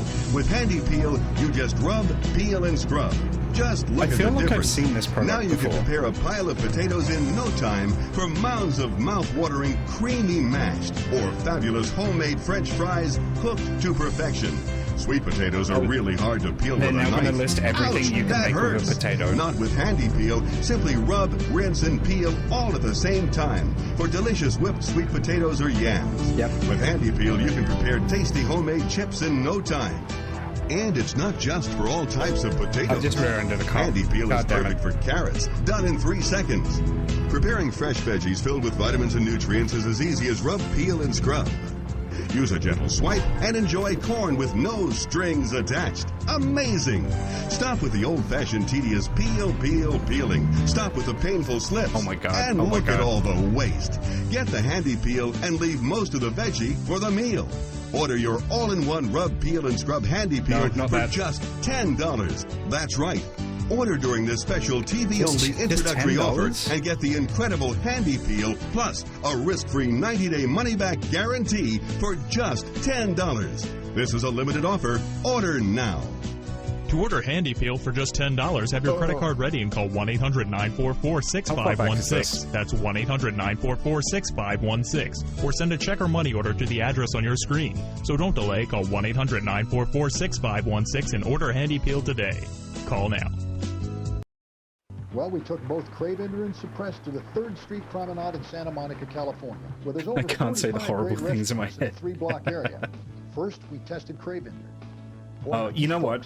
I'm going to take a break here, and then when I get back, we'll do Payday for the rest of the stream. Another piece, and I'm I'll calling put that it now. down, knowing I shouldn't have any more, but I'll go get more. It's a good brownie, yeah? Okay, wait, hang on. Now, do you think there's a product that could help you not eat that brownie anymore?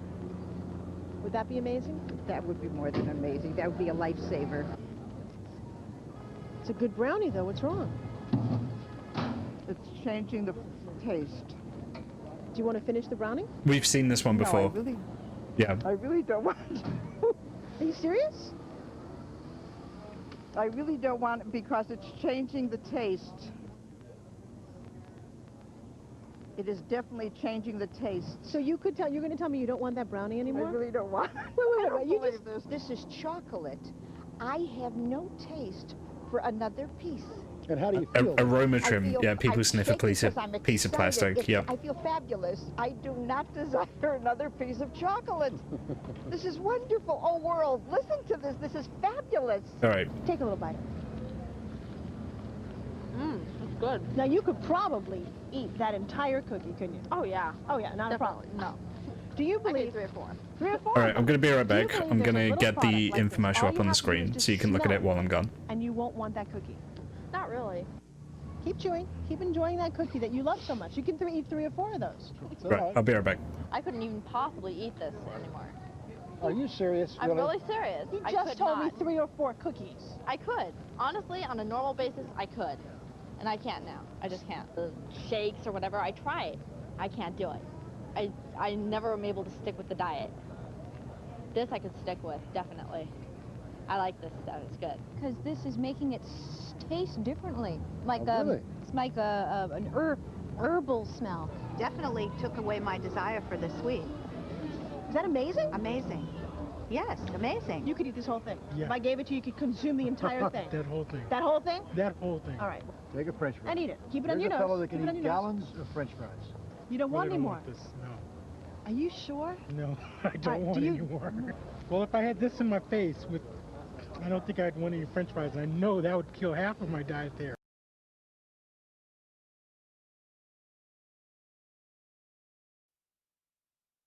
Every day, you live with the risk of someone breaking into your home, or a child getting into harmful chemicals, or even falling down a stairway. Hi, Anthony Sullivan here for the new instant alarm system. It'll make your home safer for you and your family. It installs in seconds with no tools and no wires. As soon as the door is opened, the alarm goes off. Use the wireless instant alarm on every window in the house. As soon as it's opened, you'll be alerted. It can help safeguard young children by alerting you when they get into places that they don't belong. Use it on sliding doors. As soon as the magnetic seal is broken, the alarm goes off. If you have a swimming pool, the wireless instant alarm is great. It lets you know where your children are going. And they add extra security for people who live alone and the elderly. There's even a chime feature that's great for use as a doorbell for a home or a business. Just peel off the backing, stick them on, and it's an easy way to add security and get peace of mind. Here's how the instant alarm works. When the magnetic field between each unit is broken, the alarm goes off.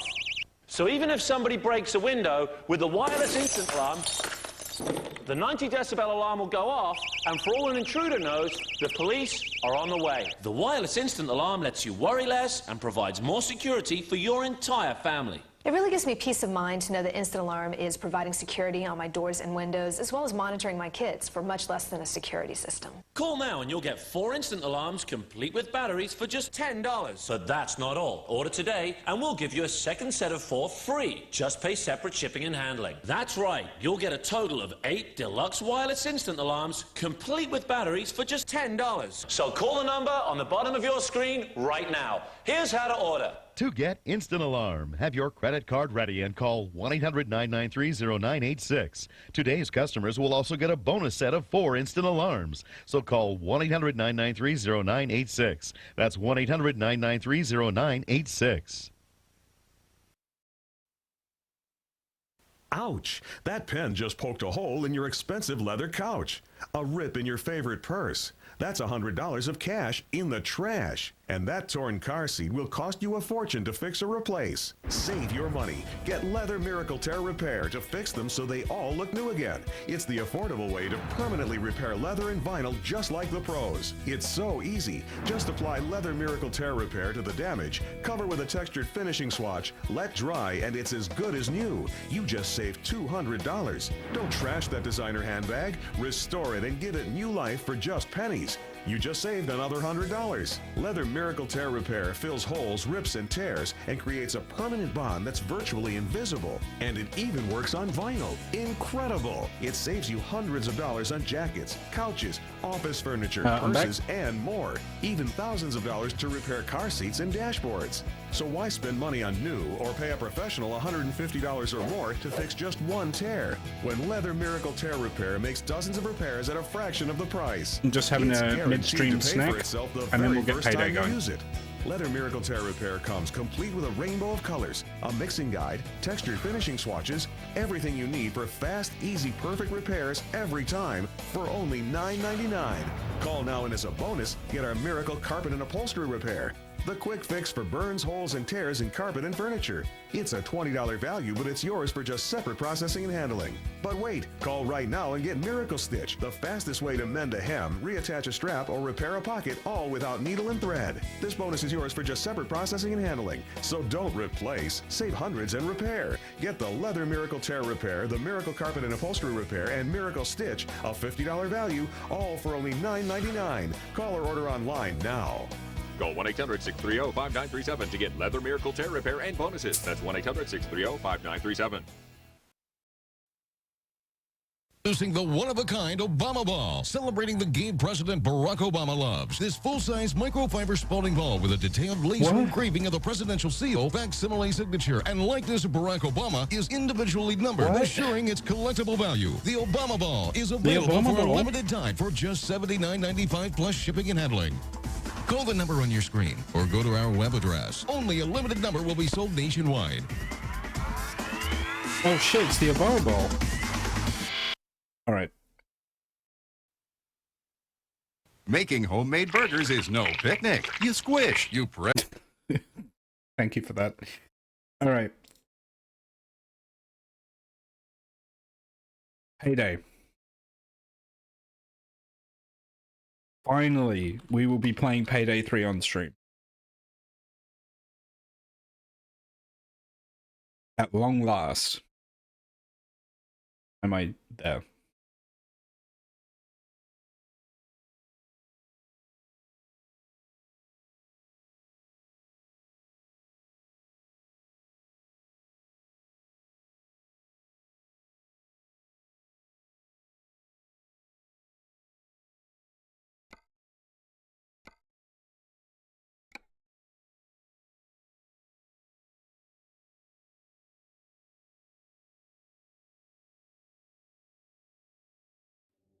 So I'll probably start by doing a bot run of a heist, and then I'll probably switch over to doing like open crews, just because the bots are kind of stupid.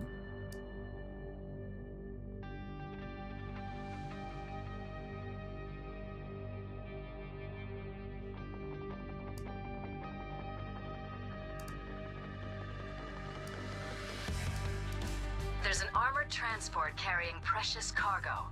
We're gonna rob it. This one will be loud. Okay.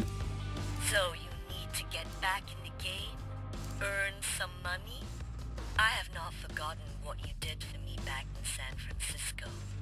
It is my pleasure to work with you again. I have information about an armored transport carrying a payload of rare earth elements, all essential materials in the creation of electronic components. As I'm sure you realize, the cargo is worth a fortune. I want you to steal it. According to the route, the transport will pass Queensborough Bridge, which is currently undergoing renovations. It will give you an excellent opportunity to strike. I already have a buyer lined up for the rare materials, and I will make sure you are generously compensated for your efforts.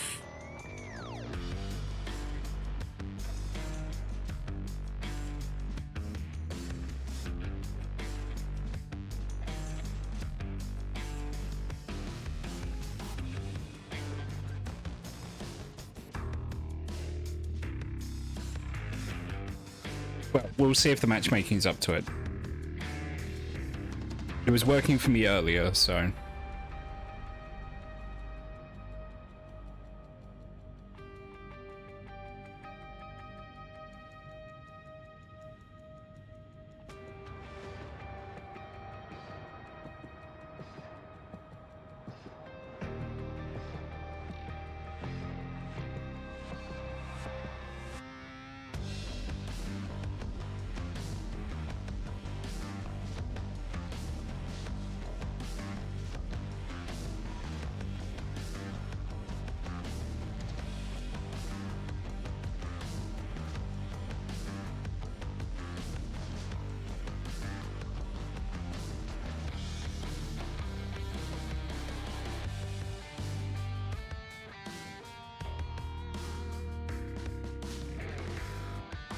Well, I guess we'll see if we get into a game. Good shit. Good shit.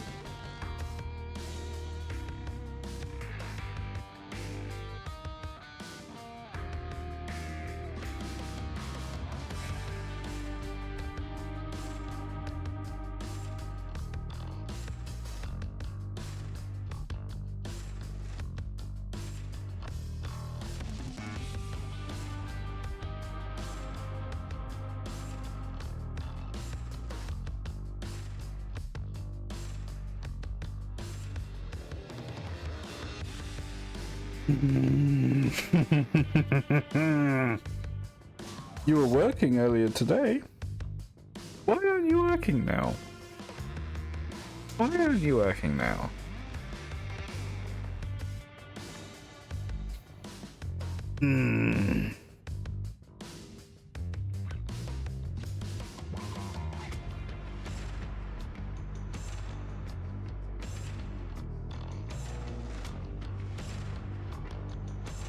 You don't have to look to matchmake.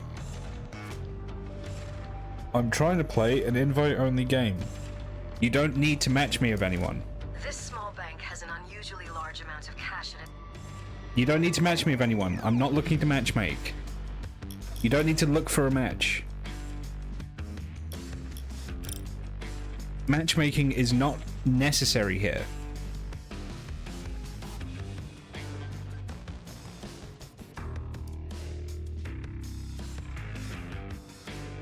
What a fucking joke. Are you serious? Are you actually serious? You're doing this to me now when I'm on stream.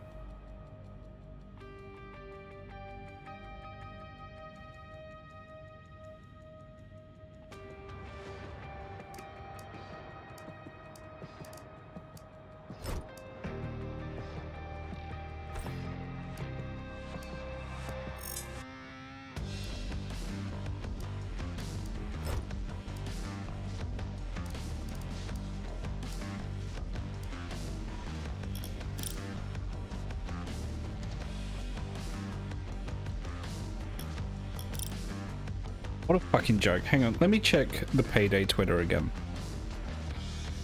Are they having fresh issues tonight?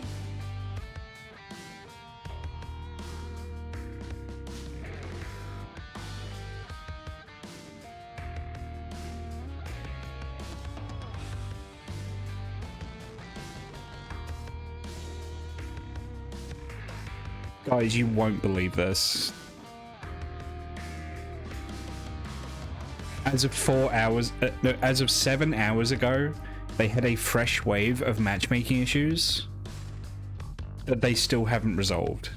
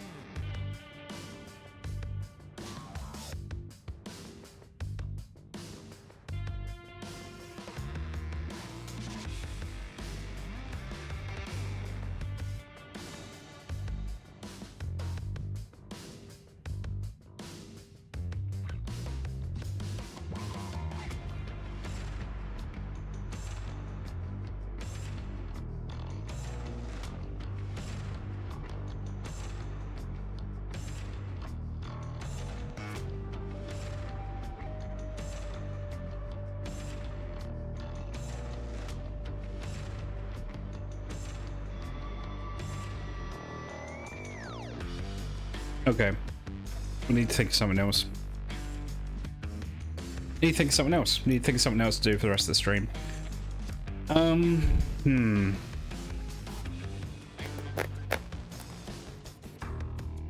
What can I do? Can I do? Can I do?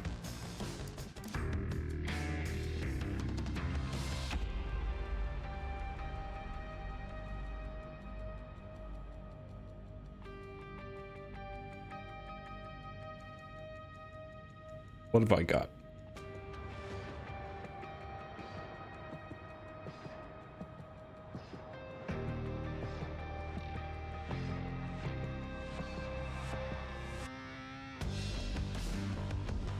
You know what? Fuck it. Fuck it. Fuck it. Why not? Why not?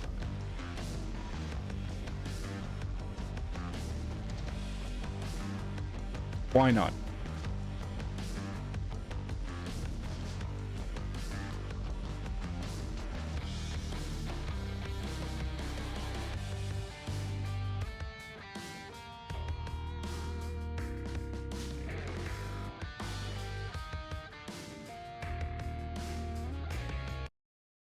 My stream. I can do what I want.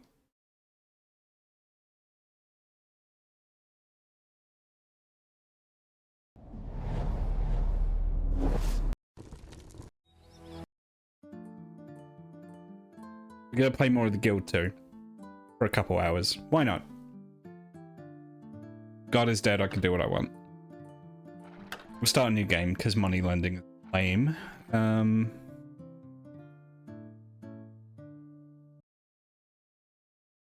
One moment.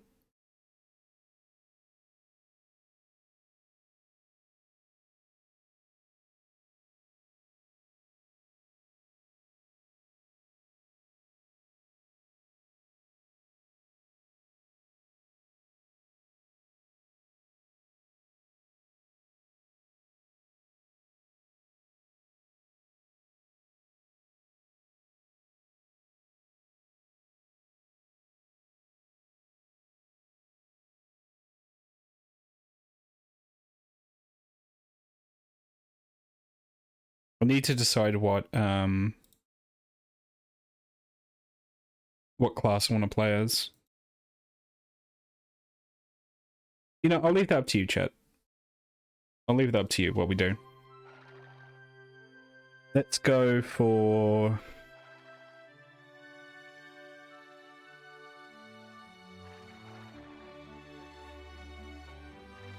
Leon, Masson, and Bele.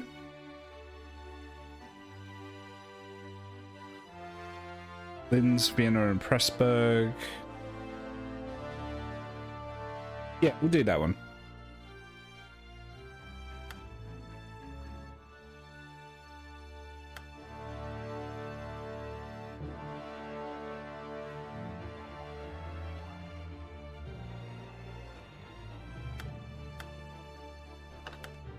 Can you be a fishmonger? Yes. Presumably we will need to start in a place that has access to water. But yes.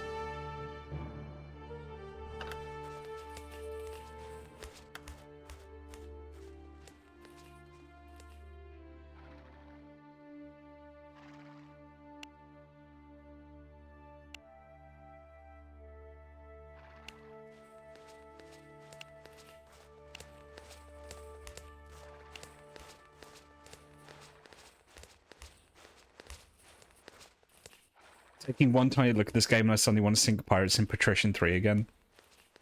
Come fishmonger, acquire shark. Yeah, we could do that. You know, I might choose there's one map which is basically just Britain. Let's see if I can find. Yeah, here we go.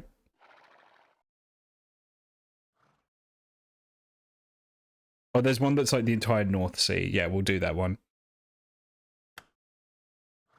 We'll do 6 dynasties. Yeah.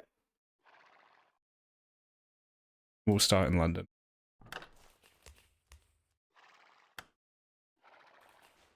So, I'm gonna get charisma up.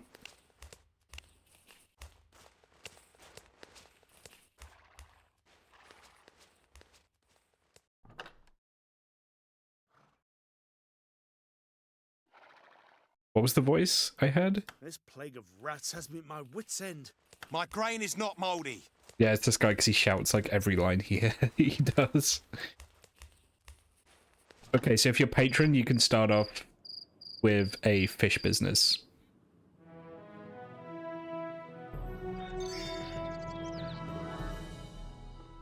Okay, so town hall, buildings for sale, fishing hut, purchase building. I cannot afford it. Okay, where is it even?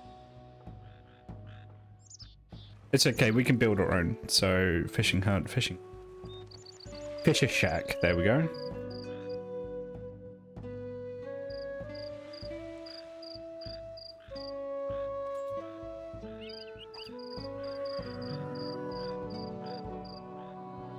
Can we build it outside of town? Where is even accessible outside of town? No, the only spot is next to the existing fishing shack. That's funny.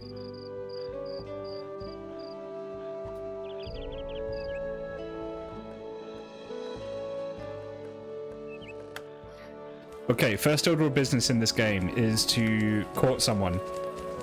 Important units, best candidates. Who have we got? We got a rogue, craftsman. Yeah, you know, I'll woo a craftsman.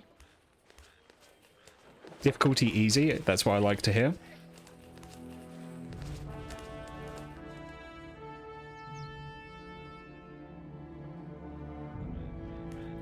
I must do something about these rodents, and quickly. Did you give up? What happened? I find you appealing. Oh. May I accompany you a ways? Yes. A courtship has begun. My grain is not mouldy. Nice.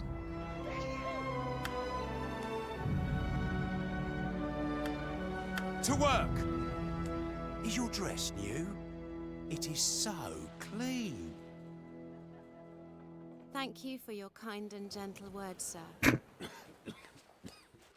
God, this game is so scuffed. I love it. Okay, so I need to wait for my social cooldown to happen, so... Is my fishing shack built yet, guys? Also, where's my home? Yeah. Oh, it's like right in the middle of town. That's cool.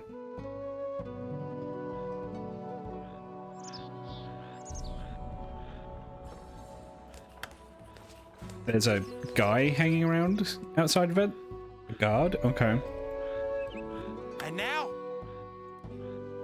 And we have a bunch of people melding into each other, staring at my potential marriage suitor.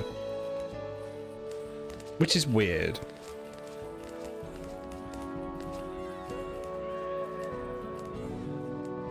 Oh, well, she's robbing people. Okay. A new building has been finished. Nice. Okay.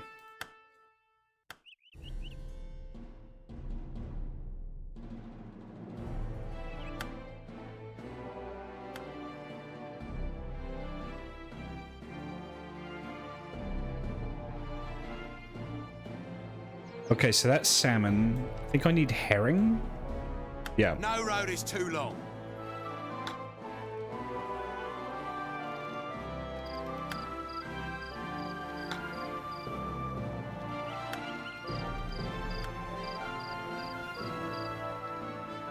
Although we could sell salmon.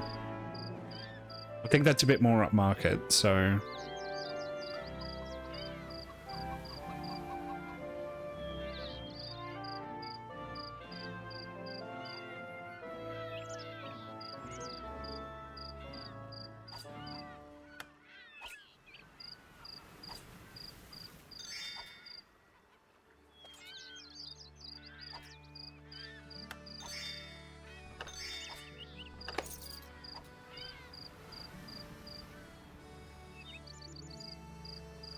How do I get an extra fishing ship?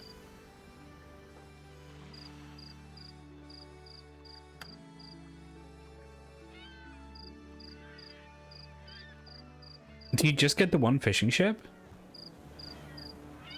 This game is kind of like the patrician games. It's been a while, Jilly, since I played the patrician games. Here I am. Actually, I don't know if you can hear me through the ad, so I'll wait until after the ad before I go through it.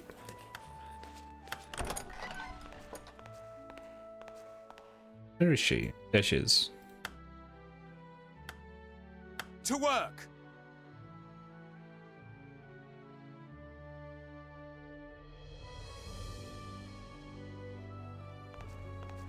Yes, the ad I'm definitely seeing. Okay.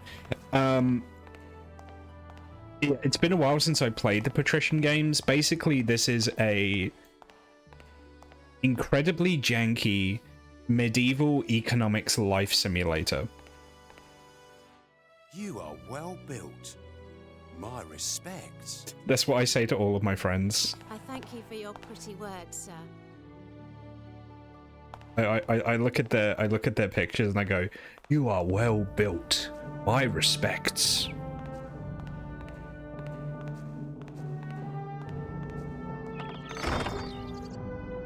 Yeah, do you just get the one fishing ship?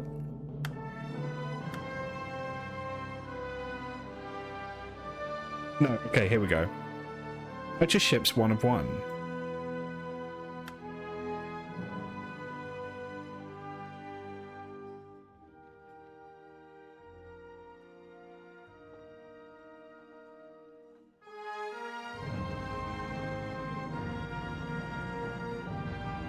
I guess maybe I need to upgrade the fishing shack.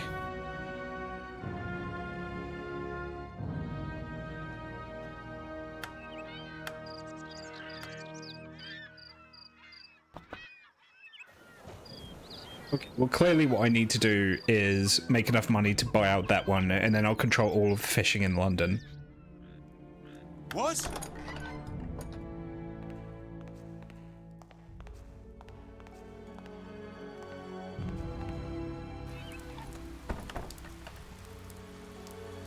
Right, that's an arsenal. This apparently is France. I guess no one lives here.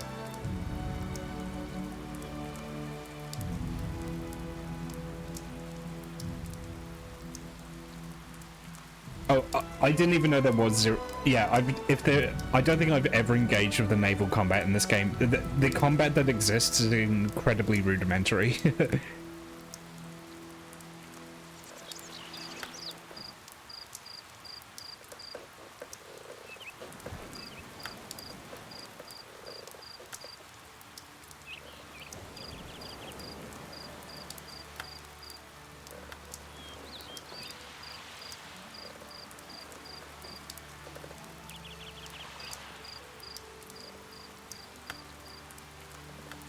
Okay, catch some salmon. I hope I don't get robbed. You'll be fine. Alright, where is woman? There she is, carrying vegetables. What a queen.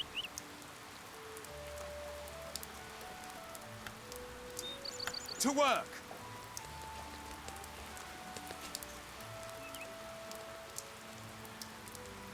So obviously the Guild 3 looks a lot nicer than this, but it's so feature incomplete compared to this one. Even after they fixed it up. God damn it, she went into a house. I don't think I can get to her if she's in there. But here he is.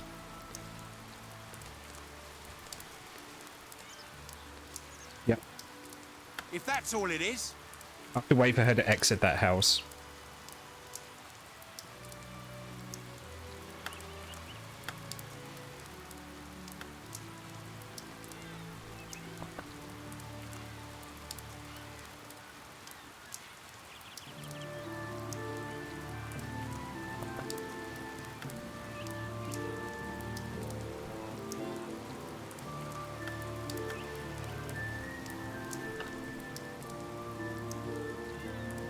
With pleasure.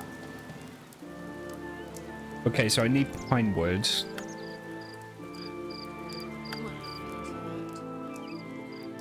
I can get that from the market. Wherever it takes me.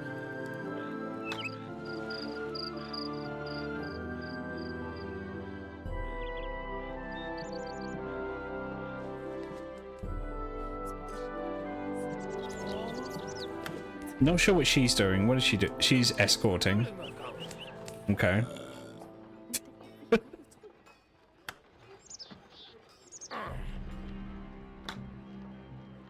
Are these pirates?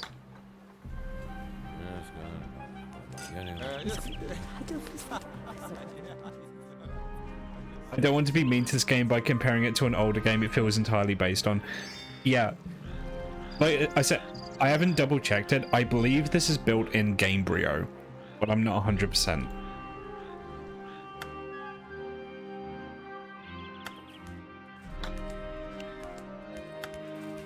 Oh, she left. She's also diseased. Nice.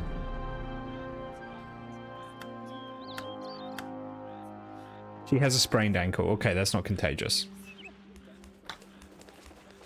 Look, she's just minding her own business. And there he is in the background. Mr. Gatcher Pan coming in.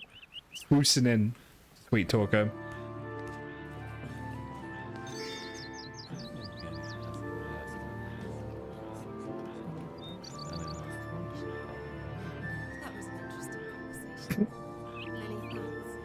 It is Gamebryo, thank you. And now what? Hey, she liked that.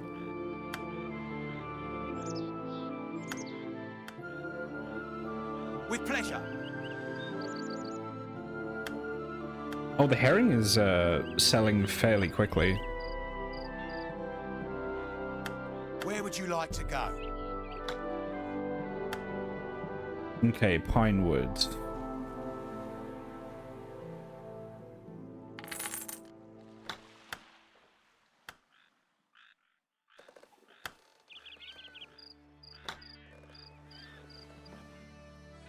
Yes?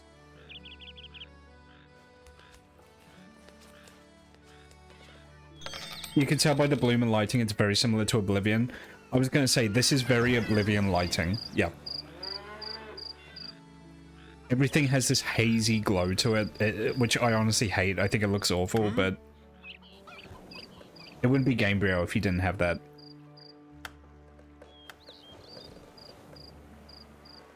Okay, I need to catch more herring.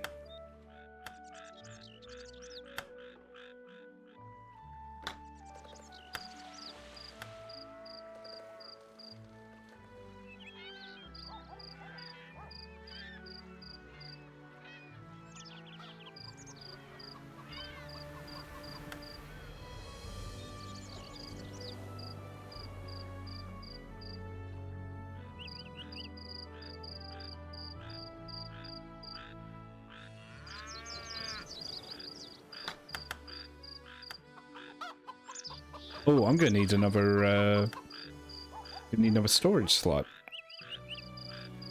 There we go.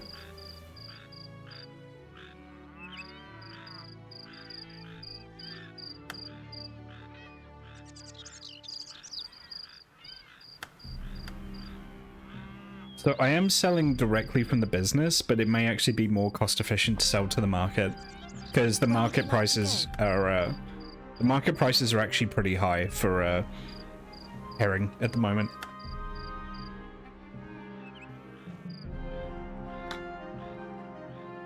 This plague of rats has me at my wit's end.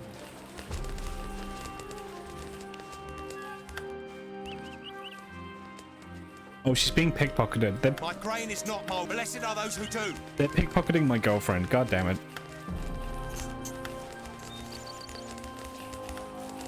Let's go.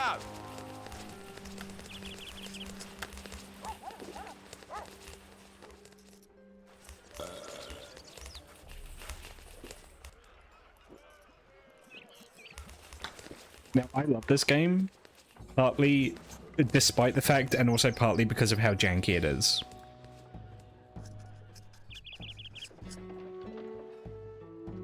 That was lovely, thank you. She liked it. We're 75% of the way to getting married, which you need to do, by the way.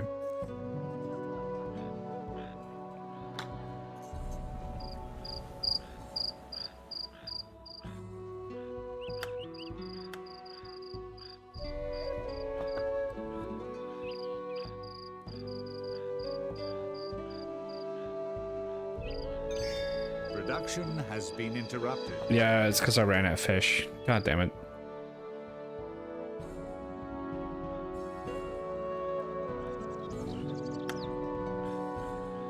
Fish faster, come on.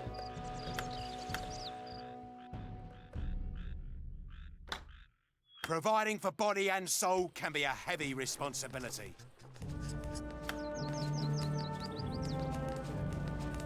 Dog. And look at that dog. Look at how angular that dog is.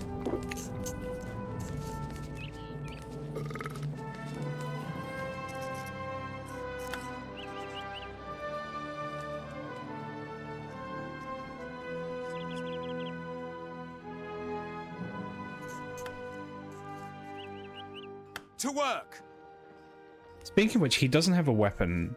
Let's go. I need to check how cheap they are, because I might need one. Just in case I get mugged.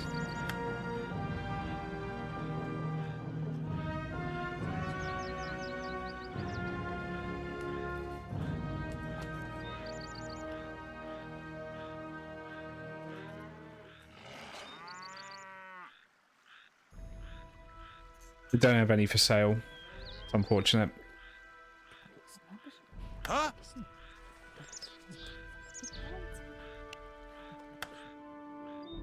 Hmm?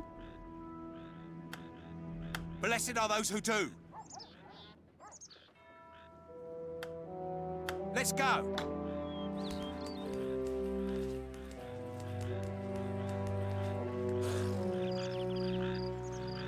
Where is she going?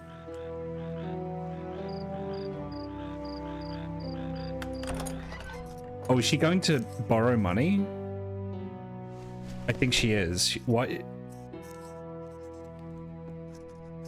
Yeah, she's going to borrow money.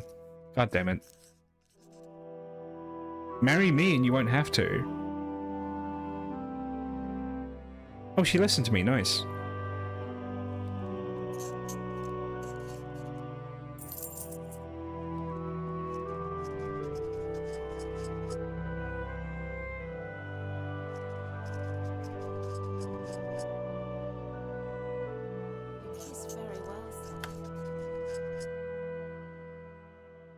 God damn it. And now what? Get me out of here. She's not ready to marry yet.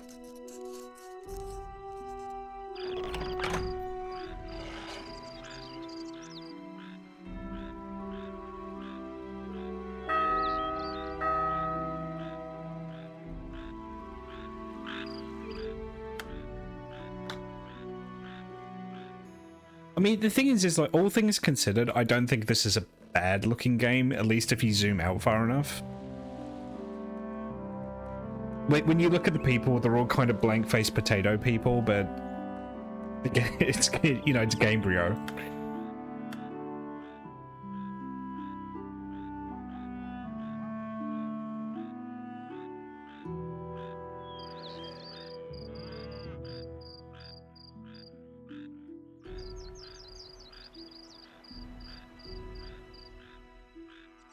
This plague of rats has me at my wit's end.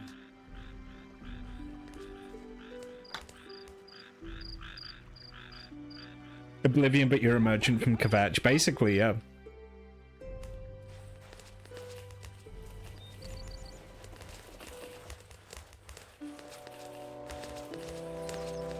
There's a lot of guards around here.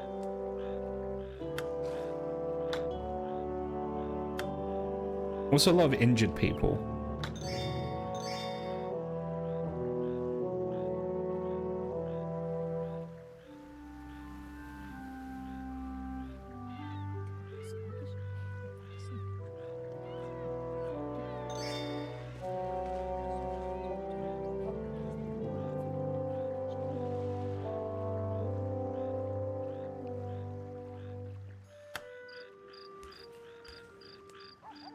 Okay, there he is in the bushes. There she is. Yes? Yeah, he's just hanging out in the bushes. Waiting until he can speak to his girlfriend again.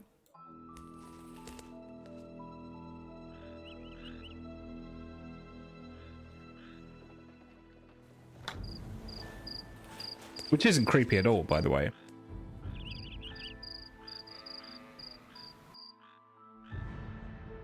How far does this map go? Actually goes pretty far.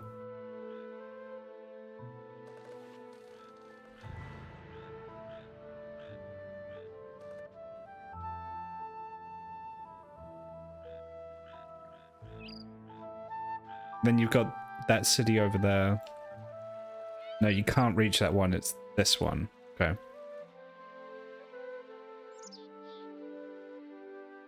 Hmm?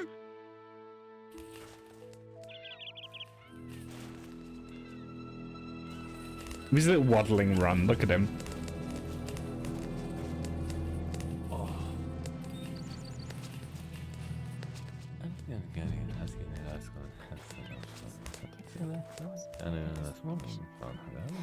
That was an interesting conversation. Many thanks. Oh. She's so close to being maxed out in affection. Can I help? God damn it.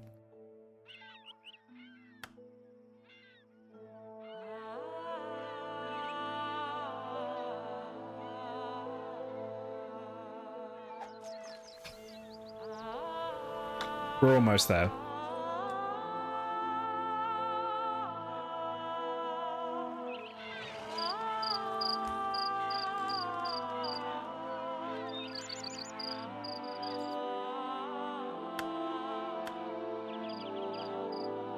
Where's the rum? Why you just stopped in the middle of... Hello? Well, no wonder the business shut down. The fishing boat couldn't get back to the fucking... Oh my god. What is happening here? Guild 2, everyone. Apparently this triangle just doesn't have water.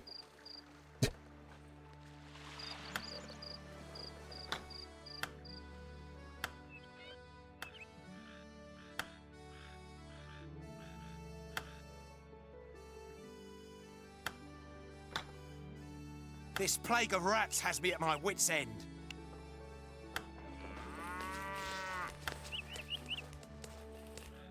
Let's go.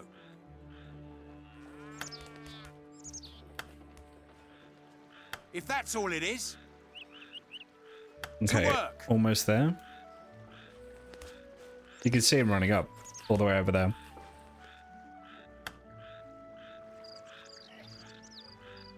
Blessed are those who do.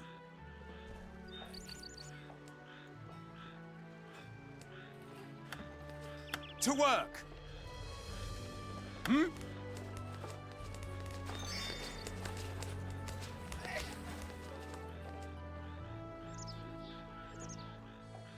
One of the big problems in this game is the pathfinding. The pathfinding is not particularly good. People clip into stuff a lot. I adore your hands. So fragile. So pure. Thank you for your kind and gentle words, sir. Someone has fallen in love with you. Cool. Right, let's get married. With pleasure.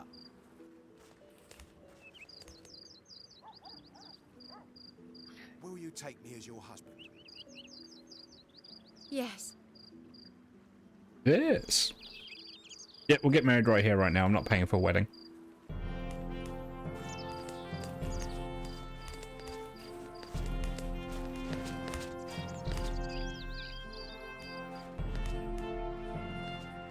Shall I help?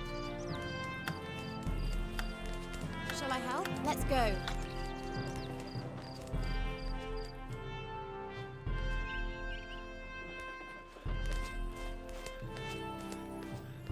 And now they both jog home.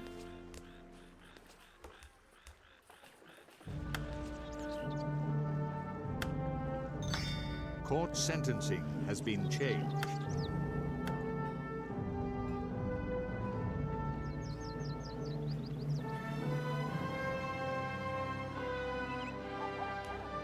Shall I help?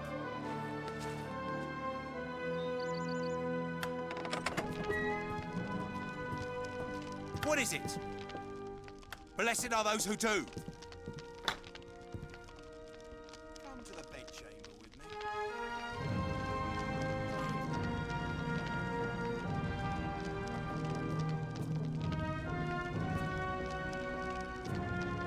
me. Now we get them to do the deed.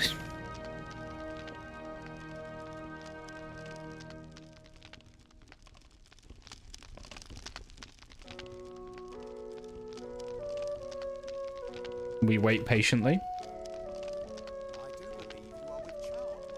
Awesome. Right, baby on the way.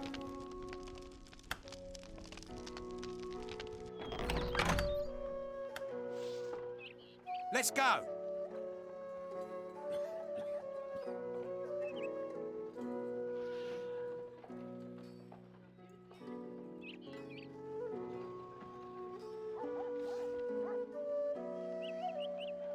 My grain is not mouldy.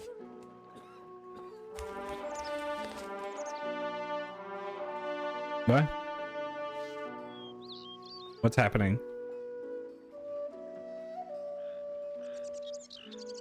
I am the master.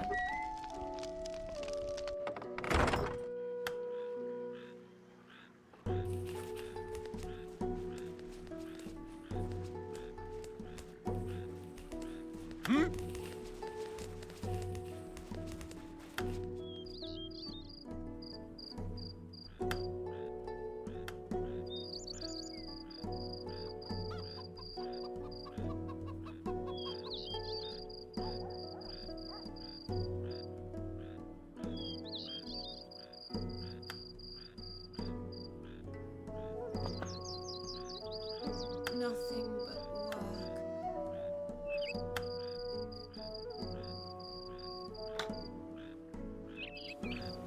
Okay, now we get to business. Now we get to making money. A counting house is buying materials for building construction.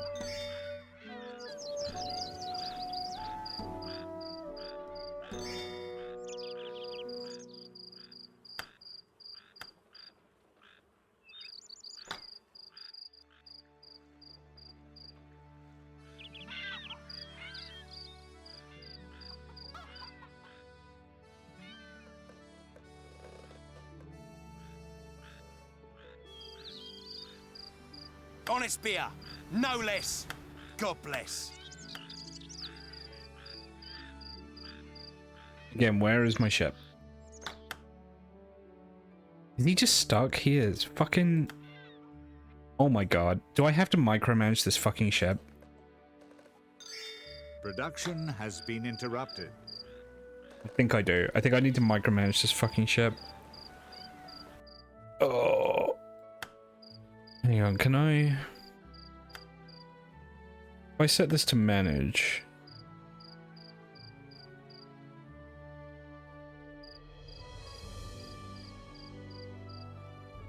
No, I don't think that's gonna work.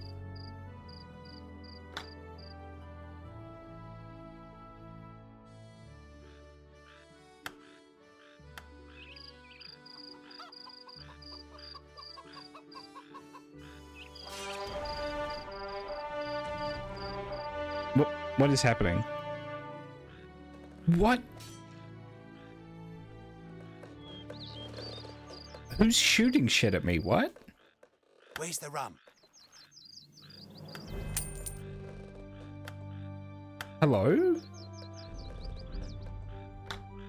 I'm being shot. Who is that?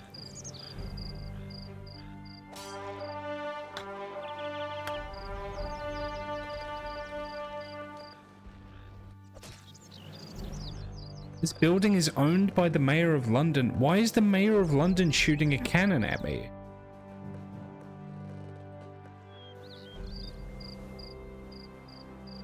Excuse me?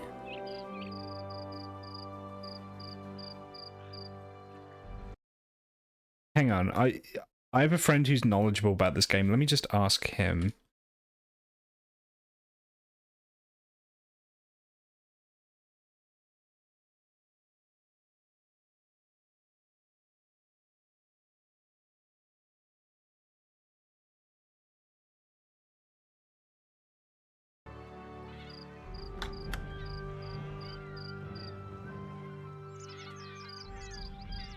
That's why my fishing ship keeps getting stuck, is because this guy is shooting a cannon at me.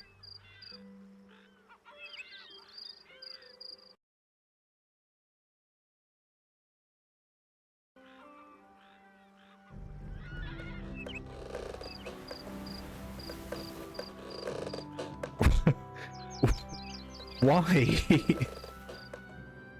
For what possible purpose? The sales tax has been changed.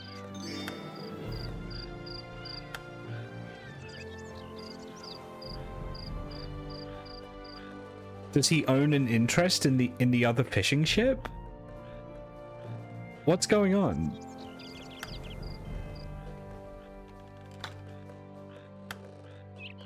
I hurry.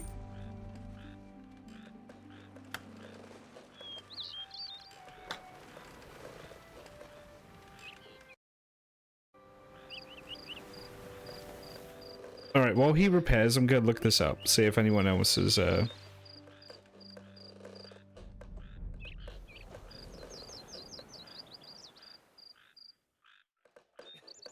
Guild to City firing at fishing ship.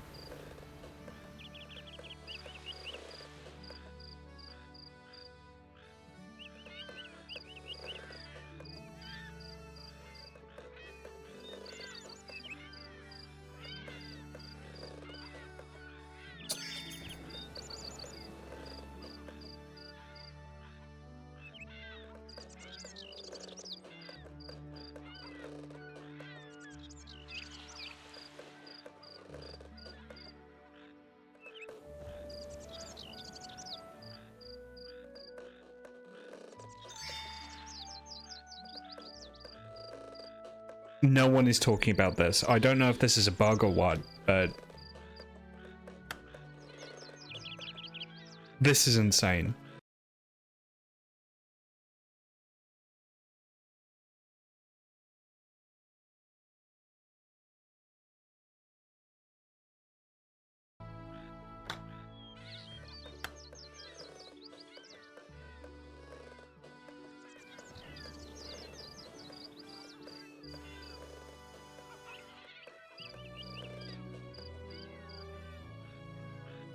What is the mayor's beef with me? Why does he hate me?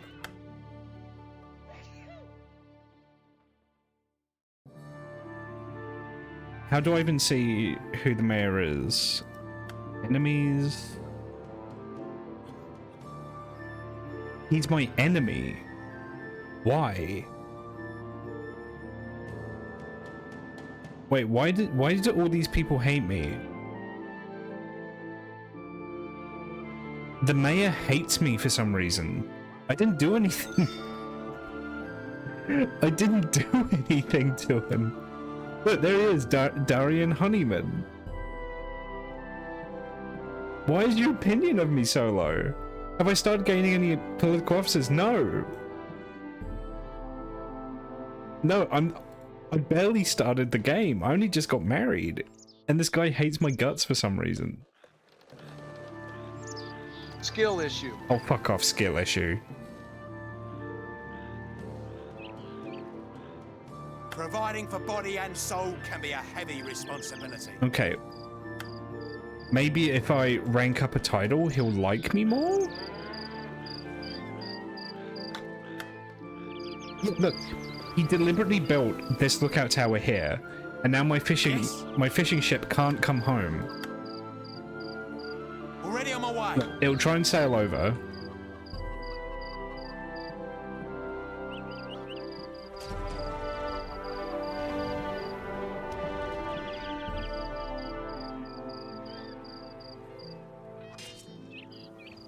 What can I do?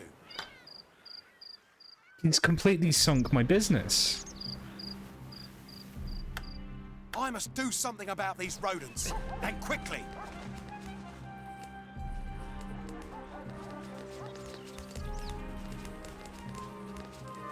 Providing for body and soul can be a heavy responsibility. I don't have any evidence. Purchase a title.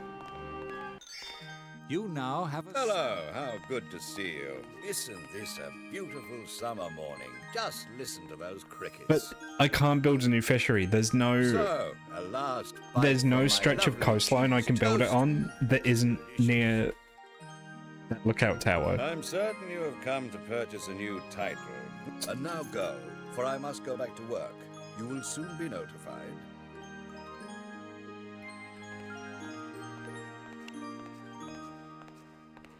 He still hates... Blessed are those who do. Hang on, where is this guy?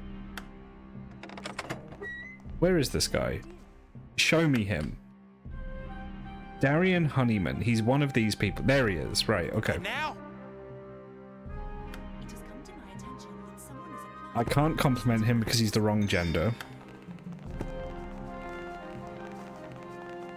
Providing for body and soul can be a heavy responsibility. My dear council members, this session is opened. Next on our agenda is the debate about the following seat of office. The opposite mayor. The following persons are running for office. If he loses the election, then maybe I'm safe. The following persons are entitled to vote. Why do you feel you can still serve the council well? Did he ask Because himself? otherwise I will have you all executed. He asks himself that question. First, a short respite to reflect. He's questioning himself at the tape. This is insane. How nice of you. He's talking to himself. Let us proceed with the vote. The picture's all him. It's just him saying everything. As no clear decision has been reached, the winner will be chosen by lot from amongst the applicants. What? Thank you for your trust. What? Next on our agenda is the debate about the following seat of office. This is insane. The following candidates are in attendance. This is insane. This doesn't make Persons sense. are entitled to vote. Why do you feel you can still serve the council well? Okay, so he says that. No one except myself possesses the abilities this post requires. Okay. I shall allow you a short respite to reflect.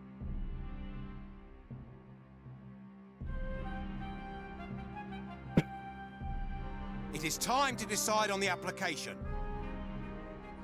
I think this game might be a wash because the mayor Election hates is me. herewith decided. We have a new office holder. Congratulations. Yes, I finally made it! Heavens above, that was stupid of you! Let us now debate about the following seat of Oh my god, get me out of here. Get me out of here. Yeah, no, I think this game is a wash because I can't earn money. I can't earn money if I can't catch fish. And the only section of beach that you can build on is this piece here in this city. Unless I build it there, but I don't have enough money now. God damn it.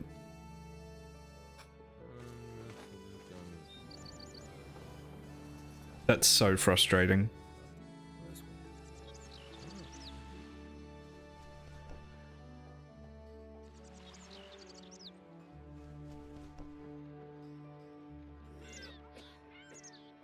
Can you beg for money in the guild too? Rob, bribe, blackmail. No, can't beg.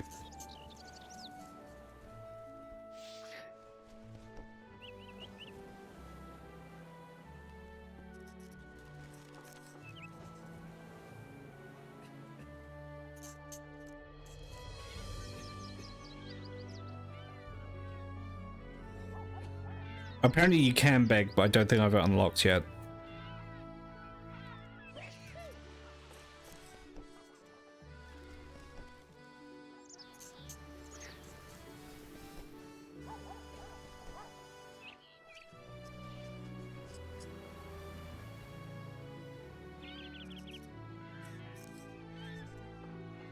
Okay. I'll just start again. I'm not dealing with that. I'm not dealing with that. What's a good map?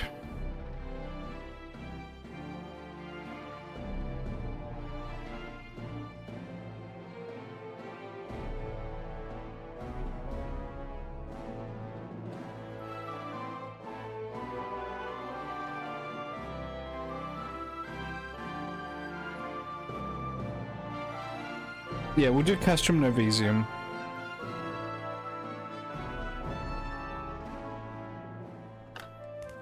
I'll go Scholar this time, I think.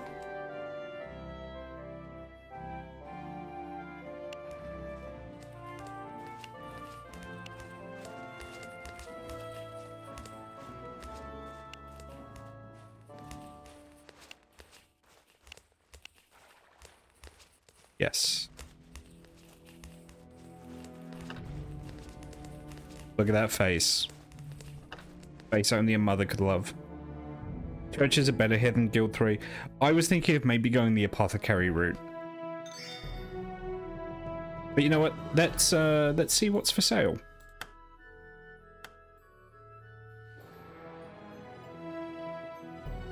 Okay, so we have a tinctuary. Yeah, we have a tinctuary, so let's go for that, I think. You have bought a building. Wait, so how do you...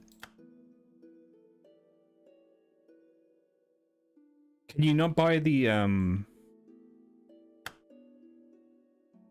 pest house?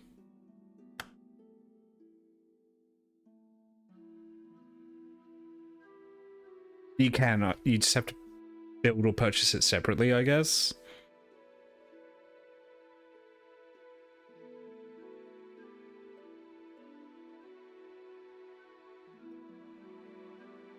It's disappointing I couldn't buy that. I kind of wanted that, but it's fine. There wasn't a pre-existing one, you do it yourself, yeah. Thing is I think at least on this map, every town starts with a pest house. There's one there. There's one here, which is owned by someone else. Just pick flowers and bulk sell them. There's one there that's an infirmary. Yeah, every building in this map starts with one, I think.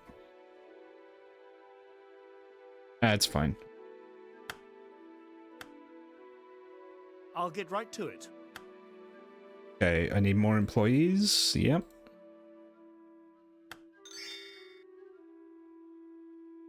Apprentice is fine. Apprentice is fine for now.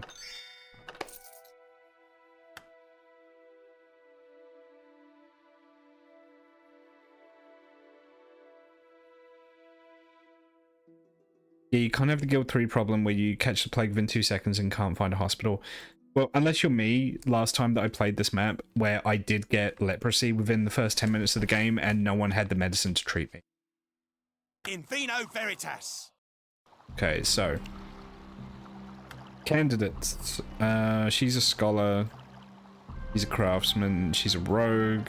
Divide and conquer. Variatio delectat. Patron.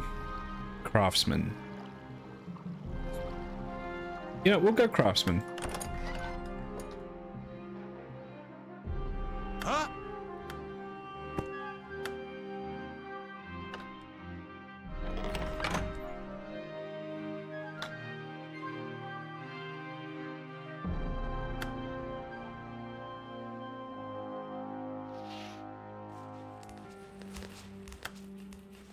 Where are the flowers they're harvesting?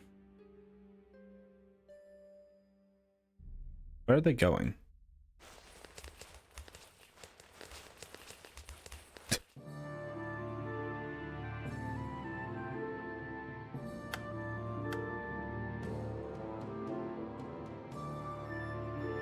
Where are my employees?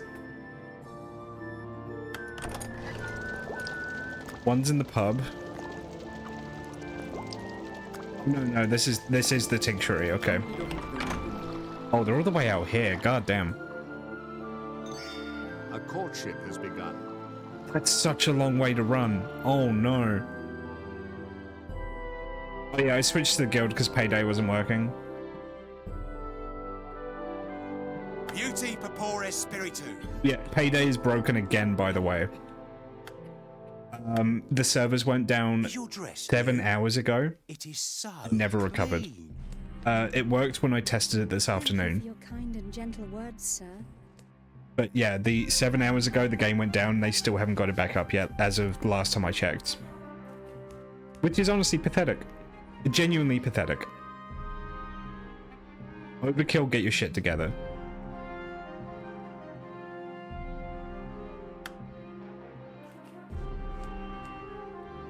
I believe, I'm just going to check. I believe they're now at mostly negative on Steam.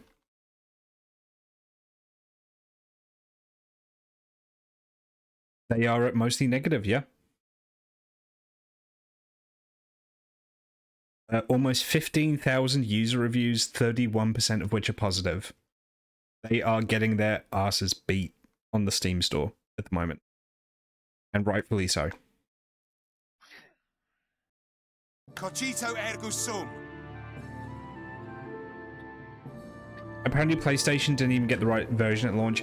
Yeah, I was hearing rumblings that PlayStation didn't have sound. It's honestly a god-awful launch. They really fucked this up. Yeah, that's my thought exactly.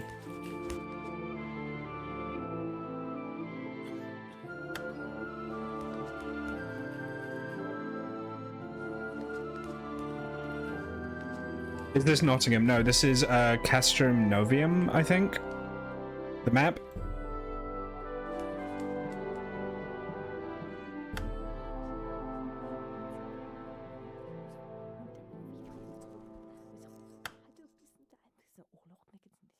Yeah, that one. Yeah, it's like the really big map.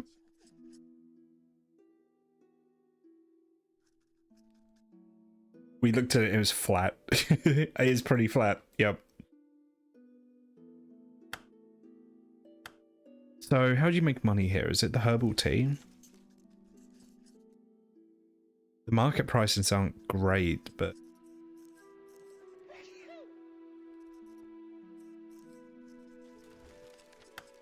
What are the improvements? Start the sale at favourable prices in a counting house. Okay, oil press, productivity boost, yeah, give me that.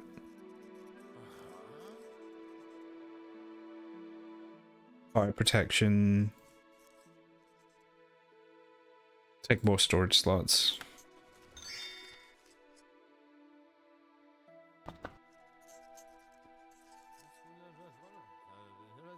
Okay, I'm in Cologne. The prices aren't great, but they're better than if I sell directly from the store, so we'll do that. Where would you like to go?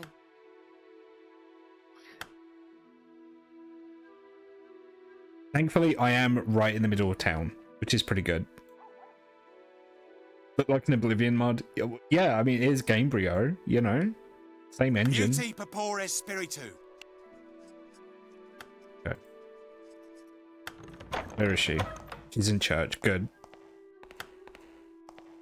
Oh, I should check my enemies list. Is anyone the mayor? Commoner, village reeve. Okay, so the village reeve does... I'll take that over the fucking mayor.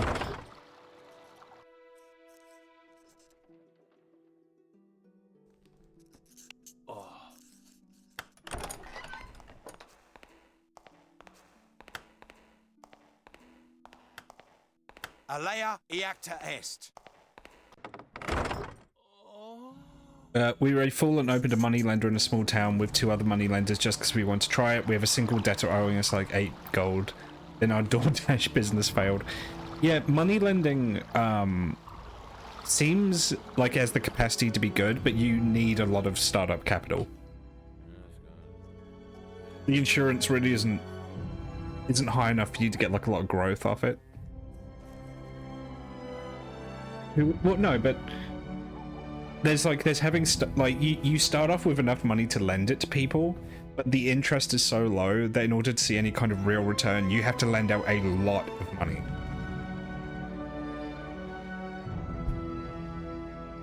It does arguably make more money just by manufacturing currency. However, that is quite slow and it uses some like awkward resources in my opinion. So what denomination is the church in town? It's Catholic. Is there just a Catholic church in this town? No, there's a Protestant one. Okay. You're exporting the currency. I was while the market prices were good. And then when the market prices weren't good, I was selling directly from the business.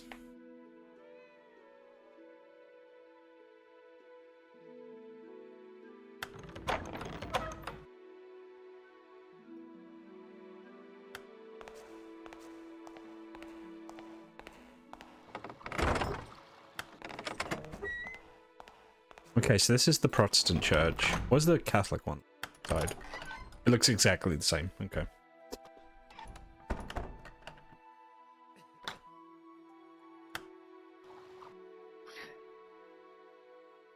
Deep. Social commentary.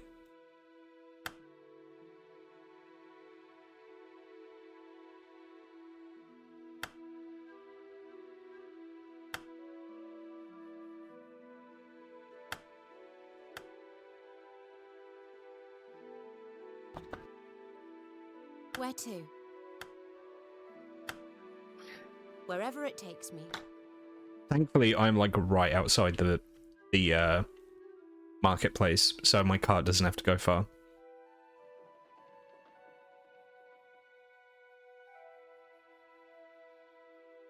How much do I get for that? 483. Yeah, it's not bad, but not great.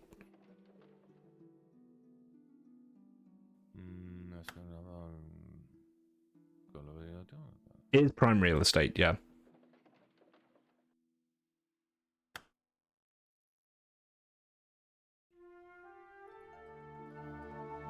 And that sells for more than the plant colorant. Yes?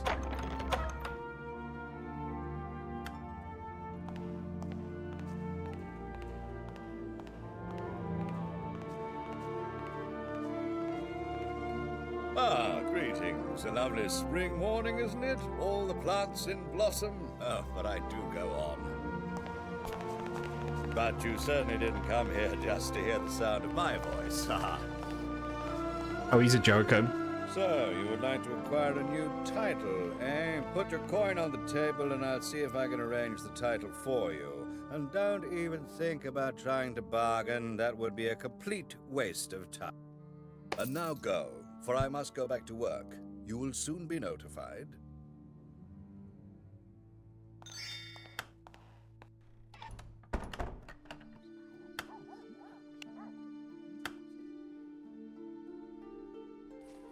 Huh? Divide and conquer.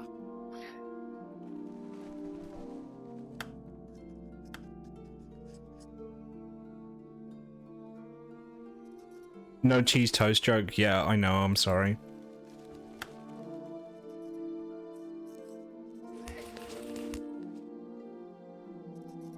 Yeah, at one point I had pretty decent viewership tonight. I guess the people have spoken, and the people love American Truck Simulator.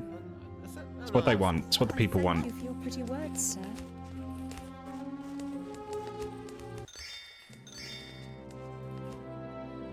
Congratulations.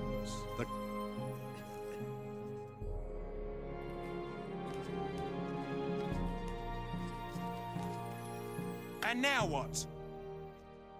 Or people need an iPad. Yeah, that too.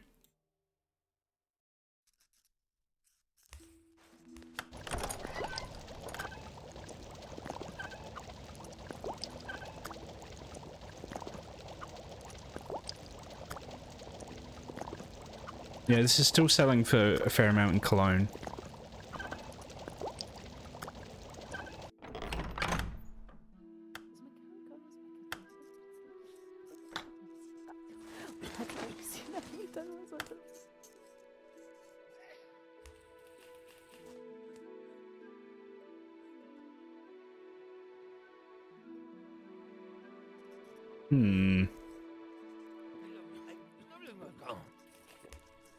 Yeah, it's dependable money. It's not big money.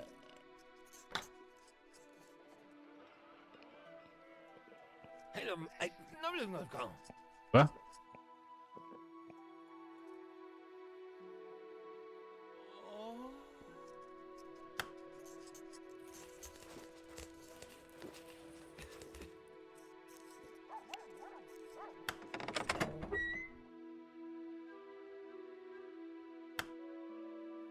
Oh, she has a cold. Okay. And now what? I appear to be ailing. Can you help me? Variatio delectat. Look at this.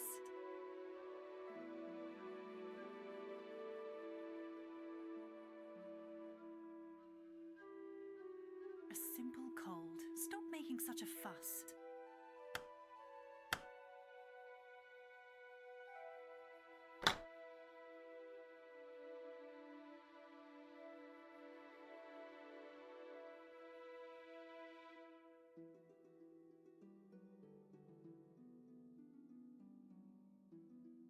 Not feeling well. Oh, I just came in and interrupted her while she's trying to get her disease treated. I'm sorry, honey. Qui bono? Please do. Let me examine this. Alea iacta est.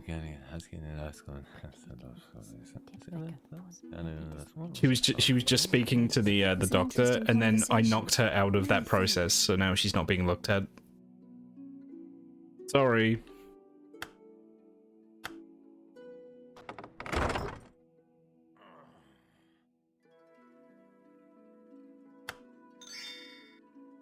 Got a blast. Oh yeah, thanks for stopping by, Lynn. It was really good to have you.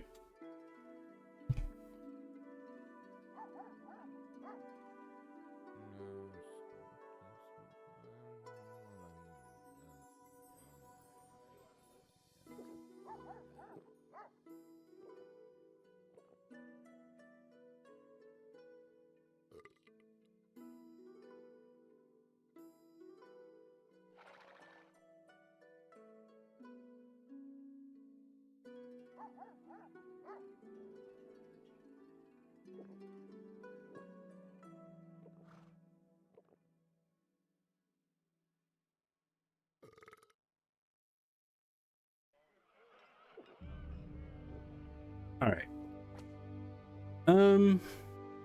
Where are we at? We're at 5.5 hours. I need to use the bathroom, so I think rather than linger, I might just call it there for tonight. It was fun. I actually had a lot of fun playing American Truck Sim again. I need to do it more often. I really do. But yeah, thank you everyone who stopped by tonight. We're gonna raid. Got. Who have we got?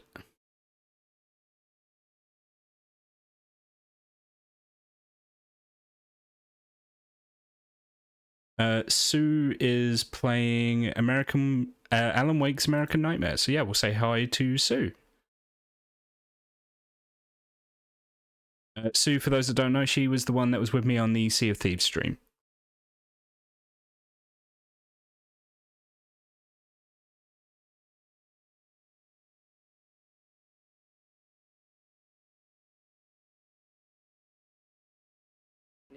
He was supposed to bring us some food, but he never showed up. Tell me about the event. Oh my God! What's happening? Everybody stay calm. What's the procedure? What's the procedure? Gotcha! Everybody, Calm down! Thank you so much for the raid. Hi, Raiders. I am your lovely slime goddess, Suraimu. We just slime maze content around here, and of course, I'm joined by my lovely co-host, Sume. Sume, if you'd like to introduce yourself to the Raiders, we are so glad to have you. Let me give you a shout. I'm Sume, and I. There you go. Thank you so also much. For love Alan Wake. We're playing Alan Wake's American Nightmare. Did he hurt you? No. We're so glad to have you here. Exactly. Welcome aboard. Shadowy things started to crawl into view, and whatever If there's the anything signal I can was, do he for you seemed to be help you get extremely comfortable, please frustrated let me by know. it. He just started breaking As your things and goddess, I worry for your health and well-being. You were lucky. I'm also He's super done excited much for my worse. Yeah! I'm so excited for Alan Wake He showed too. me a knife, and he kept talking. He enjoyed the sound of his own voice. A proper maniac. You really aren't anything like him. are you? It's almost like he's an evil clone or something. I try very hard not to be. He's dressed like Alan Wake, which is weird.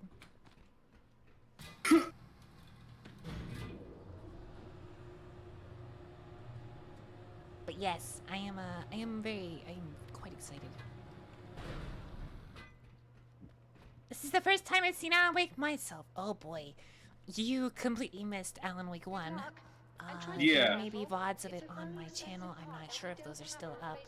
But the original Alan Wake was a very interesting read. We actually just got through it in the first half of the stream.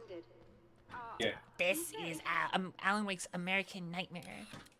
Which was a like Xbox arcade. Yeah, it was an Xbox arcadey type thing. They tried to make Alan Wake more action-packed and less horror-filled. Yeah, this is bits and pieces taken from like the years and years ago original concept of Alan Wake 2 that didn't pan out. This Alan Wake is very action-packed. But yeah, they took a bunch of stuff from the original and kind of made their own game out of it, you know? But the sequel, the proper actual sequel, the real Alan Wake 2, comes out in 1 month. I'm so excited about it. It's really, really looking like it'll be a lot of fun. They recently released... They released a whole bunch of stuff recently. Yeah, they released a new trailer for it. Yeah. There's a second protagonist. She's like an FBI guy. She's got like a funky little like conspiracy corkboard. Oh yeah, Control. We're gonna be playing Control after we finish American Nightmares, because Control is also one of my favorite games. Control is tied to this as well. Quantum, whatever it was called. Quantum Break. Right? Oh no, yeah, no, Quantum Break. Yeah, Quantum Break is also part of this universe, but it's not like as integral. Partly because it wasn't too terribly popular. It's not G. Did I not bind it to G? I'm gonna need to check. How yeah, am I Quantum. Oh yeah, I've got pretty much most of the pages on this. Quantum Break did make some references to Alan Wake here and there. What are my key bindings? Uh. Boost, flashlight, focus.